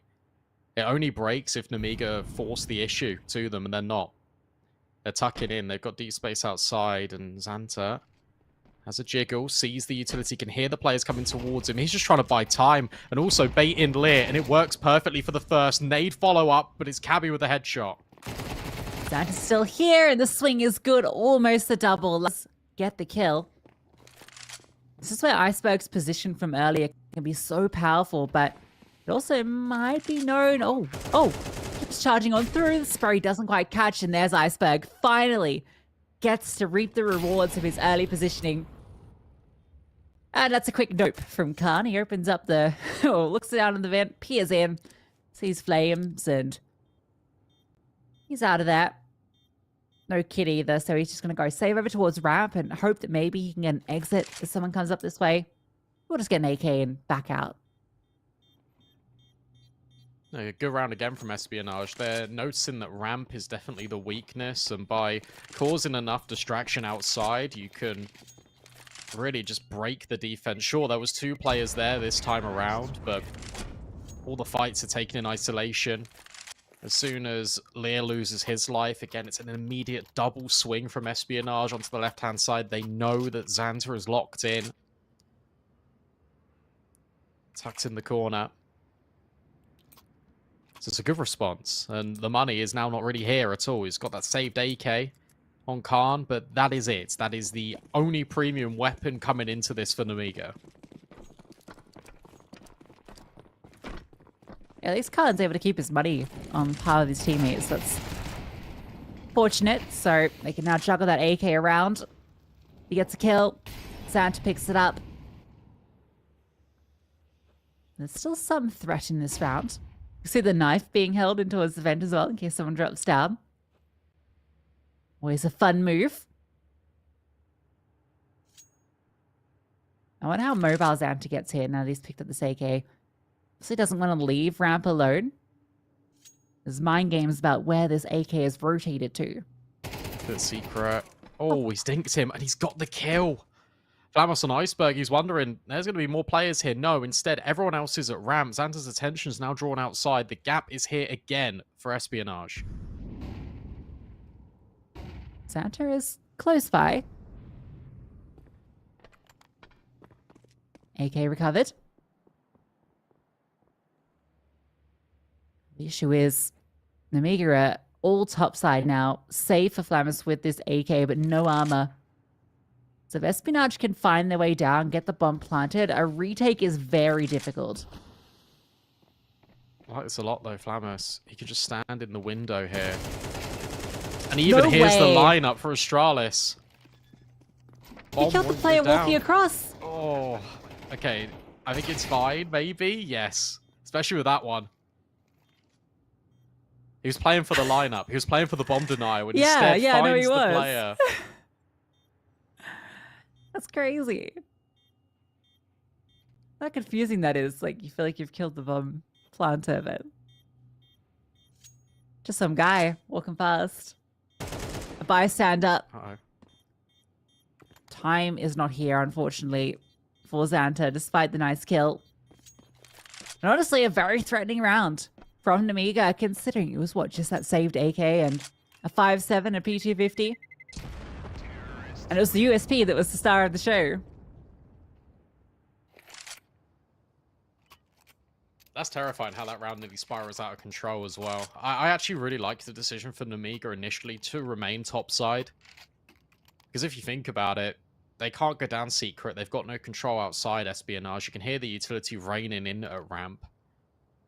They could potentially just wrap and go heaven. Especially with Flammus with that saved weapon. You're potentially dodging him by going to the top site. But no, instead they go B, but they do make it work. Good nade on towards Silo. But Mr. dodges it because he falls onto main roof instead. So many smokes outside. Whiskey Bob is trying to find what he's looking for. No way, Mr. wins that out.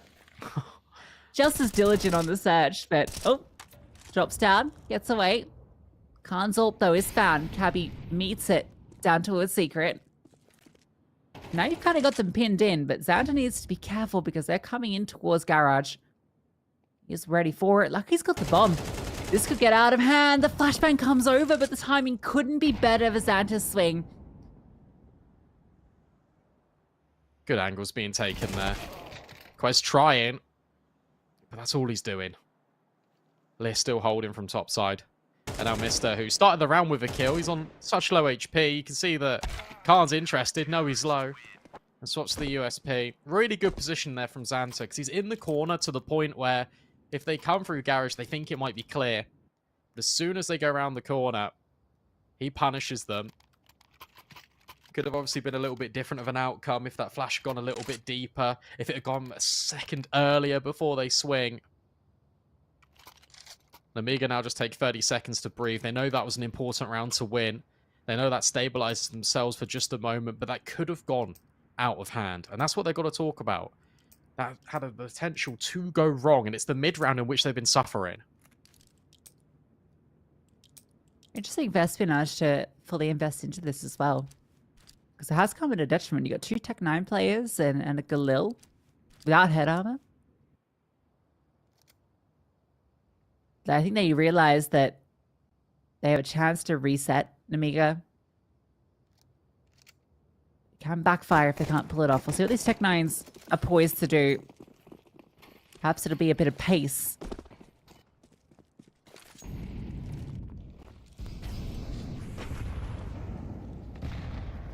Looks that way.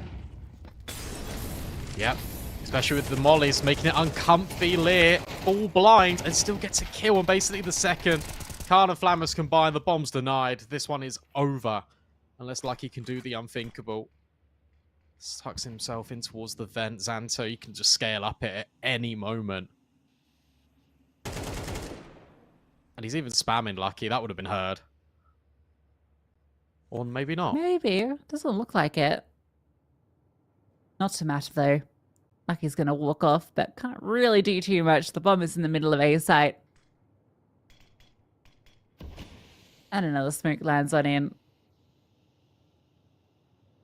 The idea was there. I feel like the execute was reasonably strong too. The Molotov going deep, doing a lot of work towards backside. Lear was under pressure, but the damage he did, the fact that he almost gets a second kill, probably shouldn't have happened, considering the flashbangs.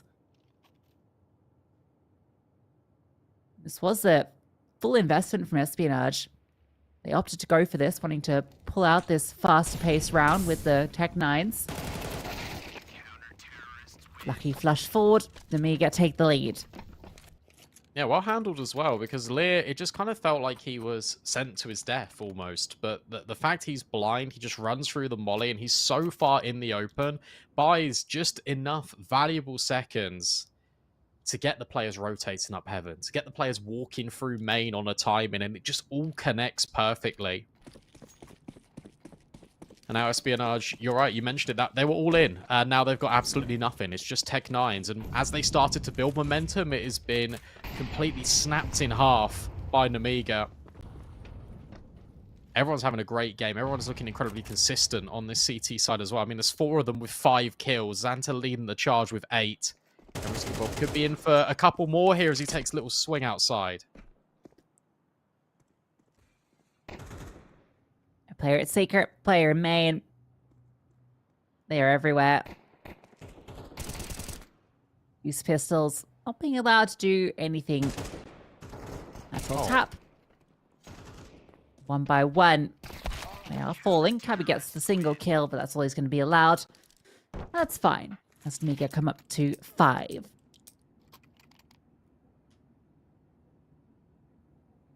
Again, it's just another example of a well-handled situation from Nemiga. Playing beyond their years at times, it seems. Another investment, another denial with the AWP being available for Lucky. Khan still uncontested, now being dynamic, starting towards ramp. Hoping to find success, and he might be giving it here. Nice angle. Cabby is underneath, and oh, Khan just drops off, and Cabby is crossed on over, but I think he's been known. He's able to get that kill. Crazy timing on that drop off as well.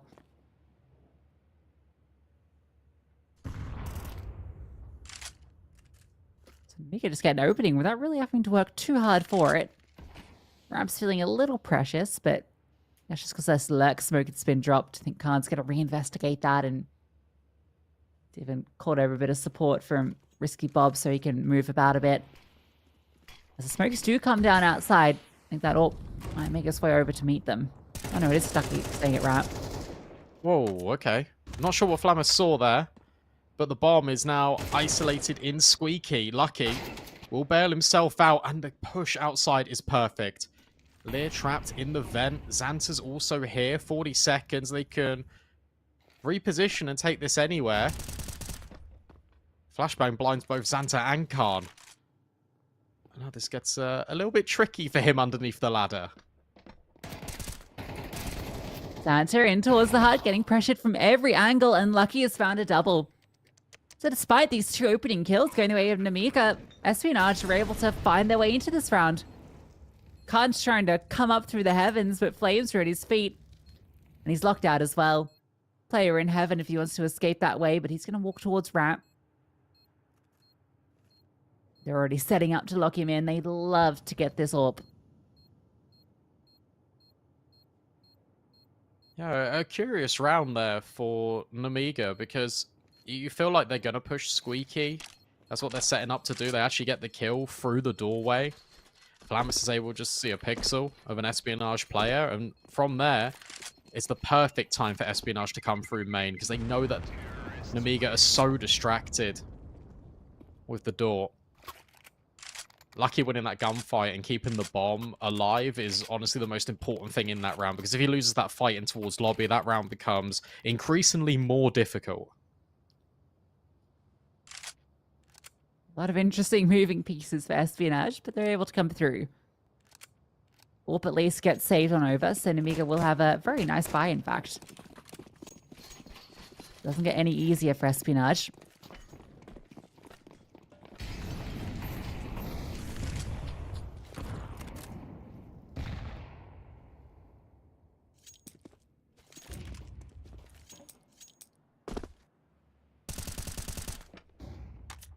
Patience from the T side, just parking in towards lobby, and a couple of players outside, just seeing if Nemiga are going to give them anything early, but at the moment the CT side just expending a bit of util, taking a couple of fights, but not really getting too much information.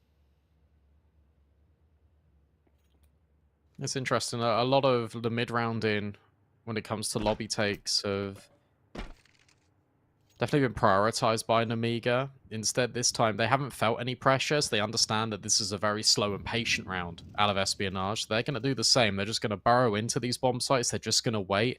With the utility kind of being juggled, you see towards the T lobby, it makes you think that they're just going to go for this A pop. Especially with Hut. Look at this. They're thrown outside smokes, the diagonal ones keep the interest there, but the hit is onto A, and Lear has a great line. The flashbang barely scathes him. All the Molotovs landing towards the top site, onto positions that no CTs are standing. And I think the lack of presence anywhere else, outside of these 2 smokes that they threw just before they executed, there's just no threat to Nemiga's setup, so no reason for them to budge. Yeah, also, the timing of the smokes is a little bit unfortunate outside for Espionage, because Nemiga had people that were there before. They weren't terribly far aggressed, but they had good sight lines and they could see, hey, nothing's really happening here. So when they walk around to main, they hear the smokes, they think, well, surely they're not going to be here. They've not really got enough time to do this. They've not put any other utility. There's no flashbangs on the follow-up at the smoke, which is normally a telltale sign that, hey, we're committing to this.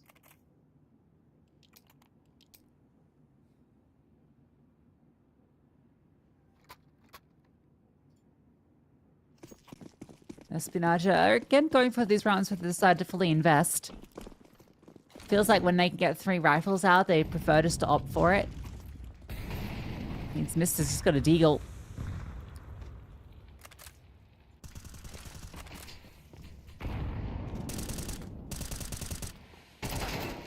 And towards round they go. Santa caught out in the open. And they got a couple of players walking outside as well. Iceberg catches Flamus, just not looking. And the CT smoke actually gives space for the T's to work.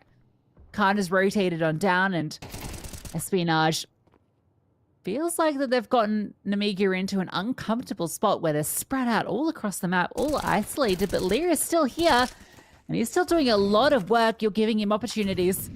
Mister is felled as well. And despite a couple of openers, Nemiga are still finding ways back into this round. Yeah, they're being given it. Khan up heaven should be accounted for here.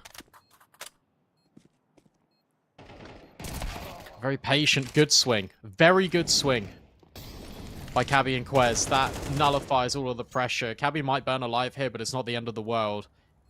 Espionage do survive, but you're right, there was a window, an opportunity where Nemiga could have made that work because Lear was finding a lot of damage. Risky Bob was able to get the kill while Mr. outside, which creates the pathway to be able to go for this retake in the first place. They're being completely constricted in towards the confinements of the A bomb site initially, but Espionage are able to make it work. They're able to dig their heels in, come up with a 5th round, and I was going to say, if Risky Bob loses his life there with the AK, that's everything. So that would have been all the money drained. Still kind of hurts Espionage as well, losing that rifle there, because their money's also not great. Also interesting that they didn't pick up the orb. Lucky could have picked that up to save it at the end. But they've really just not been prioritizing it. I mean, he's having a pretty good game on the rifle regardless.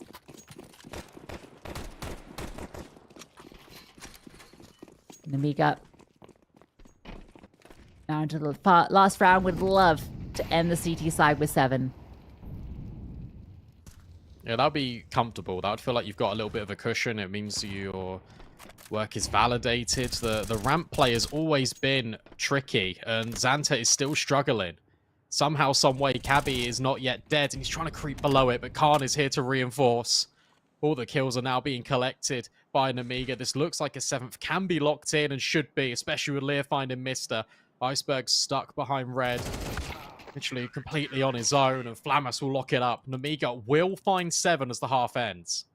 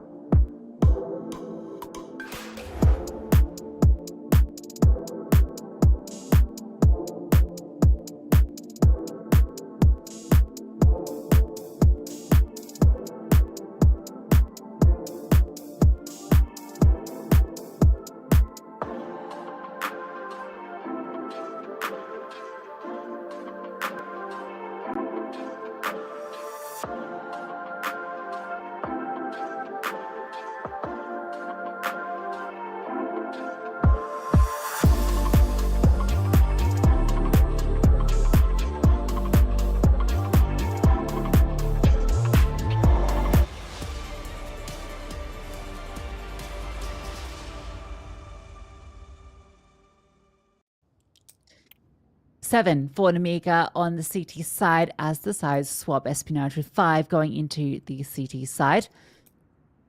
And they had some struggles earlier, but looking a little bit better here against Nemiga.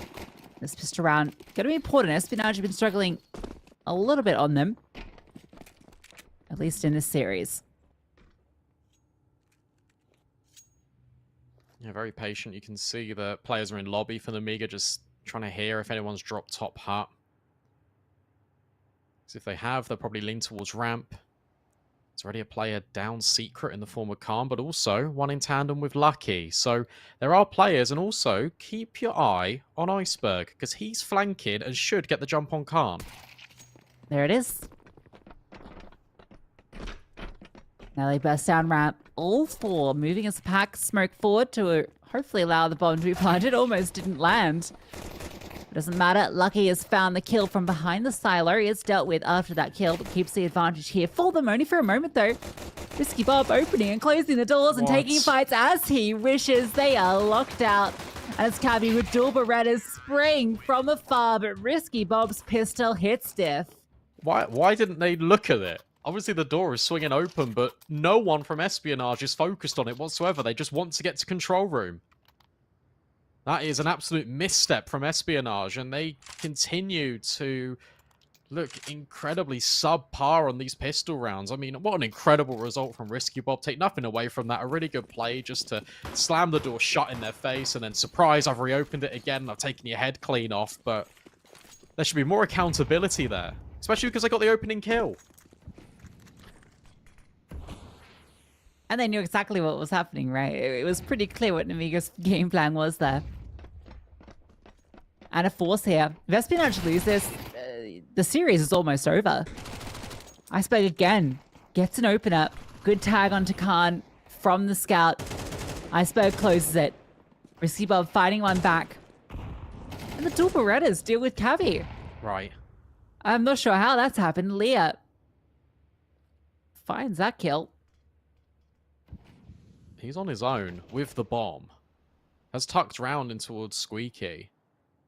But now there's going to be a mission. Iceberg's going to go and clear this and should get the backstab in just a couple of moments. Leah was aware, but ultimately MP9 beats Doolies. Risky Bob is coming back. It's these 2 AKs. Oh, I like this from Iceberg. Goes up onto T roof. Oh, this is perfect. This is perfect. The backstab comes through again. Iceberg's doing everything. 4 kills in this round. That MP9 singing a beautiful song for him. And Risky Bob has not picked up the bomb and he's halfway through, but he has found Lucky. So maybe the ace will be required. Bomb picked up and dropping down vent. He can do this because there's enough time for him to get to a pretty decent post plant. We'll be stuck in behind the scout of Quez. Oh, but Quez misses the mark, and Risky Bob's out of there and spotted Iceberg as well. Wouldn't need this kill, and he can't find it. Iceberg's done enough. Iceberg, it's his ace to lock it in. What a round from him, and Espionage desperately needed that.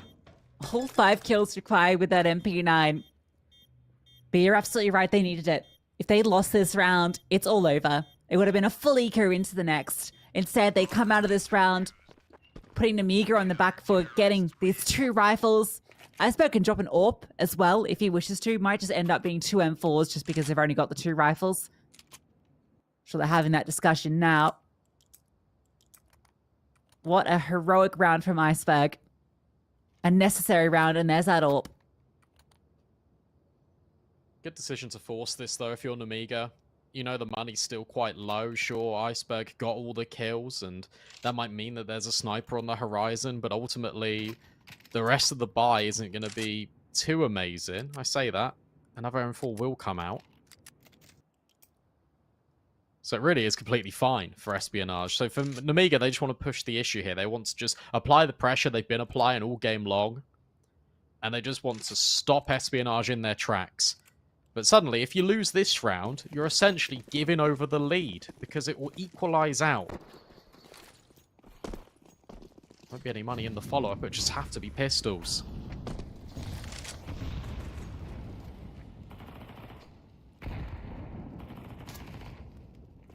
Almost all the utility for the T side has been spent. One smoke and a flash. Lucky's up. It's noted. Ooh, okay. There was a chance. There was a chance, but Lucky hits his shot. Risky Bob. He's managed to slip on down. Oh, he's been loud. That's been heard. Cabby has definitely communicated that across. You can see the MP9 has dropped down. I feel like the flashbang was maybe unnecessary because now they know you know, but maybe it was all just a ruse to force Risky Bob back into Cabby. They've still got the sight though. Ultimately, that's the main thing here. And by going silent and not revealing yourself, this could get very interesting indeed. Look, no one is peeking. Everyone is waiting. Double door not being swung open. Lear's incredibly low, but still not spotted. Now they're going to go through the window. Cabby's just going to tuck in the corner. This is perfectly played. Oh, what? Khan just swings open the door like it's nothing. Now the bomb can go down. They had to take that space though. No utility, right? So they couldn't plant the bomb until they took that space. They're all so low. Iceberg looking for this fight, but this angle in towards control could be deadly. Lear is just tucked on through. And Lucky's got the AWP, the worst weapon for the job. Lear can peek around the corner, spots him out, gets the kill. And Iceberg again, called upon to clutch. Needed time after time. He has the kit. Taps the bomb, hoping that Lear is going to swing. Fires off the shots. And he's done it. The fake, the bluff call, the kill comes through, and there's no time. Nerves of steel. Honestly, nerves of steel there from Lear. He doesn't buy it. He doesn't think that there's just going to be a stick there. There's too many angles in which he could be in. That being control room and double door could swing at any moment. You're going to feel very hard-pressed just to commit that bomb plant. And the smoke went Astralis rather than on the bomb itself. So Nemiga with the force, they're able to counter. And now it goes the other way. Sure, the AWP's not recovered. But that's absolutely fine if you're Nemiga. Because again, you're playing against SMGs. You're playing against pistols.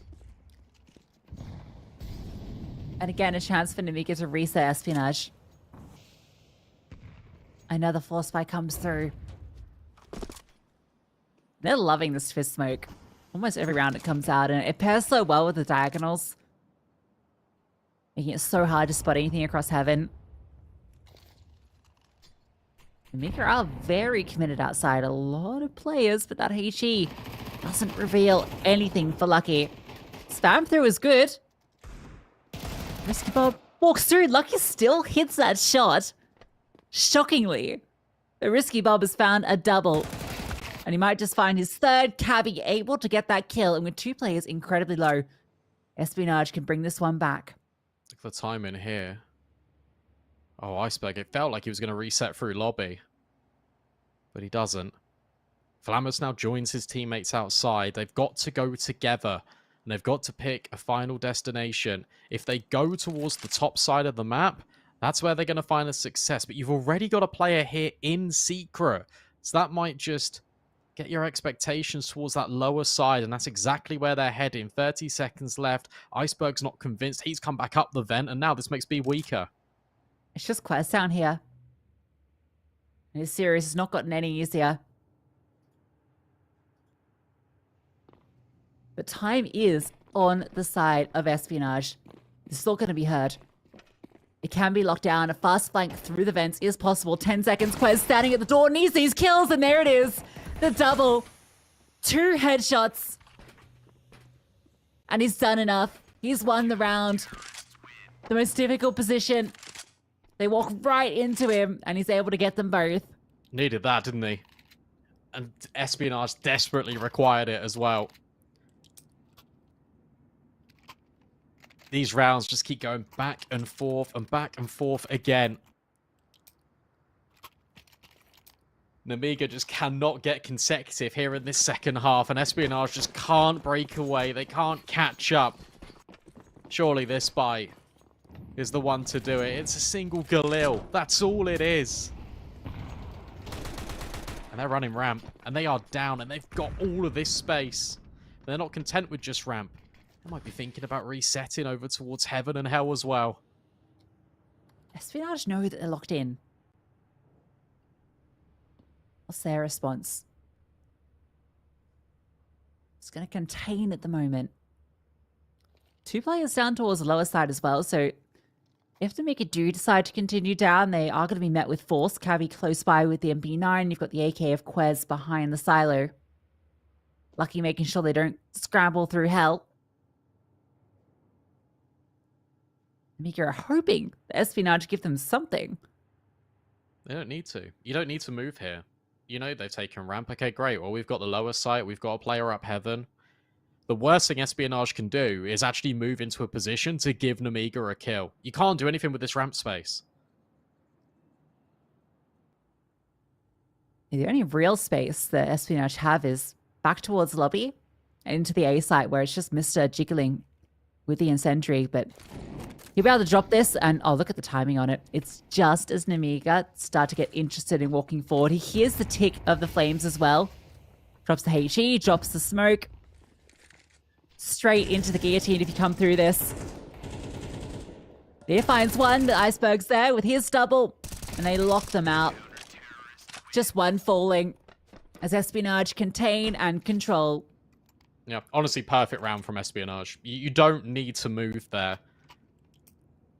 You've reinforced everywhere else, and they haven't moved a muscle. So you don't need to either. The pressure is on Nemiga. You know that their money is really running out at that point.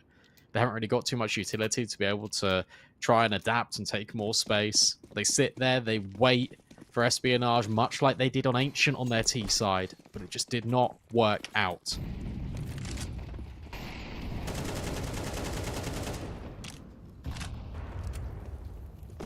And now Nemiga on the clock. So, spotted. Lost Cabby.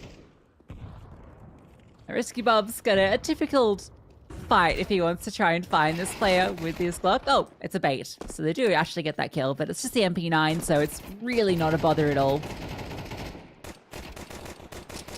Oh! Scary.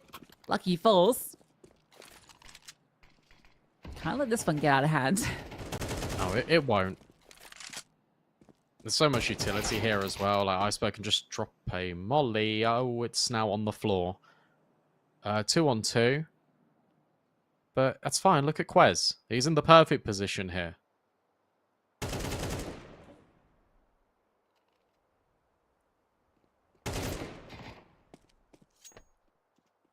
It's all good. And he doesn't even need to commit to the final fight. He can just drop down.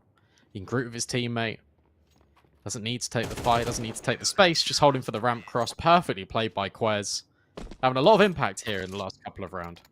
Yeah, I mean... Yes, but he just lost 3 rifles to Glock, so it's not the best. No, but I'm trying to be optimistic. On the illustrate, Amcal have prevailed 2-0 versus Ruby, which means they'll be going through to the upper final, where the winner of this series will meet them.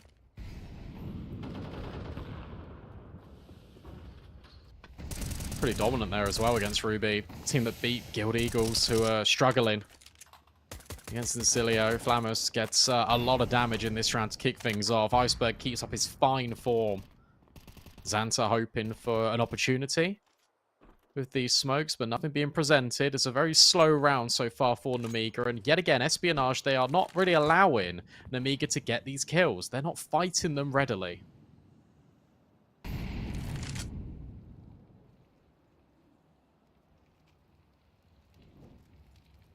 Nemiga grouping up over towards outside. A lot of players set up here. Flamus holding very passive from Teeth Spawn if a flank comes through. Cabby cops one from the spam, but still finds a kill before he's blown out the server. Risky Bob feels like he might have a timing. See how worried the T's are about a push through lobby. It's been left open for so long. It's a very natural counter, isn't it? You lose outside, there it is. There's that push in towards lobby. Looks like right now what we're looking at here for Nemiga is they're going to try and get contact in A. Whether that comes through lobby, whether that comes through heaven, it comes through lobby. And Flamus is very patient. And they've also got this scaling in heaven. So now you can come and bring the bomb through main. Time an issue, but Flamus hits another head. That was a real CS2 swing, wasn't it? Interestingly orchestrated round from Espionage, but they completely negate Lucky, who never really gets to get involved with the AWP. Circumnavigating with a very slow-paced round. Drawing out Espionage's resources, sending them on fact-finding missions, and all they find are bullets. Mr. will be very unhappy with how that one went down, because he was being fairly diligent until he crossed that point. You see Flamus almost was in the firing line. Nemiga will be taking the lead.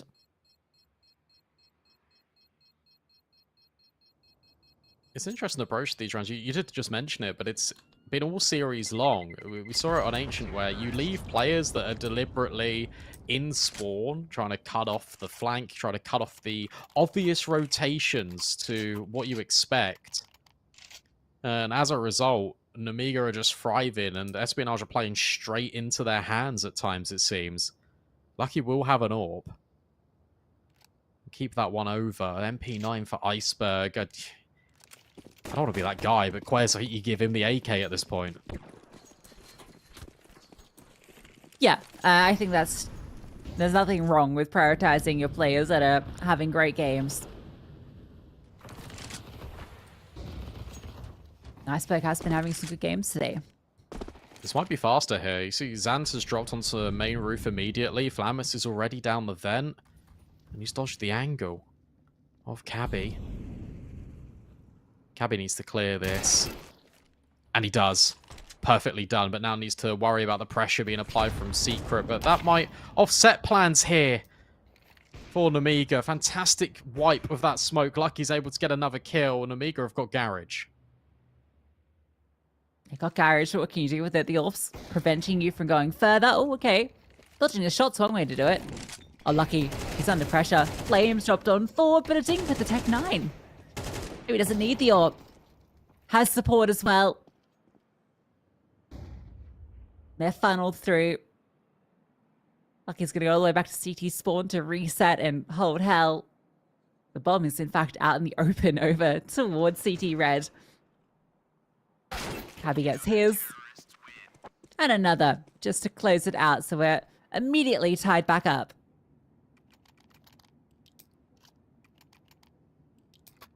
It looked like Nemiga just wanted to run the same round back, and it was the same reaction almost from Espionage. Except the difference was that Cabby started down Secret, he was diligent, made sure that the player was cleared in towards the vents, and then the wipe of the smoke, allowing Lucky just to peek with the AWP, rather than having a rifler there, rather than having Cabby be in. Up top, he's down low. So there you've got an extra manpower reinforcing that. 10 rounds each. Final pause being called by Nemiga. Money is really not in a good spot here for this T side. Espionage can potentially grab a hand on the lead. And just when you think you're ready, no. 30 more seconds to discuss for Espionage. 3 rounds away for either one of these teams. One makes it through the bracket 2-0. For the other, Inferno waiting. Surprised they haven't used a single timeout yet either for Espionage. That means they've got plenty left. They can use one every round almost.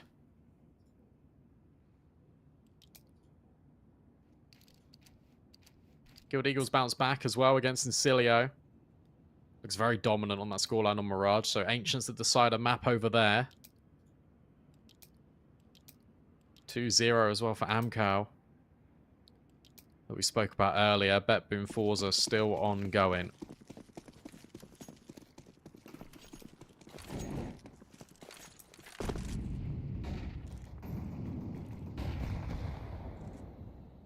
Lucky Zorb. Having a little bit of a look-see. Oh. Trying to be baited by Mr. Bob. The AK, heroic as ever in Santa's hands, supported by some pistol players. Heading to ramp, which is open. Lucky comes through, but his incendiary is thrown awry. And they've gotten space. Yeah, it was so open, in fact. I don't know why Espionage had just left this side of the map open. I mean, 2 players are down on B. Iceberg taking the contact and running straight into trouble. Another player has also been spotted out. Now the Pistols can try and run awry straight into Quez, but he does at least have the control for now. Going to be crunched on from the double door, perhaps? No, Mister's here too. This is a little bit messy. Would have got messier if Mister didn't step up. Gets both of those kills. I think he's going to get traded at the end for sure. They keep 3 alive. Almost gets out of hand there with the space given over to Nemiga to take ramp, to continue down to the B bomb site, and you feel that maybe there's a bit of a threat in towards control. Mister on a swivel, able to lock it down. And more of those timeouts coming through. Use one for every round. Yeah, I mean, you might as well at this point, but this is also just a good time to call it. You know that the money is replenished for Nemiga. They didn't get the bomb down, sure, but they're still going to be well equipped with the rifles. So now this way you need everything to go right. What are the spaces you've been leaving? Well, it's been ramp, and it's been over towards garage. Garage you've been able to deal with quite a number of times, but ramp is consistently a space that Nemiga have been able to snatch out of Espionage's hands. So maybe a faster play in towards ramp and you just barrel it down in towards B with your rifles could be the way, because Nemiga have always paused and been really slow, which has allowed this Espionage defense to reshift their focus down towards the lower bomb site.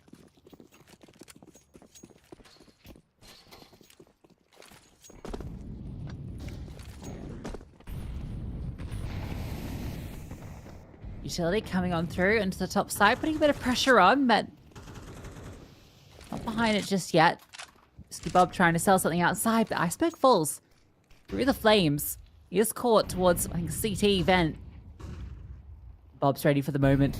Swinging on through main, trying to catch them. Blindsided. Has found this gap temporarily. Although Cabby is curious and looking. Quez finding a kill. That's brought the distraction back. And finally, Cabby gets that kill of 3 versus 3. That pause from Nemiga gives Espionage a way back into the round. Bomb is planted. Farmers again with a kill. Lucky from the heavens, spotted on out, and he's going to have a difficult time getting into this round. Quez dealt with before he can do anything further. Yeah, and again, it just feels like Nemiga have actually just given an opportunity for Espionage to walk back into this round. You see that Risky Bob is caught in between 2 angles. He knows there's a player outside, but he also can't see anyone towards A. Then contact is taken to the Squeaky. He feels like he has to try and go for the kill. But Quez is slick with it and made it down the vent. Doesn't matter ultimately. Flammers has a huge round. Scoreline tied up. Enough money to go here for Espionage because Lucky can drop. But I tell you what, this is as close can be. And you feel like Espionage desperately need to win round 23 because if they lose it, if they concede series point, they'll be working for OT with nothing. Yeah, it's not going to be pretty, is it? Lost bonus barely there. Nemiga have a chance now.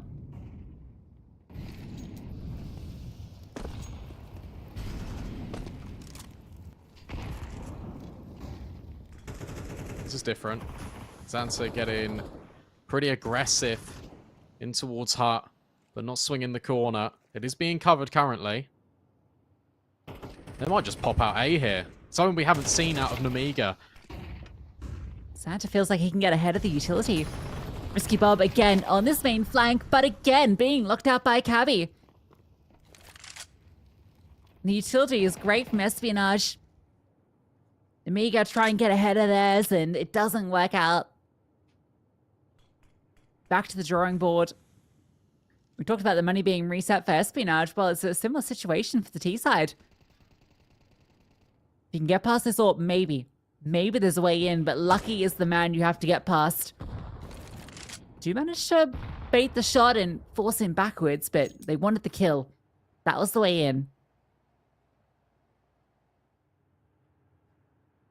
Not really too sure what they're trying to cook up here. They want to head A. They think they've done enough by pulling one rotation, but that hasn't happened at all. Khan has found Cabby, so he's going to be a distraction in towards Heaven. Nice shot as well, and now the player can come through Hut and look at back sight. Quez holding for main, though. That is everything. Quez. A massive angle to be holding, a massive kill to find. A nice HE to take Espionage to map point. I mean, I love the attempt. I love that space being taken up through Heaven, winning out that first fight. But it relied on being able to isolate that backside player to give a pathway through for the bomb. Couldn't quite happen, and now Nemiga are the ones on the back foot. Espionage, with everything they need to close this. 2 Mac-10s, a Tech-9, and a Deagle among what Nemiga is working with. Yeah, it's not pretty whatsoever. Responsive utility being put forward as well. Flammus desperately wants to try and make it through the smoke in towards the vent. That would be great with Xanta. And he gives it a go, and he makes it. But straight in towards Cappy's M4. Now it has to be Ramp. And now it has to be Quez. I love that we can see that on the X-ray. Quez drops the smoke, and he gets ahead, finds that first fight. And you're closed out, suffocated. They're in lobby. They're locking you out. Espionage want to send us to a third, and it looks likely can't get it done, and Espionage close on Nuke. Yeah, well played from Espionage there. They really just delivered what needed to be done. Nemiga, they were trying to get tricky with it, but I feel like the biggest misstep in all of these rounds was the fact that they're trying to go before their utility on the T sides. They're really trying to force the issue. It felt similar to when Espionage were trying to close against Forza on Ancient on that third map, where you're trying to really force something that isn't working. But rather than just trying to reinvent yourself, you're still sticking to the same game plan. And it just was not working out at all. Espionage cracked the code. They were holding on to their utility for specific moments in the round when Nemiga were responding, and it falls completely flat. And we go to Inferno, in which Espionage looked dominant on it last time out. And that was a great grind back from Espionage as well, right? Because they lost the pistol. They were down 5-8. They came back with that force spy, immediately lost the round after that as well, but they just slowly grinded out this map. It never felt like they were really in the lead at any point, despite winning the map, just because of how grueling it was. But they were able to make it work, which was, a good testament to the calling on that CT side, just being able to slowly edge out Nemiga across the map. Yeah, and again, it's lucky having Impact with the AWP. When he's got it, it feels like everything just slots more into place for Espionage. It feels like they're playing a lot more fluid, and they can be a lot more reliant on Lucky in these positions. And now we go on to Inferno, a map where he was thriving with it. Can Nemiga bounce back, or will it be the Espionage show yet again, fighting back and making their journey continuing through this upper bracket? We will find out just after this.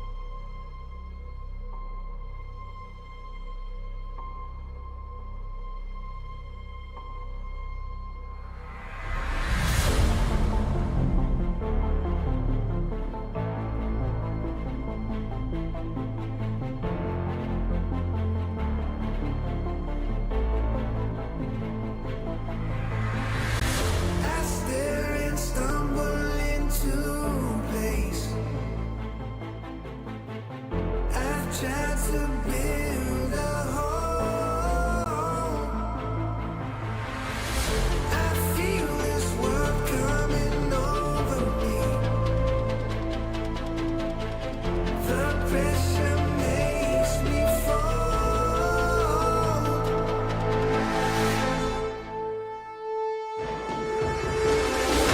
And if I stay locked in the half-life, but choose to give into my own mind, standing in with all I've known, through the highways and finally feel it all.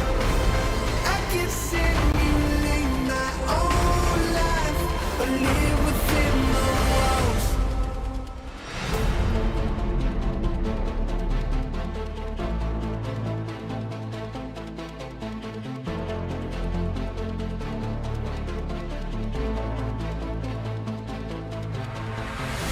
You light the fires in this place,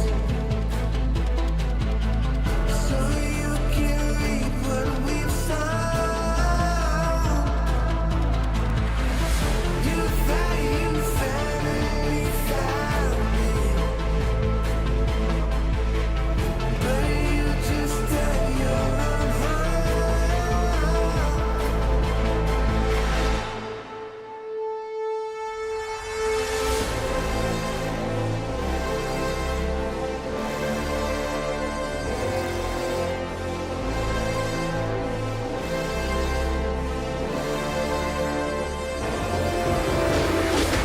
And if I stay locked in the half-life, but choose to give into my own mind, standing with all I've known, through the highways and finally feel it all. I can simulate my own life, but live within the walls.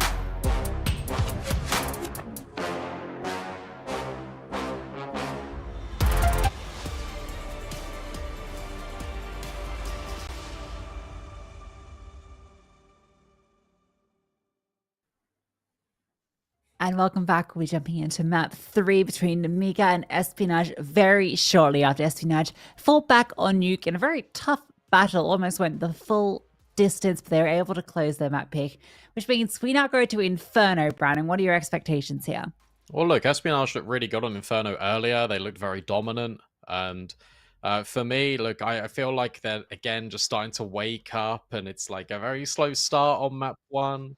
Map 2's feeling okay. They just won the knife round, I just got told. So they start That's CT big. side. That's a very big deal for them, in my opinion. So all signs kind of point to them appearing. One person I'd like to appear, I don't want to talk too much on it, but Quez, he arrived towards the back end of map 2, had some really important rounds in which he found a lot of impact.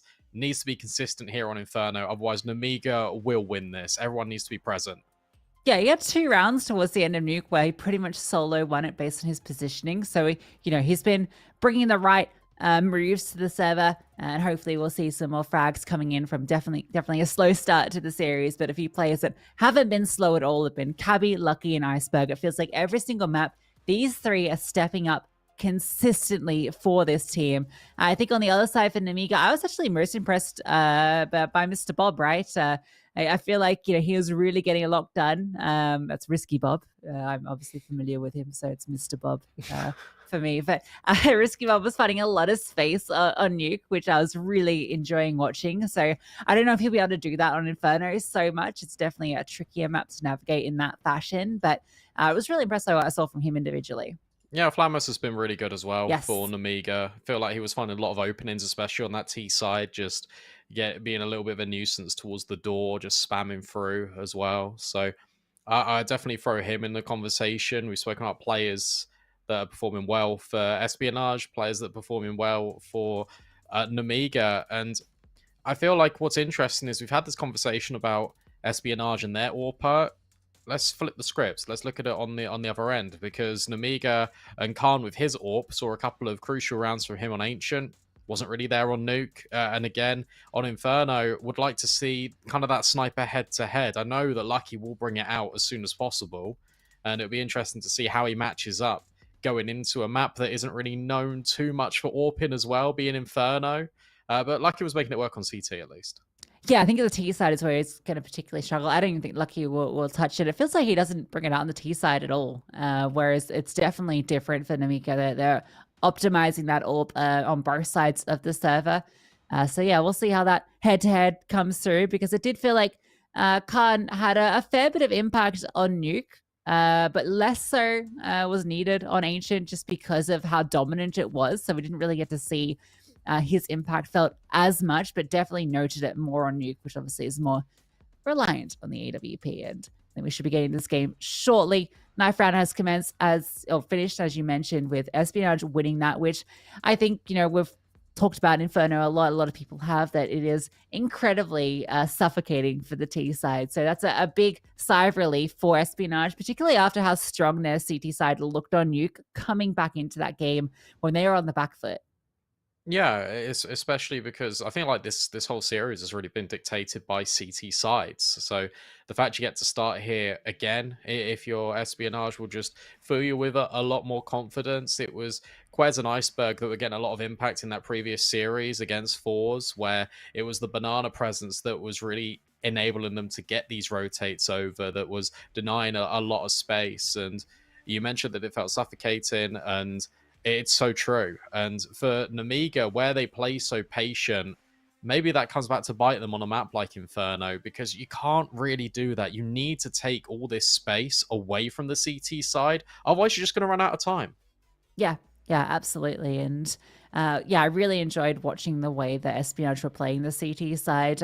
I will say early on there was some struggles where I think they were conceding a lot of space on the B side, and I feel like Iceberg was left alone there so often, and that was being exploited, I think, early on by Fours. But then there was the adaptation that came through, and it felt like they were able to respond to that a bit better. They were utilizing the boost a lot when the non-meta smoke was being deployed and giving that line of sight. I think Mister got up there quite a few times to be able to fight over the top. So that was really cool to see just how they were moving about the map and taking active steps over towards the A side, at least early on. And they kind of moved around a bit. And yeah, I think that they were playing very responsive to the way Fools were playing, whereas I'd almost feel like I want to see them sort of setting it a bit more to their pace this time around. I think what's interesting as well is Nemiga haven't played Inferno with this lineup. They played it with the core 4 players, but Almeza was also in the lineup at that time, and that was back in December. So that's the last official on record for Nemiga on Inferno. So when you take a look at kind of how to analyze this coming into it, you don't know what to expect out of them, except for good performances from the players that we've all just mentioned.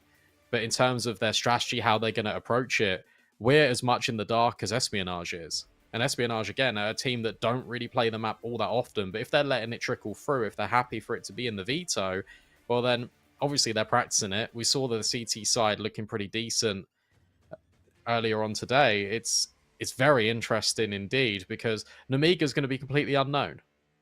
Yeah, it's actually an interesting choice when we look back at the V2 because Espionage had the choice to send this to Vertigo, which I think is, again, a map that would have favored them. They have a better record on it. It's a map that they've definitely put more effort into lately, and so we're seeing them quite a bit more on it. So they made an active choice to go into Inferno. I imagine it was because of how well they played earlier. So we'll see if that continues.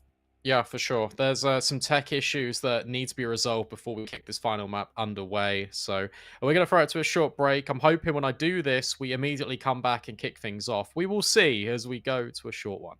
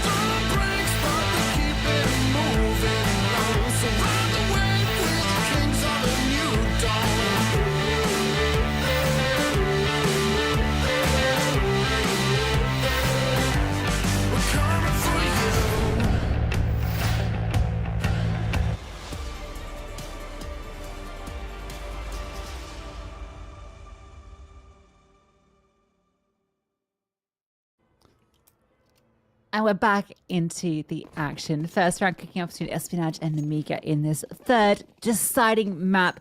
Each team taking their map pick. Yeah, let's see it then. What have Nemiga got in store? Flashbang being set up for Banana, but already can't. It's taking pretty deep space. In fact, make it risky, Bob. Numbers a bit confused on the HUD, but we'll make it work. Look at Quez. Again, spotting in towards second mid. Will get the jump on these players. Lucky can just go on the contact, and he finds it. However, Flamus has also dealt with Quez, so an even trade. Yeah, Flamus' forward position into the apartment just set him up to get that kill immediately. It was necessary for Lucky to find his. Smoke dropped on B by the CTs. And they're bringing extra players over here, so it's a gamble, but in the wrong direction. This is going to be all but impossible for this sole defender to hold. If that is Lucky. On an Iceberg, sorry, tucked in under quad. He might only have a single player to contend with, so maybe it's not so bad. If he can get that kill, fall back, there's a real chance here. Flash comes over. He knows the play that's coming through. He's allowed this space, and he wants to find this fight onto the mid player, but he gets away. Rotations come through, and Iceberg finds Risky Bob. That's the bomb. Dropped in pit. Great HE onto the smoke. Gives him the line to find Leah. And despite walking into the empty bomb site, just a single player here defending. Nemiga are struggling to find the space. Kill comes through, but time and issue being planted, but it's going to be denied. Run down by Dilberettas. Yeah, well done. There from Espionage. Really good play there. The fact that it's the decision-making of Iceberg to take the fight in towards middle to be really awkward for Nemiga. They had the bomb site for so long and they just could never plant it. And a shout-out as well to the CT side for blowing open that smoke at long and just taking the fights. It was really just expertly handled by the CT side. They never really felt the pressure. They gambled on the wrong bomb site. It doesn't matter. They retake with ease, so much so that the bomb can't even be punched in. No money in addition for Nemiga. They have to be on the Glocks. There's a singular flashbang in this round, and Espionage finally convert a pistol. Yeah, they love to just built up nice and cleanly.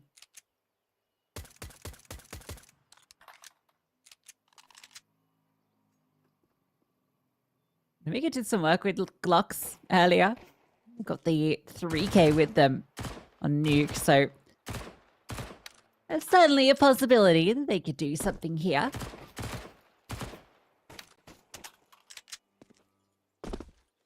A single flashbang isn't the greatest tool to enable it. Over to A they go. 3 defenders are going to be present.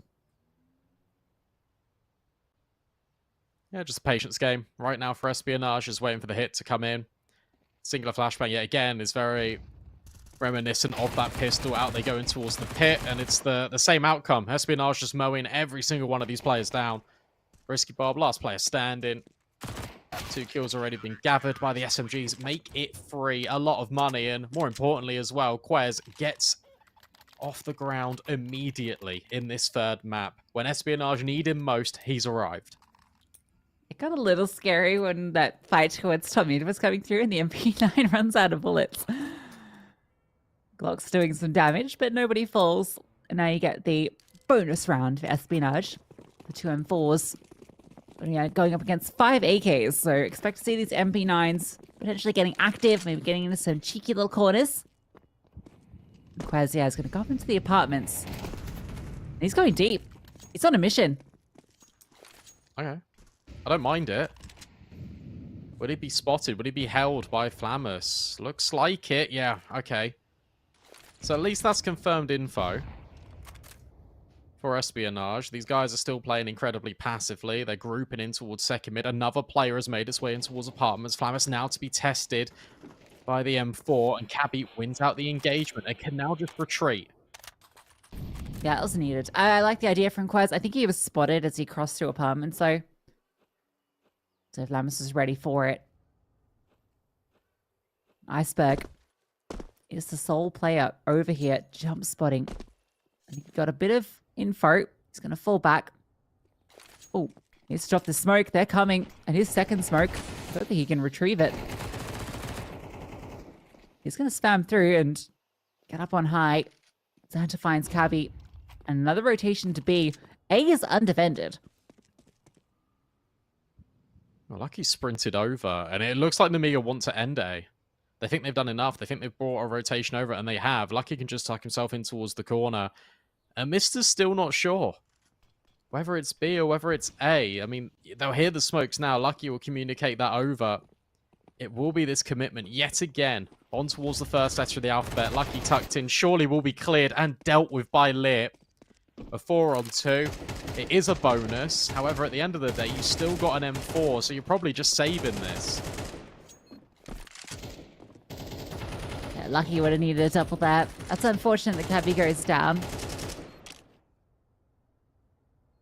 Gives that pathway through. This was just the bonus round, so it was the 3 MP9s. It was never going to favor Espionage.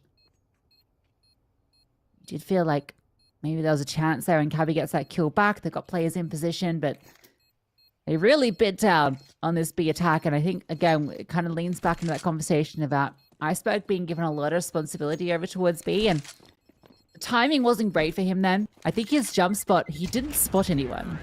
And it was as they were at basically half full. So he falls back, gets his smoke down and stays alive, which is fine. But I mean, he didn't have his second smoke. And then he hears the players just on the outside of his smoke. He's starting to panic. It's causing rotations to come on over. If he'd been able to actually get the information, drop the smoke close, pick up the second smoke and fall back, he could have kept them at base solo longer and allowed more players to focus on A. But Nemiga exploit that weakness perfectly. I mean, that's the key thing. The fact that his smoke was basically in the middle of where he dropped his first smoke, so he couldn't really hold on.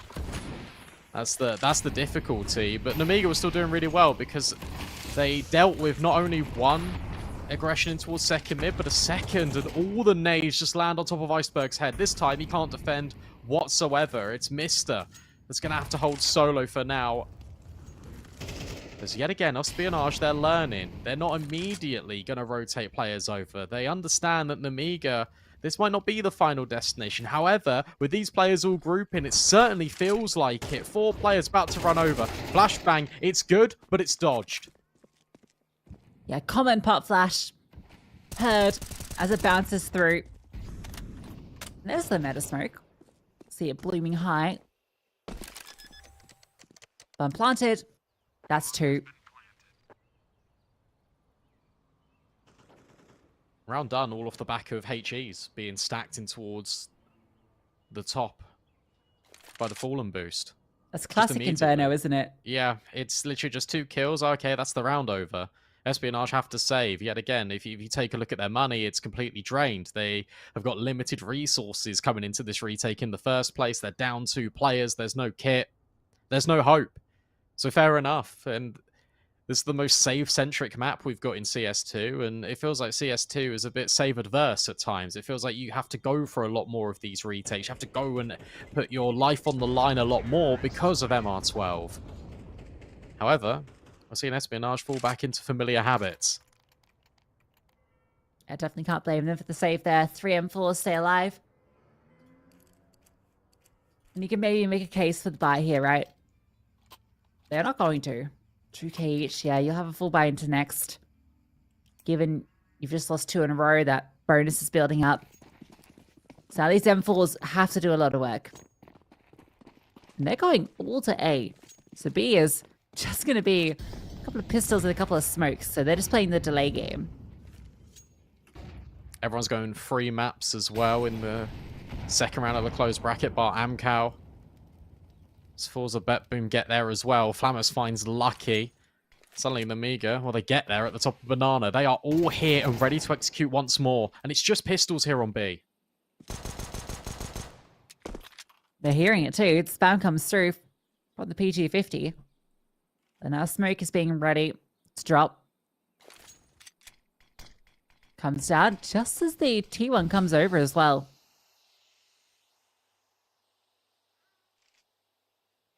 He's going to delay them slightly, and Quest is going to make his way over. He's got another smoke too.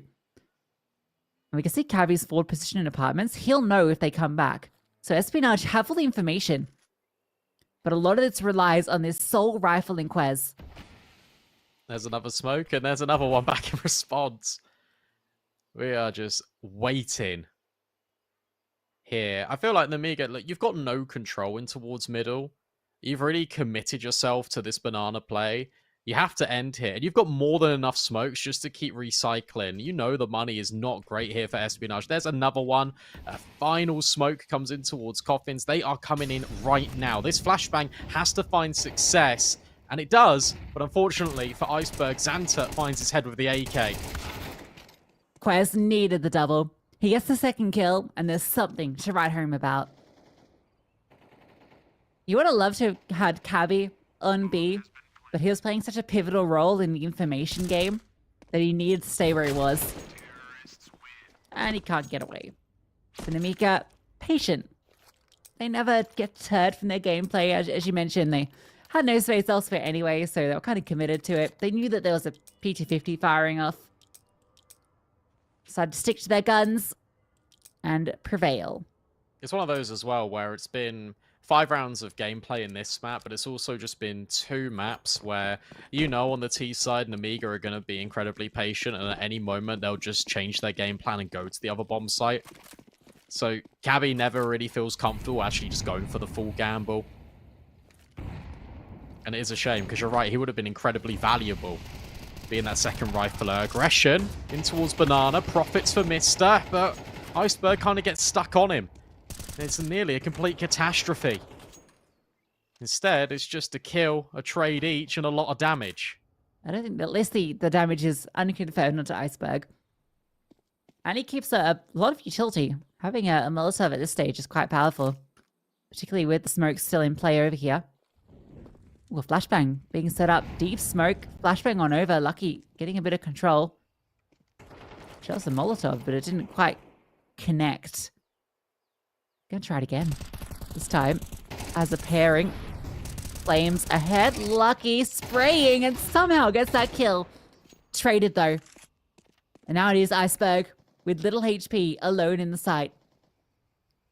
Ooh, and Khan's just found him. So now he can smoke, he can go, and you can see that Flammus is just going to be lurking. Quez has to clear, and he will manage that. So it's a 2 versus 2. There's definitely opportunities here for the CT side to go for this, because the bomb is only now going down. Sure, they don't have kits, but at least they've got a smoke. I think there is one on the site. I think we just see it right there in front of us. So very retrievable. Going from different directions. Cabby in the smoke. Oh, Khan just sitting on the other side. A wall between them. Time ticking. The smoke is basically well on the round. Yeah, I think if that smoke hadn't landed there, they hadn't picked that one up, Espionage would have been enticed to have given this a deeper look in. Now Cabby's just trying to stay alive, and he's not going to be allowed that either. Yeah, that's a really good post plan from Nemiga. Just the fact that you can throw that smoke deep to allow Khan just to tuck into that corner.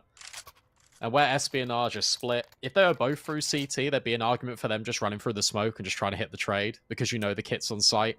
But because it's taken an enormous amount of time to rotate through Banana, because that smoke is so deep in CT, there are additional angles that you have to clear, and then you don't feel as confident. 1 rifle saved is the best that Espionage will get. Apart from that, it is just completely pistols, and Nemiga can just carve their way to a 5th round here, looking incredibly dominant on this T side. And we complimented Espionage and said that their CT looked pretty good. It is currently faltering to the attack of Nemiga. Yeah, it's been unfortunate. It's just been this B site being punished time and time again.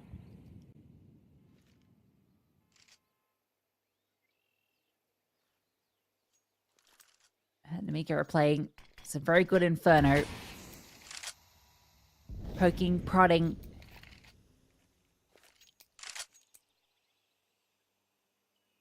This round it's going to be these pistols, stacking B.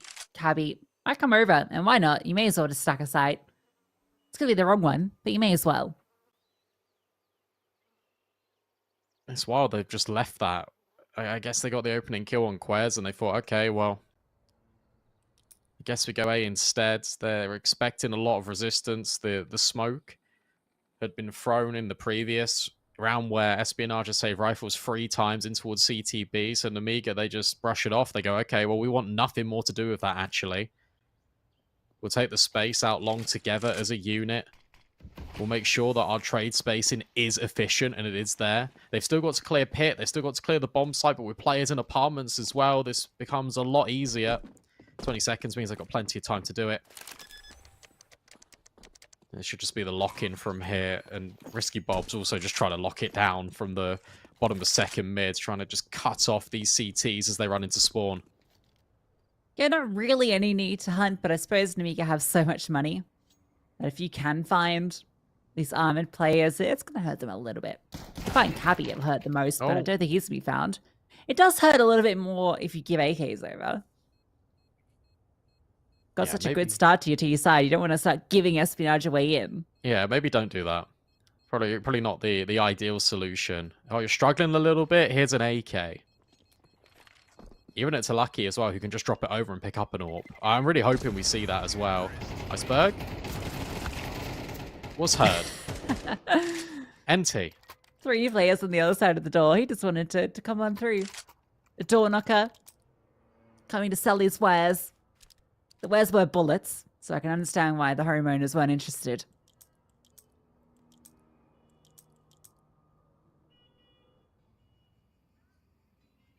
But there's that AWP, Brandon. And a pause from Espionage.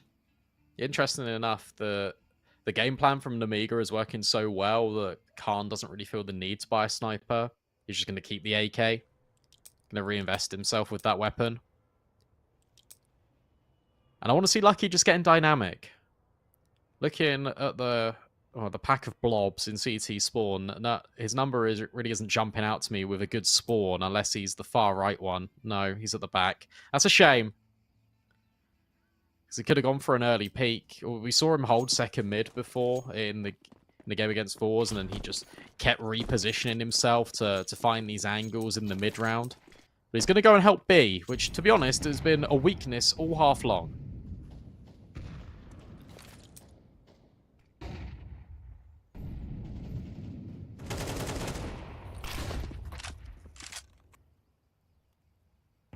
Early on, though, not much going on, so he's going to make his way back over. He's just supporting with a bit of utility early on. Now he can press up towards long. Fires off the shot, so lets them know the AWP is in play. And the Nemiga have been so B-focused. This round they have decided to commit more resources over to A early. I do like the change up. That smoke has not landed where they wanted it to, though.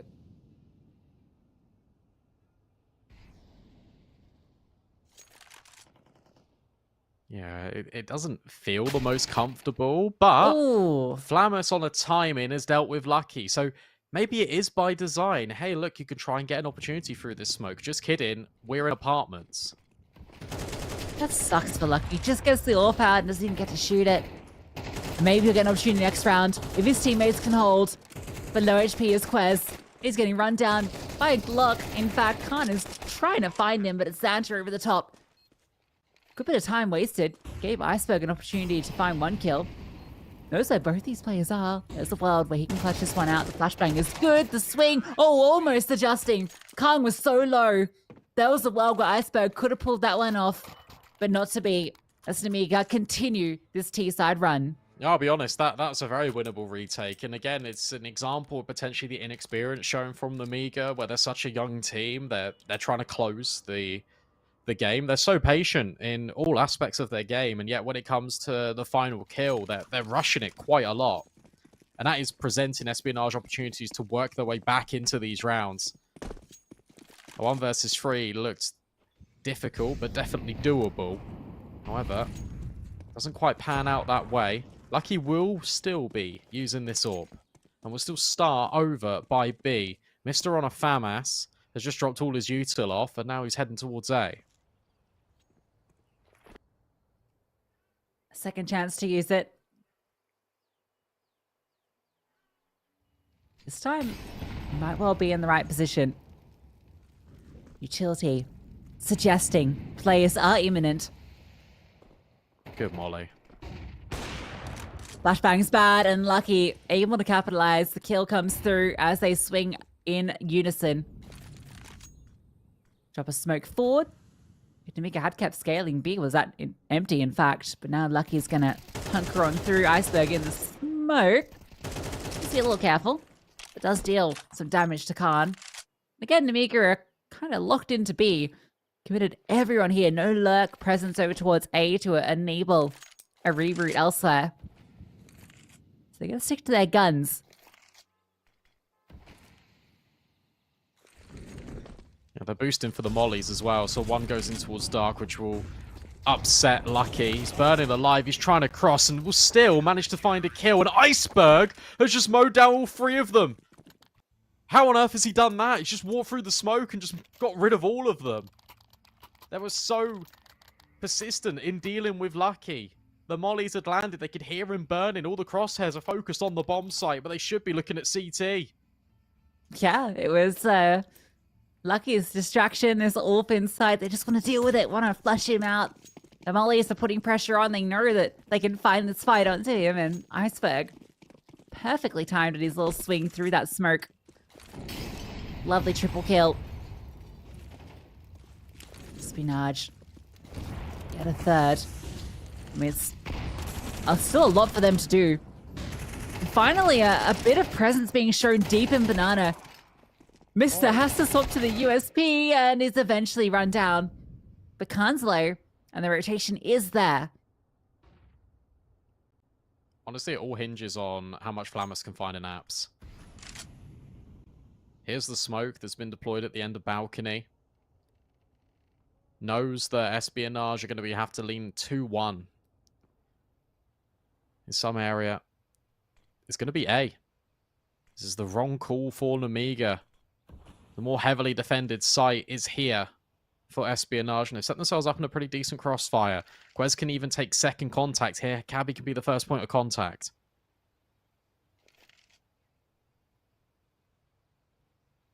Cabby's got to be carefully he's not exposed. I think he should be okay, but if they come quickly past Quez, could be under threat.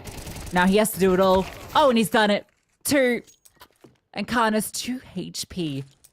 Lucky is very removed. Do they know how low Khan is? That's the question. It's been so long since that fight in towards Banana. I don't think that information can be confirmed. He's sitting in a smoke. Lucky walks past him. He's wondering where this player has got to. Smoke in a kit.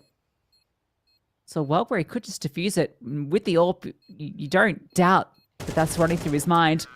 But Khan plays it to perfection, despite the heroics from Cabby, the double kill onto the 2 full HP players outplayed through the smoke.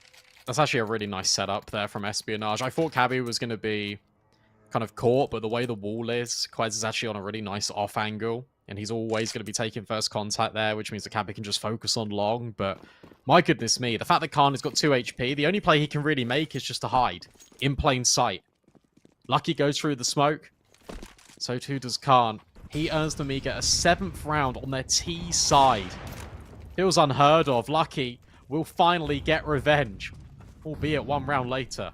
Yeah, that's the position he was fighting so commonly against 4s and finding success. So I was surprised not to see him start there early on when he got the AWP out in one of the previous rounds, but he's going to find that kill here. But 7 already feels like well enough for Nemiga. This is such a tough map for the T side. They're not really sweating at all. And they want to go B again. They want to go back to what has worked previously in this half. Flammus has always been this lurk in towards Boiler, in towards Balcony. Flashbang pushes Mr. back. Forces the smoke out of Iceberg. They can wait this out, Nemiga. But they might not even be waiting it out for B. They might be heading towards A. Especially with the bomb making its way. But that's potentially just to drop a little bit of utility as a fake. Little smoke comes through though. That's going to slow things down even further. And it's going to be B. 2 players here. Oh, that's unfortunate. Maybe an unforced error. No need to fight through that, but I think the smoke was making them feel worried. Lucky's not going to spot anything long, and now the execute comes through. That incendiary is perfect. Mr. Swing gets one, and it's just a sole defender. Iceberg, 10 seconds. He just needs to slow them down. He finds a kill, almost 2. But they are able to get the bomb down. Lucky catches Flammers on the smoke faders, all in the Xanta. Such low HP. Walks around into ruins. He's found a bit of a gap here, but they're going to be aware of it. They know the bomb was planted, and this can just be held. Lucky's not revealed. Quest taps the bomb, and Xanta is found. Again, well played execute. Sorry, retake from Espionage. They've done enough on the delay. Lucky never allows an opportunity for him to be taken in a one-on-one fight. Just holds the smoke fade. He's already been burned by that one before. That nearly happened again, but not this time. Espionage get it over the line. He waits for the banana retake. And the first point of contact, well, it's always going to be on the rifler. Doesn't give an opportunity for Lucky to miss that shot. He is just trained in, locked on that angle. A necessary 4th. Sure, Nemiga has still got all the money in the world. Espionage are going to have to do it the hard way, but they give themselves a chance to make this half 7-5. You feel like that's absolutely necessary.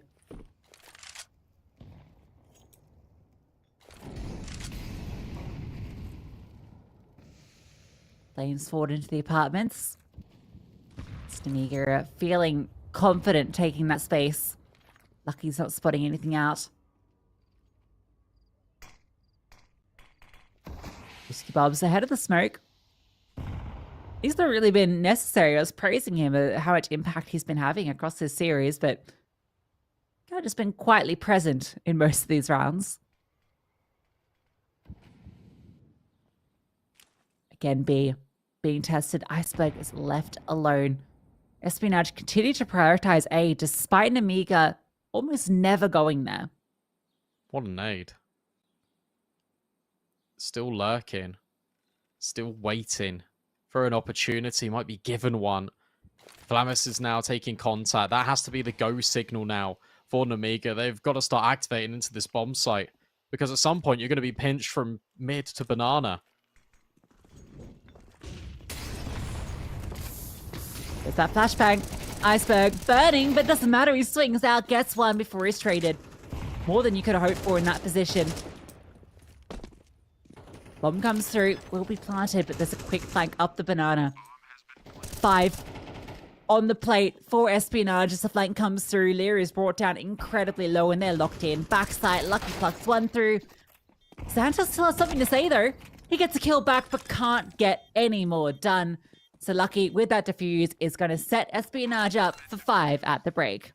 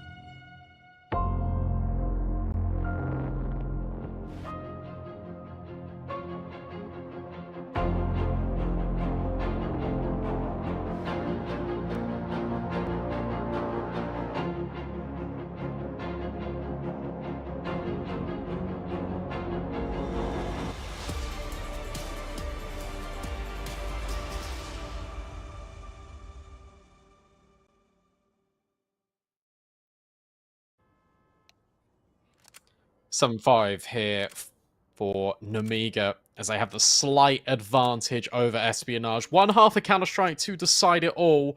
Who continues in the upper bracket and who gets demoted to the lower? Neither team being eliminated.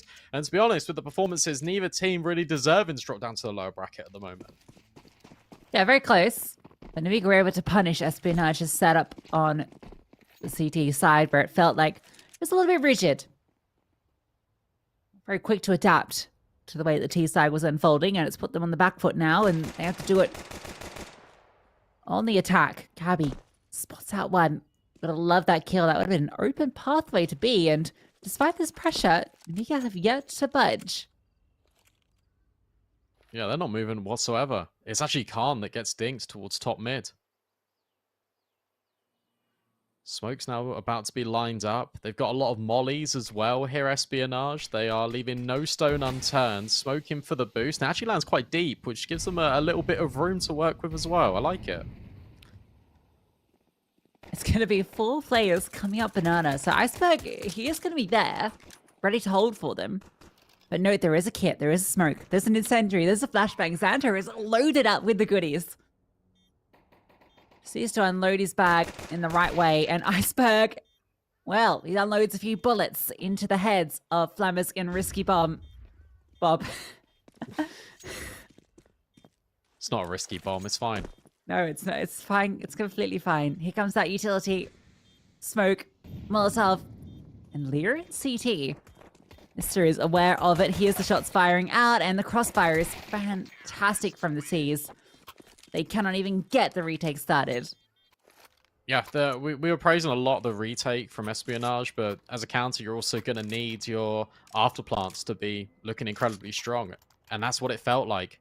I was very impressed with how they handled that. The fact that Iceberg is still providing impact, had a very slow start to this map, but it was really coming to his element. And we said, look, if Espionage want to win this game, it's got to be consistency. It's got to be every single player stepping up. And they really have done that. And you can see kill distribution incredibly even across the board for this T side.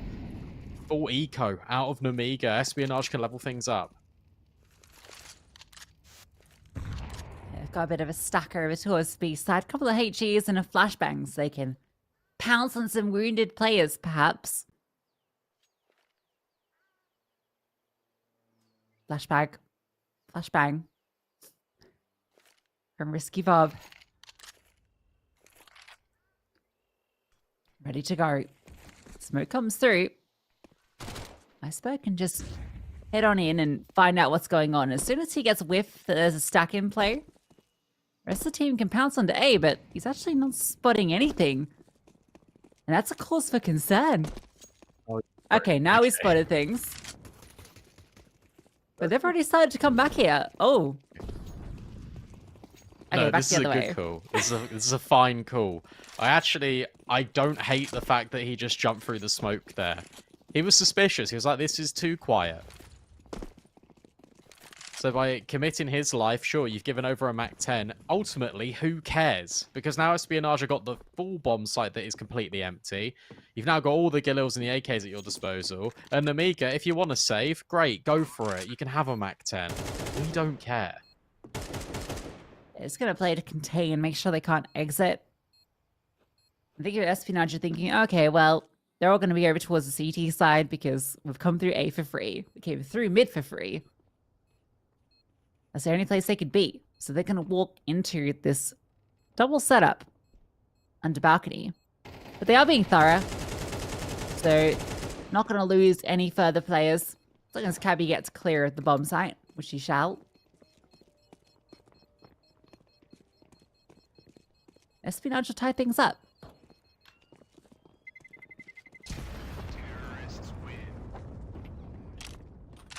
Yeah, they're playing it like they have done kind of all day. Just making sure they're in packs, making sure they can't be traded pretty easily. Trying to address each buy with the same level of respect as well. They know that that was USP round from Nemiga, so now it's going to be the full gun round. You're not really playing with a bonus. You future-proofed your buy by investing all the Galils and the AKs. So they can compete early. They don't have to concede kind of any ground off the back of, oh, that was only Mac 10s, it's fine. No, they are armed, loaded, and ready to go.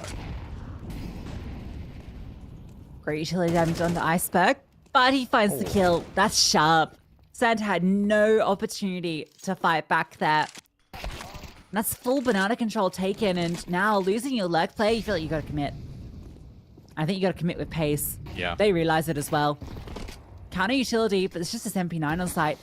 Trying to delay as much as possible. There's a gap in that smoke and it's being exploited.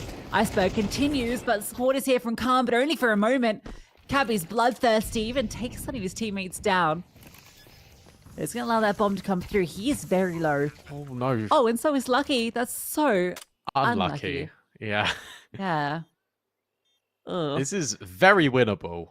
Incredibly winnable right now for Nemiga.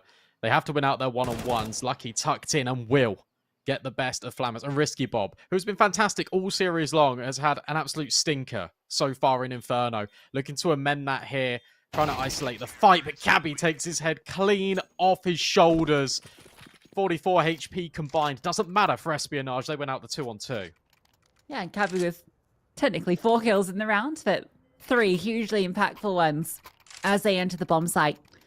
And that was the right call. We kind of highlighted as it was happening, but as soon as you lose that lurk player, you've just got the opening on B. You've got that space in banana. You just got to hit. You've got to take it by force, because if you allow them to lock down B, you've got nowhere to go. So well handled by Espionage. The right call at the right time. Puts them in the lead. They're going to extend it further. Most likely, the HEs actually do quite a chunk of damage early on. Getting a kill and Lucky almost brought down.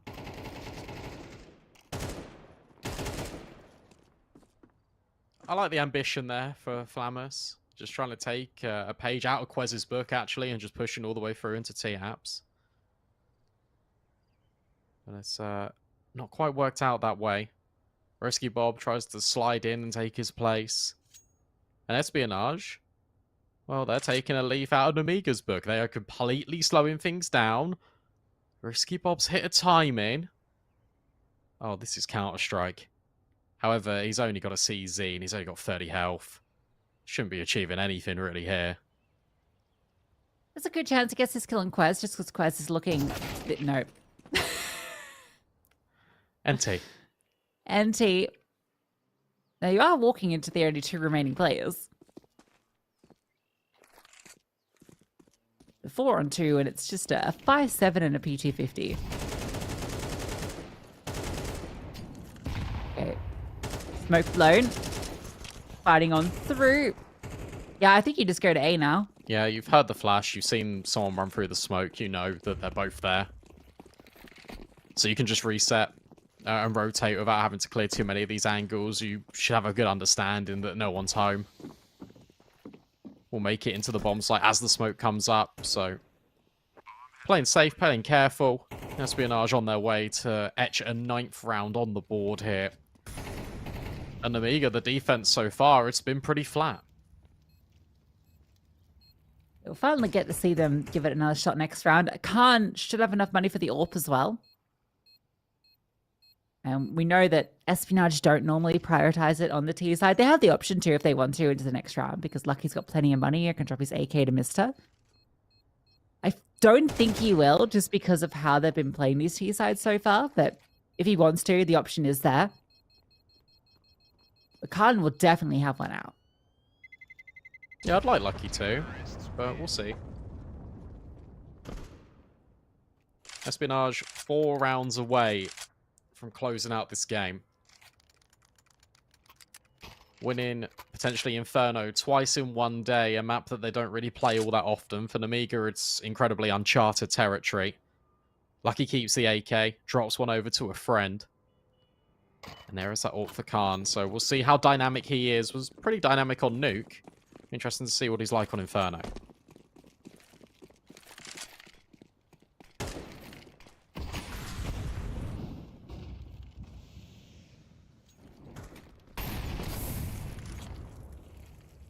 Well, over towards B is where he's currently lying in wait, I think. Yep. Through mid, they go, just bursting through the smoke. Leah finds the kill onto Iceberg. Cabby's scaling is really fast, but I think they should know that he can wrap very quickly. See, defensive smoke has to be dropped. Espionage putting pace onto it when they've played so slowly in a lot of their T rounds, and it's working out for them so far. That kill was necessary, and that's given them A. I really like that. You've got Cabby applying a lot of pressure and a squeeze over at long to the point where Espionage, it feels like they have to go off the back of it because otherwise his position, his timing, it's completely wasted. So they don't slow down, they don't pause, they don't let this one guy go in solo. They all crunch, they lead with their utility, and then they just take the space immediately. It's incredibly well played. And you mentioned it, they've been playing very slow, just not only in this game, but in all of the maps. A complete change of pace. Nemiga aren't ready for it, they can't really get any kills on the bomb site, the crossfire crumbles in a blink of an eye. And that's Espionage up to double digits. The AWP barely got involved. Yeah, really cool. Love that call coming through. And actually, this T-side calling has just been through and through really good. It feels like every round has felt very well designed. The responsiveness to Nemiga's setups has been great.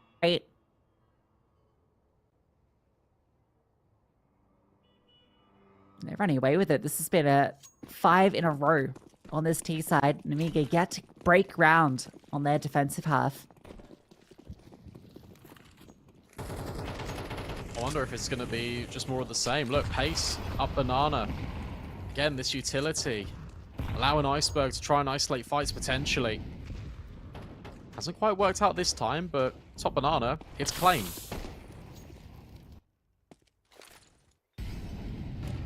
Well, Nemiga are going to fight back for it, so that's good. Bit of responsiveness, but it could be an issue for them. Okay, smoke comes down.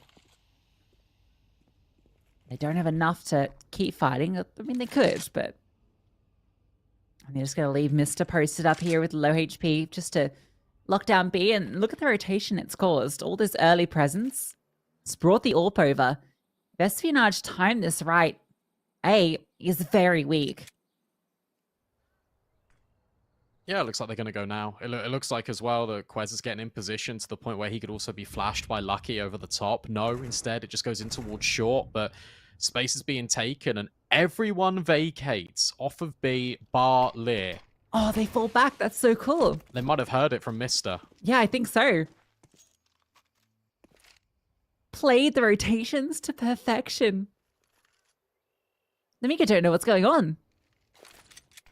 Card is now going to come back. I was going to say, neither do Espionage. The bomb was going up back up towards A and then it reset. 20 seconds. Smoke just got dropped. That's an issue. But it's just an AWP and a pistol here. Only so much multi-kill potential. Khan gets one through the smoke and Xanta actually catches off the lurk. No The way. AWP is still here. He wants to walk through. Lucky's holding and Lucky punishes. Bomb gets planted. Utility is there. Smoke still up, but is about to fade. And it's a difficult retake. There is a kit on Xanta, but no utility. Has to be dry, and Flamus waits for the peak to come through. Lucky would have to come through for something special. They know where he is. The spray is beautiful, though. And Flamus's position is noted from that kill earlier. He has to flush Lucky out, and Lucky swings, and it is absolute poetry. What a hold from Lucky. 4 in the round and 11 on the board for Espionage. I'll tell you what, though, that round should not have been as complicated as it was. Khan doing immaculately well. He gets 2 kills through the smoke over at B. Thrown into the 2-on-3. Lucky, might as well call it a 1-on-3 at that point. But there's no utility.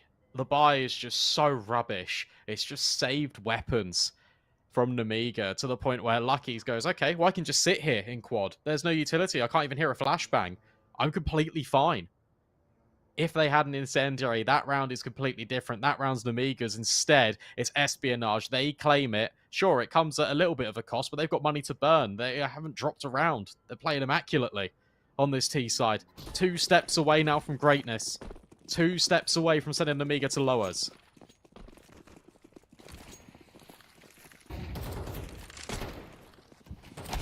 They're feeling so confident. Maybe a little too much. Khan was ready for that aggression. Gets that off to work. And Nemiga have taken banana control. They braved the utility. And it looks like finally they'll break through. 3 versus 5 for these remaining members.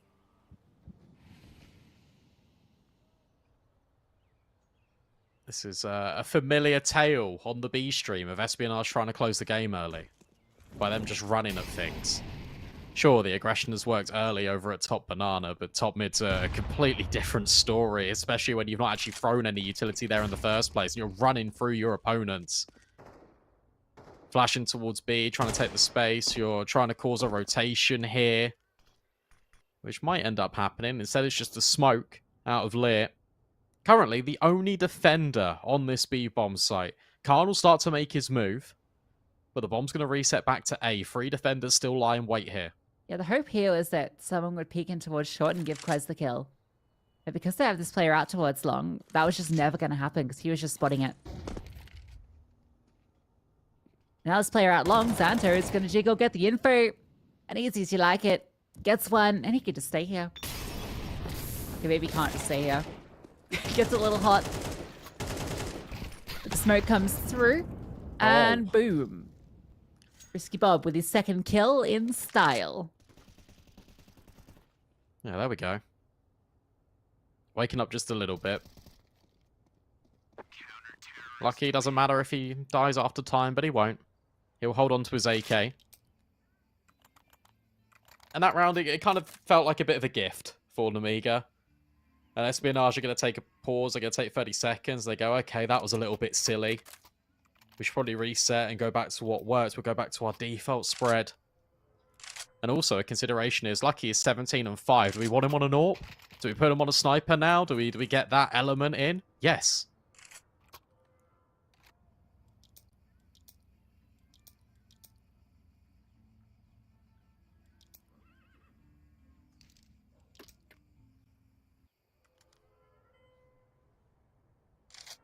Espionage know this one's in touching distance, and they know that T side has been absolutely dominant. Deep mid smoke being thrown there from Xanta. Looks like it. That was unnecessary. Yeah, no one like that. I like that. So that they throw the purpose of that deep nade is to kind of hide the nades. Oh. The purpose of the deep smoke is to hide the nades behind it. There we go. We'll get there. Now the scaling from Espionage in towards the apartments. Cabby just waiting for the molly to dissipate. Player in towards Boiler. And Flamus just leaves as Cabby takes the space. Lucky setting up smoke. That one's deep. I believe for Moto. Flash through. They're just going to scale through short. And apps pop. Oh.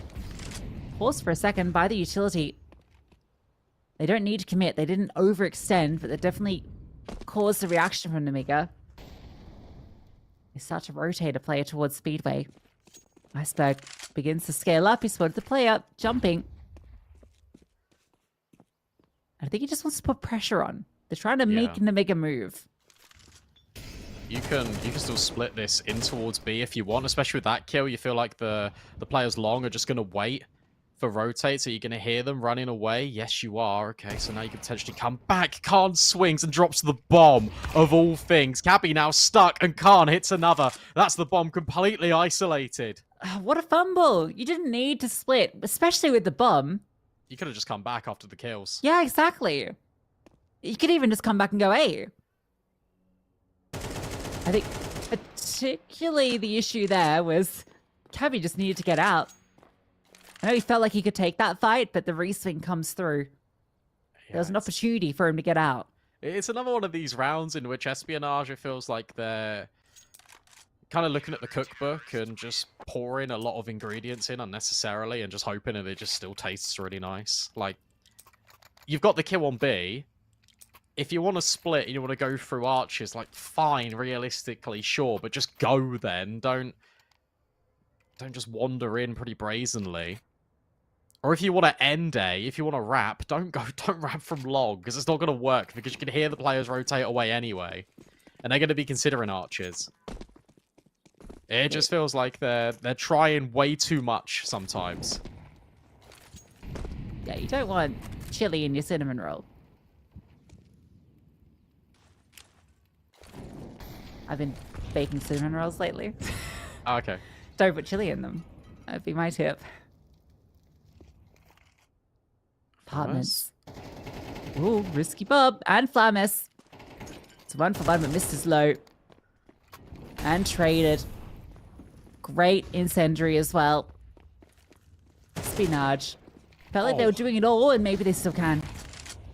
Risky Bob being absolutely run down by utility, but he gets 2. A triple in the round.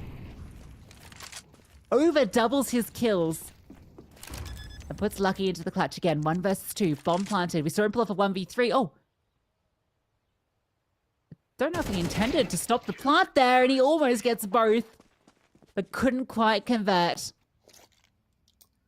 Definitely didn't intend to get off that bomb. It's like he cancelled the animation right at the last second, right as he was lifting it just to place it on the floor. That's prevented extra money. That means this buy is going to not be very good whatsoever. And now Nemiga, suddenly, Espionage were just 2 steps away. We said it. And now Nemiga are breathing down the back of their necks. Potentially going to force them onto an eco. Potentially going to make Espionage play against Series Point. How did we get here?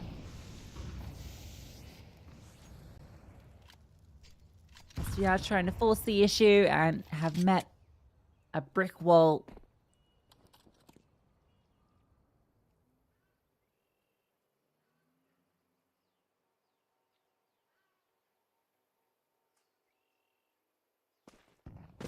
All players at A.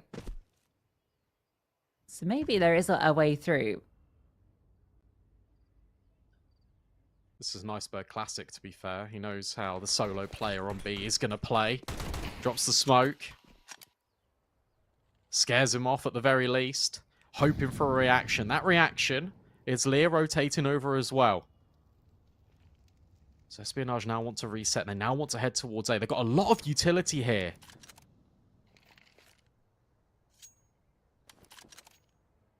It's a 3rd player going B. Okay. This could definitely work. The AWP's not present, although he's going to start to come back. That smoke is well-timed, but Quez is not going to respect it. Smoke comes through. Deep bomb going to be landing as well. All the utility.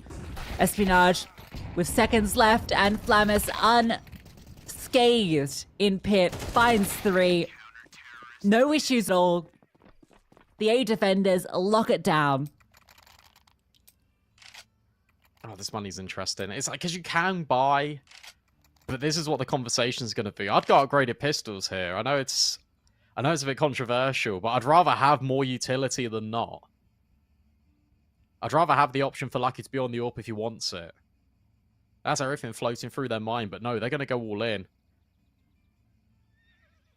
They're going to be left wanting. You can see that Mr. downgrades himself to a Galil. Cabby the same, so they can have all this utility. But they want to go now.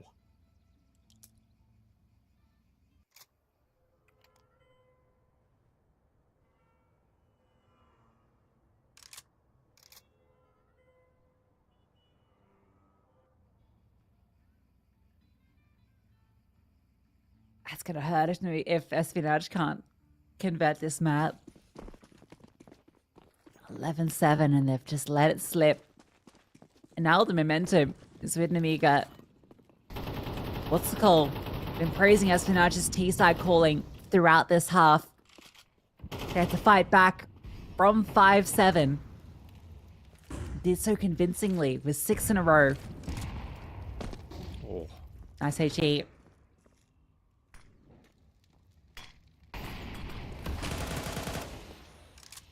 We haven't really just seen like a straight execute. We've seen like a pop, like through apps, coming through short with the burst through apps. But we haven't really seen like a true take onto B in quite a while.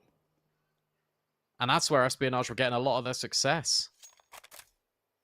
Now it's Xanta, who was clipped by that HE a little bit earlier. He's got friends. He's got support. There could be a counter flash being ready and set up, and there is. No one peeking at the moment, but it still gives all this space. Lear, oh, he baits it out perfectly. Mister's actually the one to deal the damage onto Iceberg, and a follow-up flash. Xanta is out of there, and the damage has been done. I feel like they got afraid after they put the pace on, and they lost that first round, and they've gone back to these slower, creepy-based rounds where they just take their time with it, try and poke and prod, get a bit of space, but the proactive plays from Nemiga have just been undoing them at every turn. Now you're forcing it in to the B-bomb site.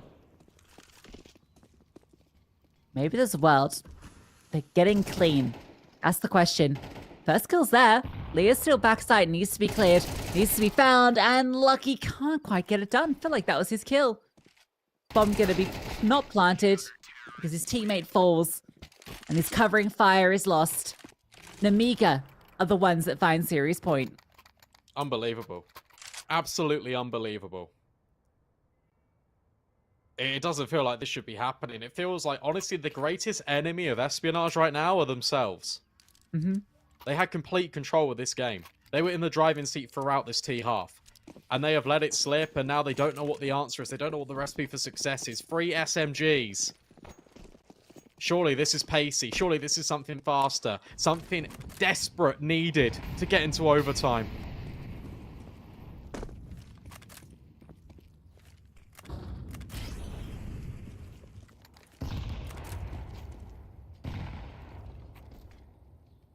It would be so typical if Espionage could finally find it here. The run round they need.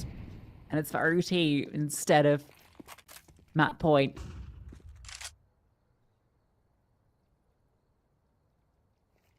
Managed to cause the rotation to be. Khan has shown that he's very keen just to move around as required. Sub me out, coach. Xanta's going to be the one that now goes over towards A. Let's get his running shoes on, and he is going to put some pace in, get towards library. Or as we call it now, the tavern, I guess.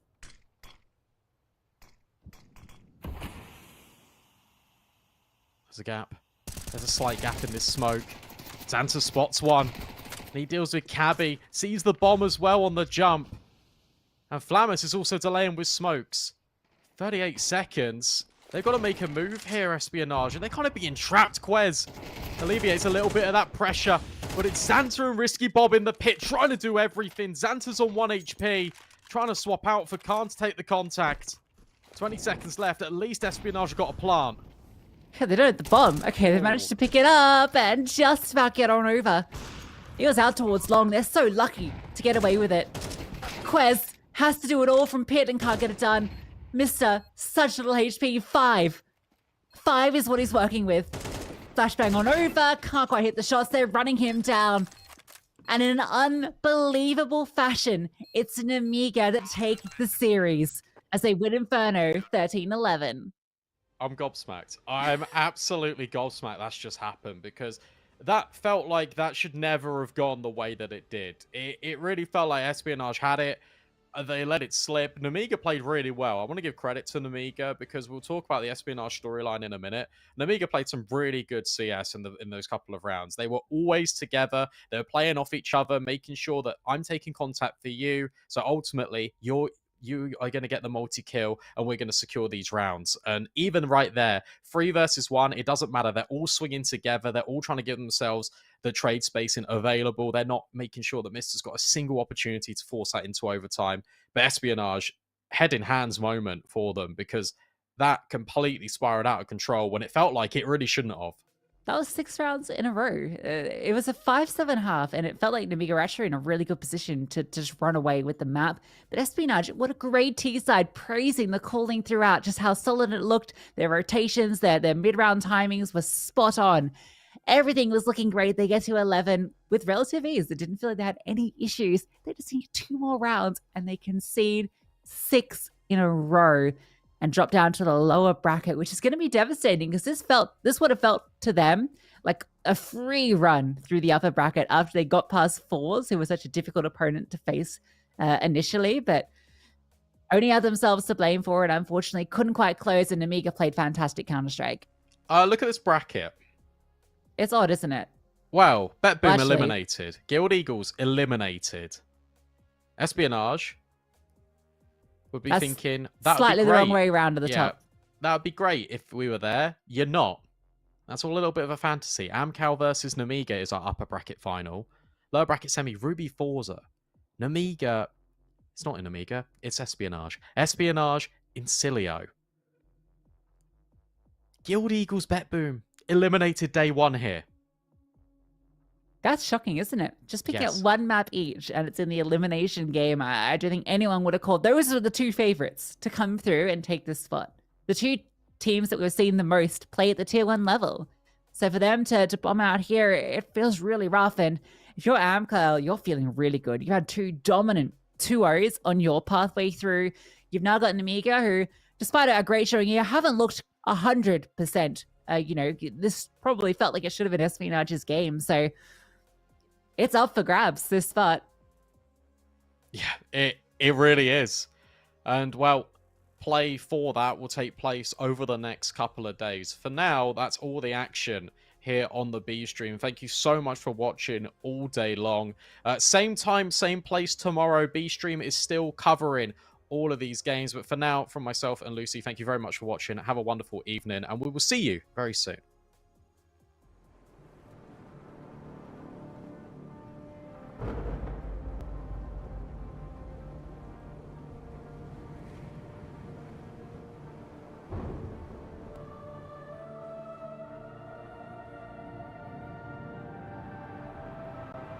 Rafa really making history. Absolutely phenomenal. And Ace is the champion of the Intel Extreme Masters World Finals. Storm's still not quite done. MC is going to take this fight, though. 3 seconds left.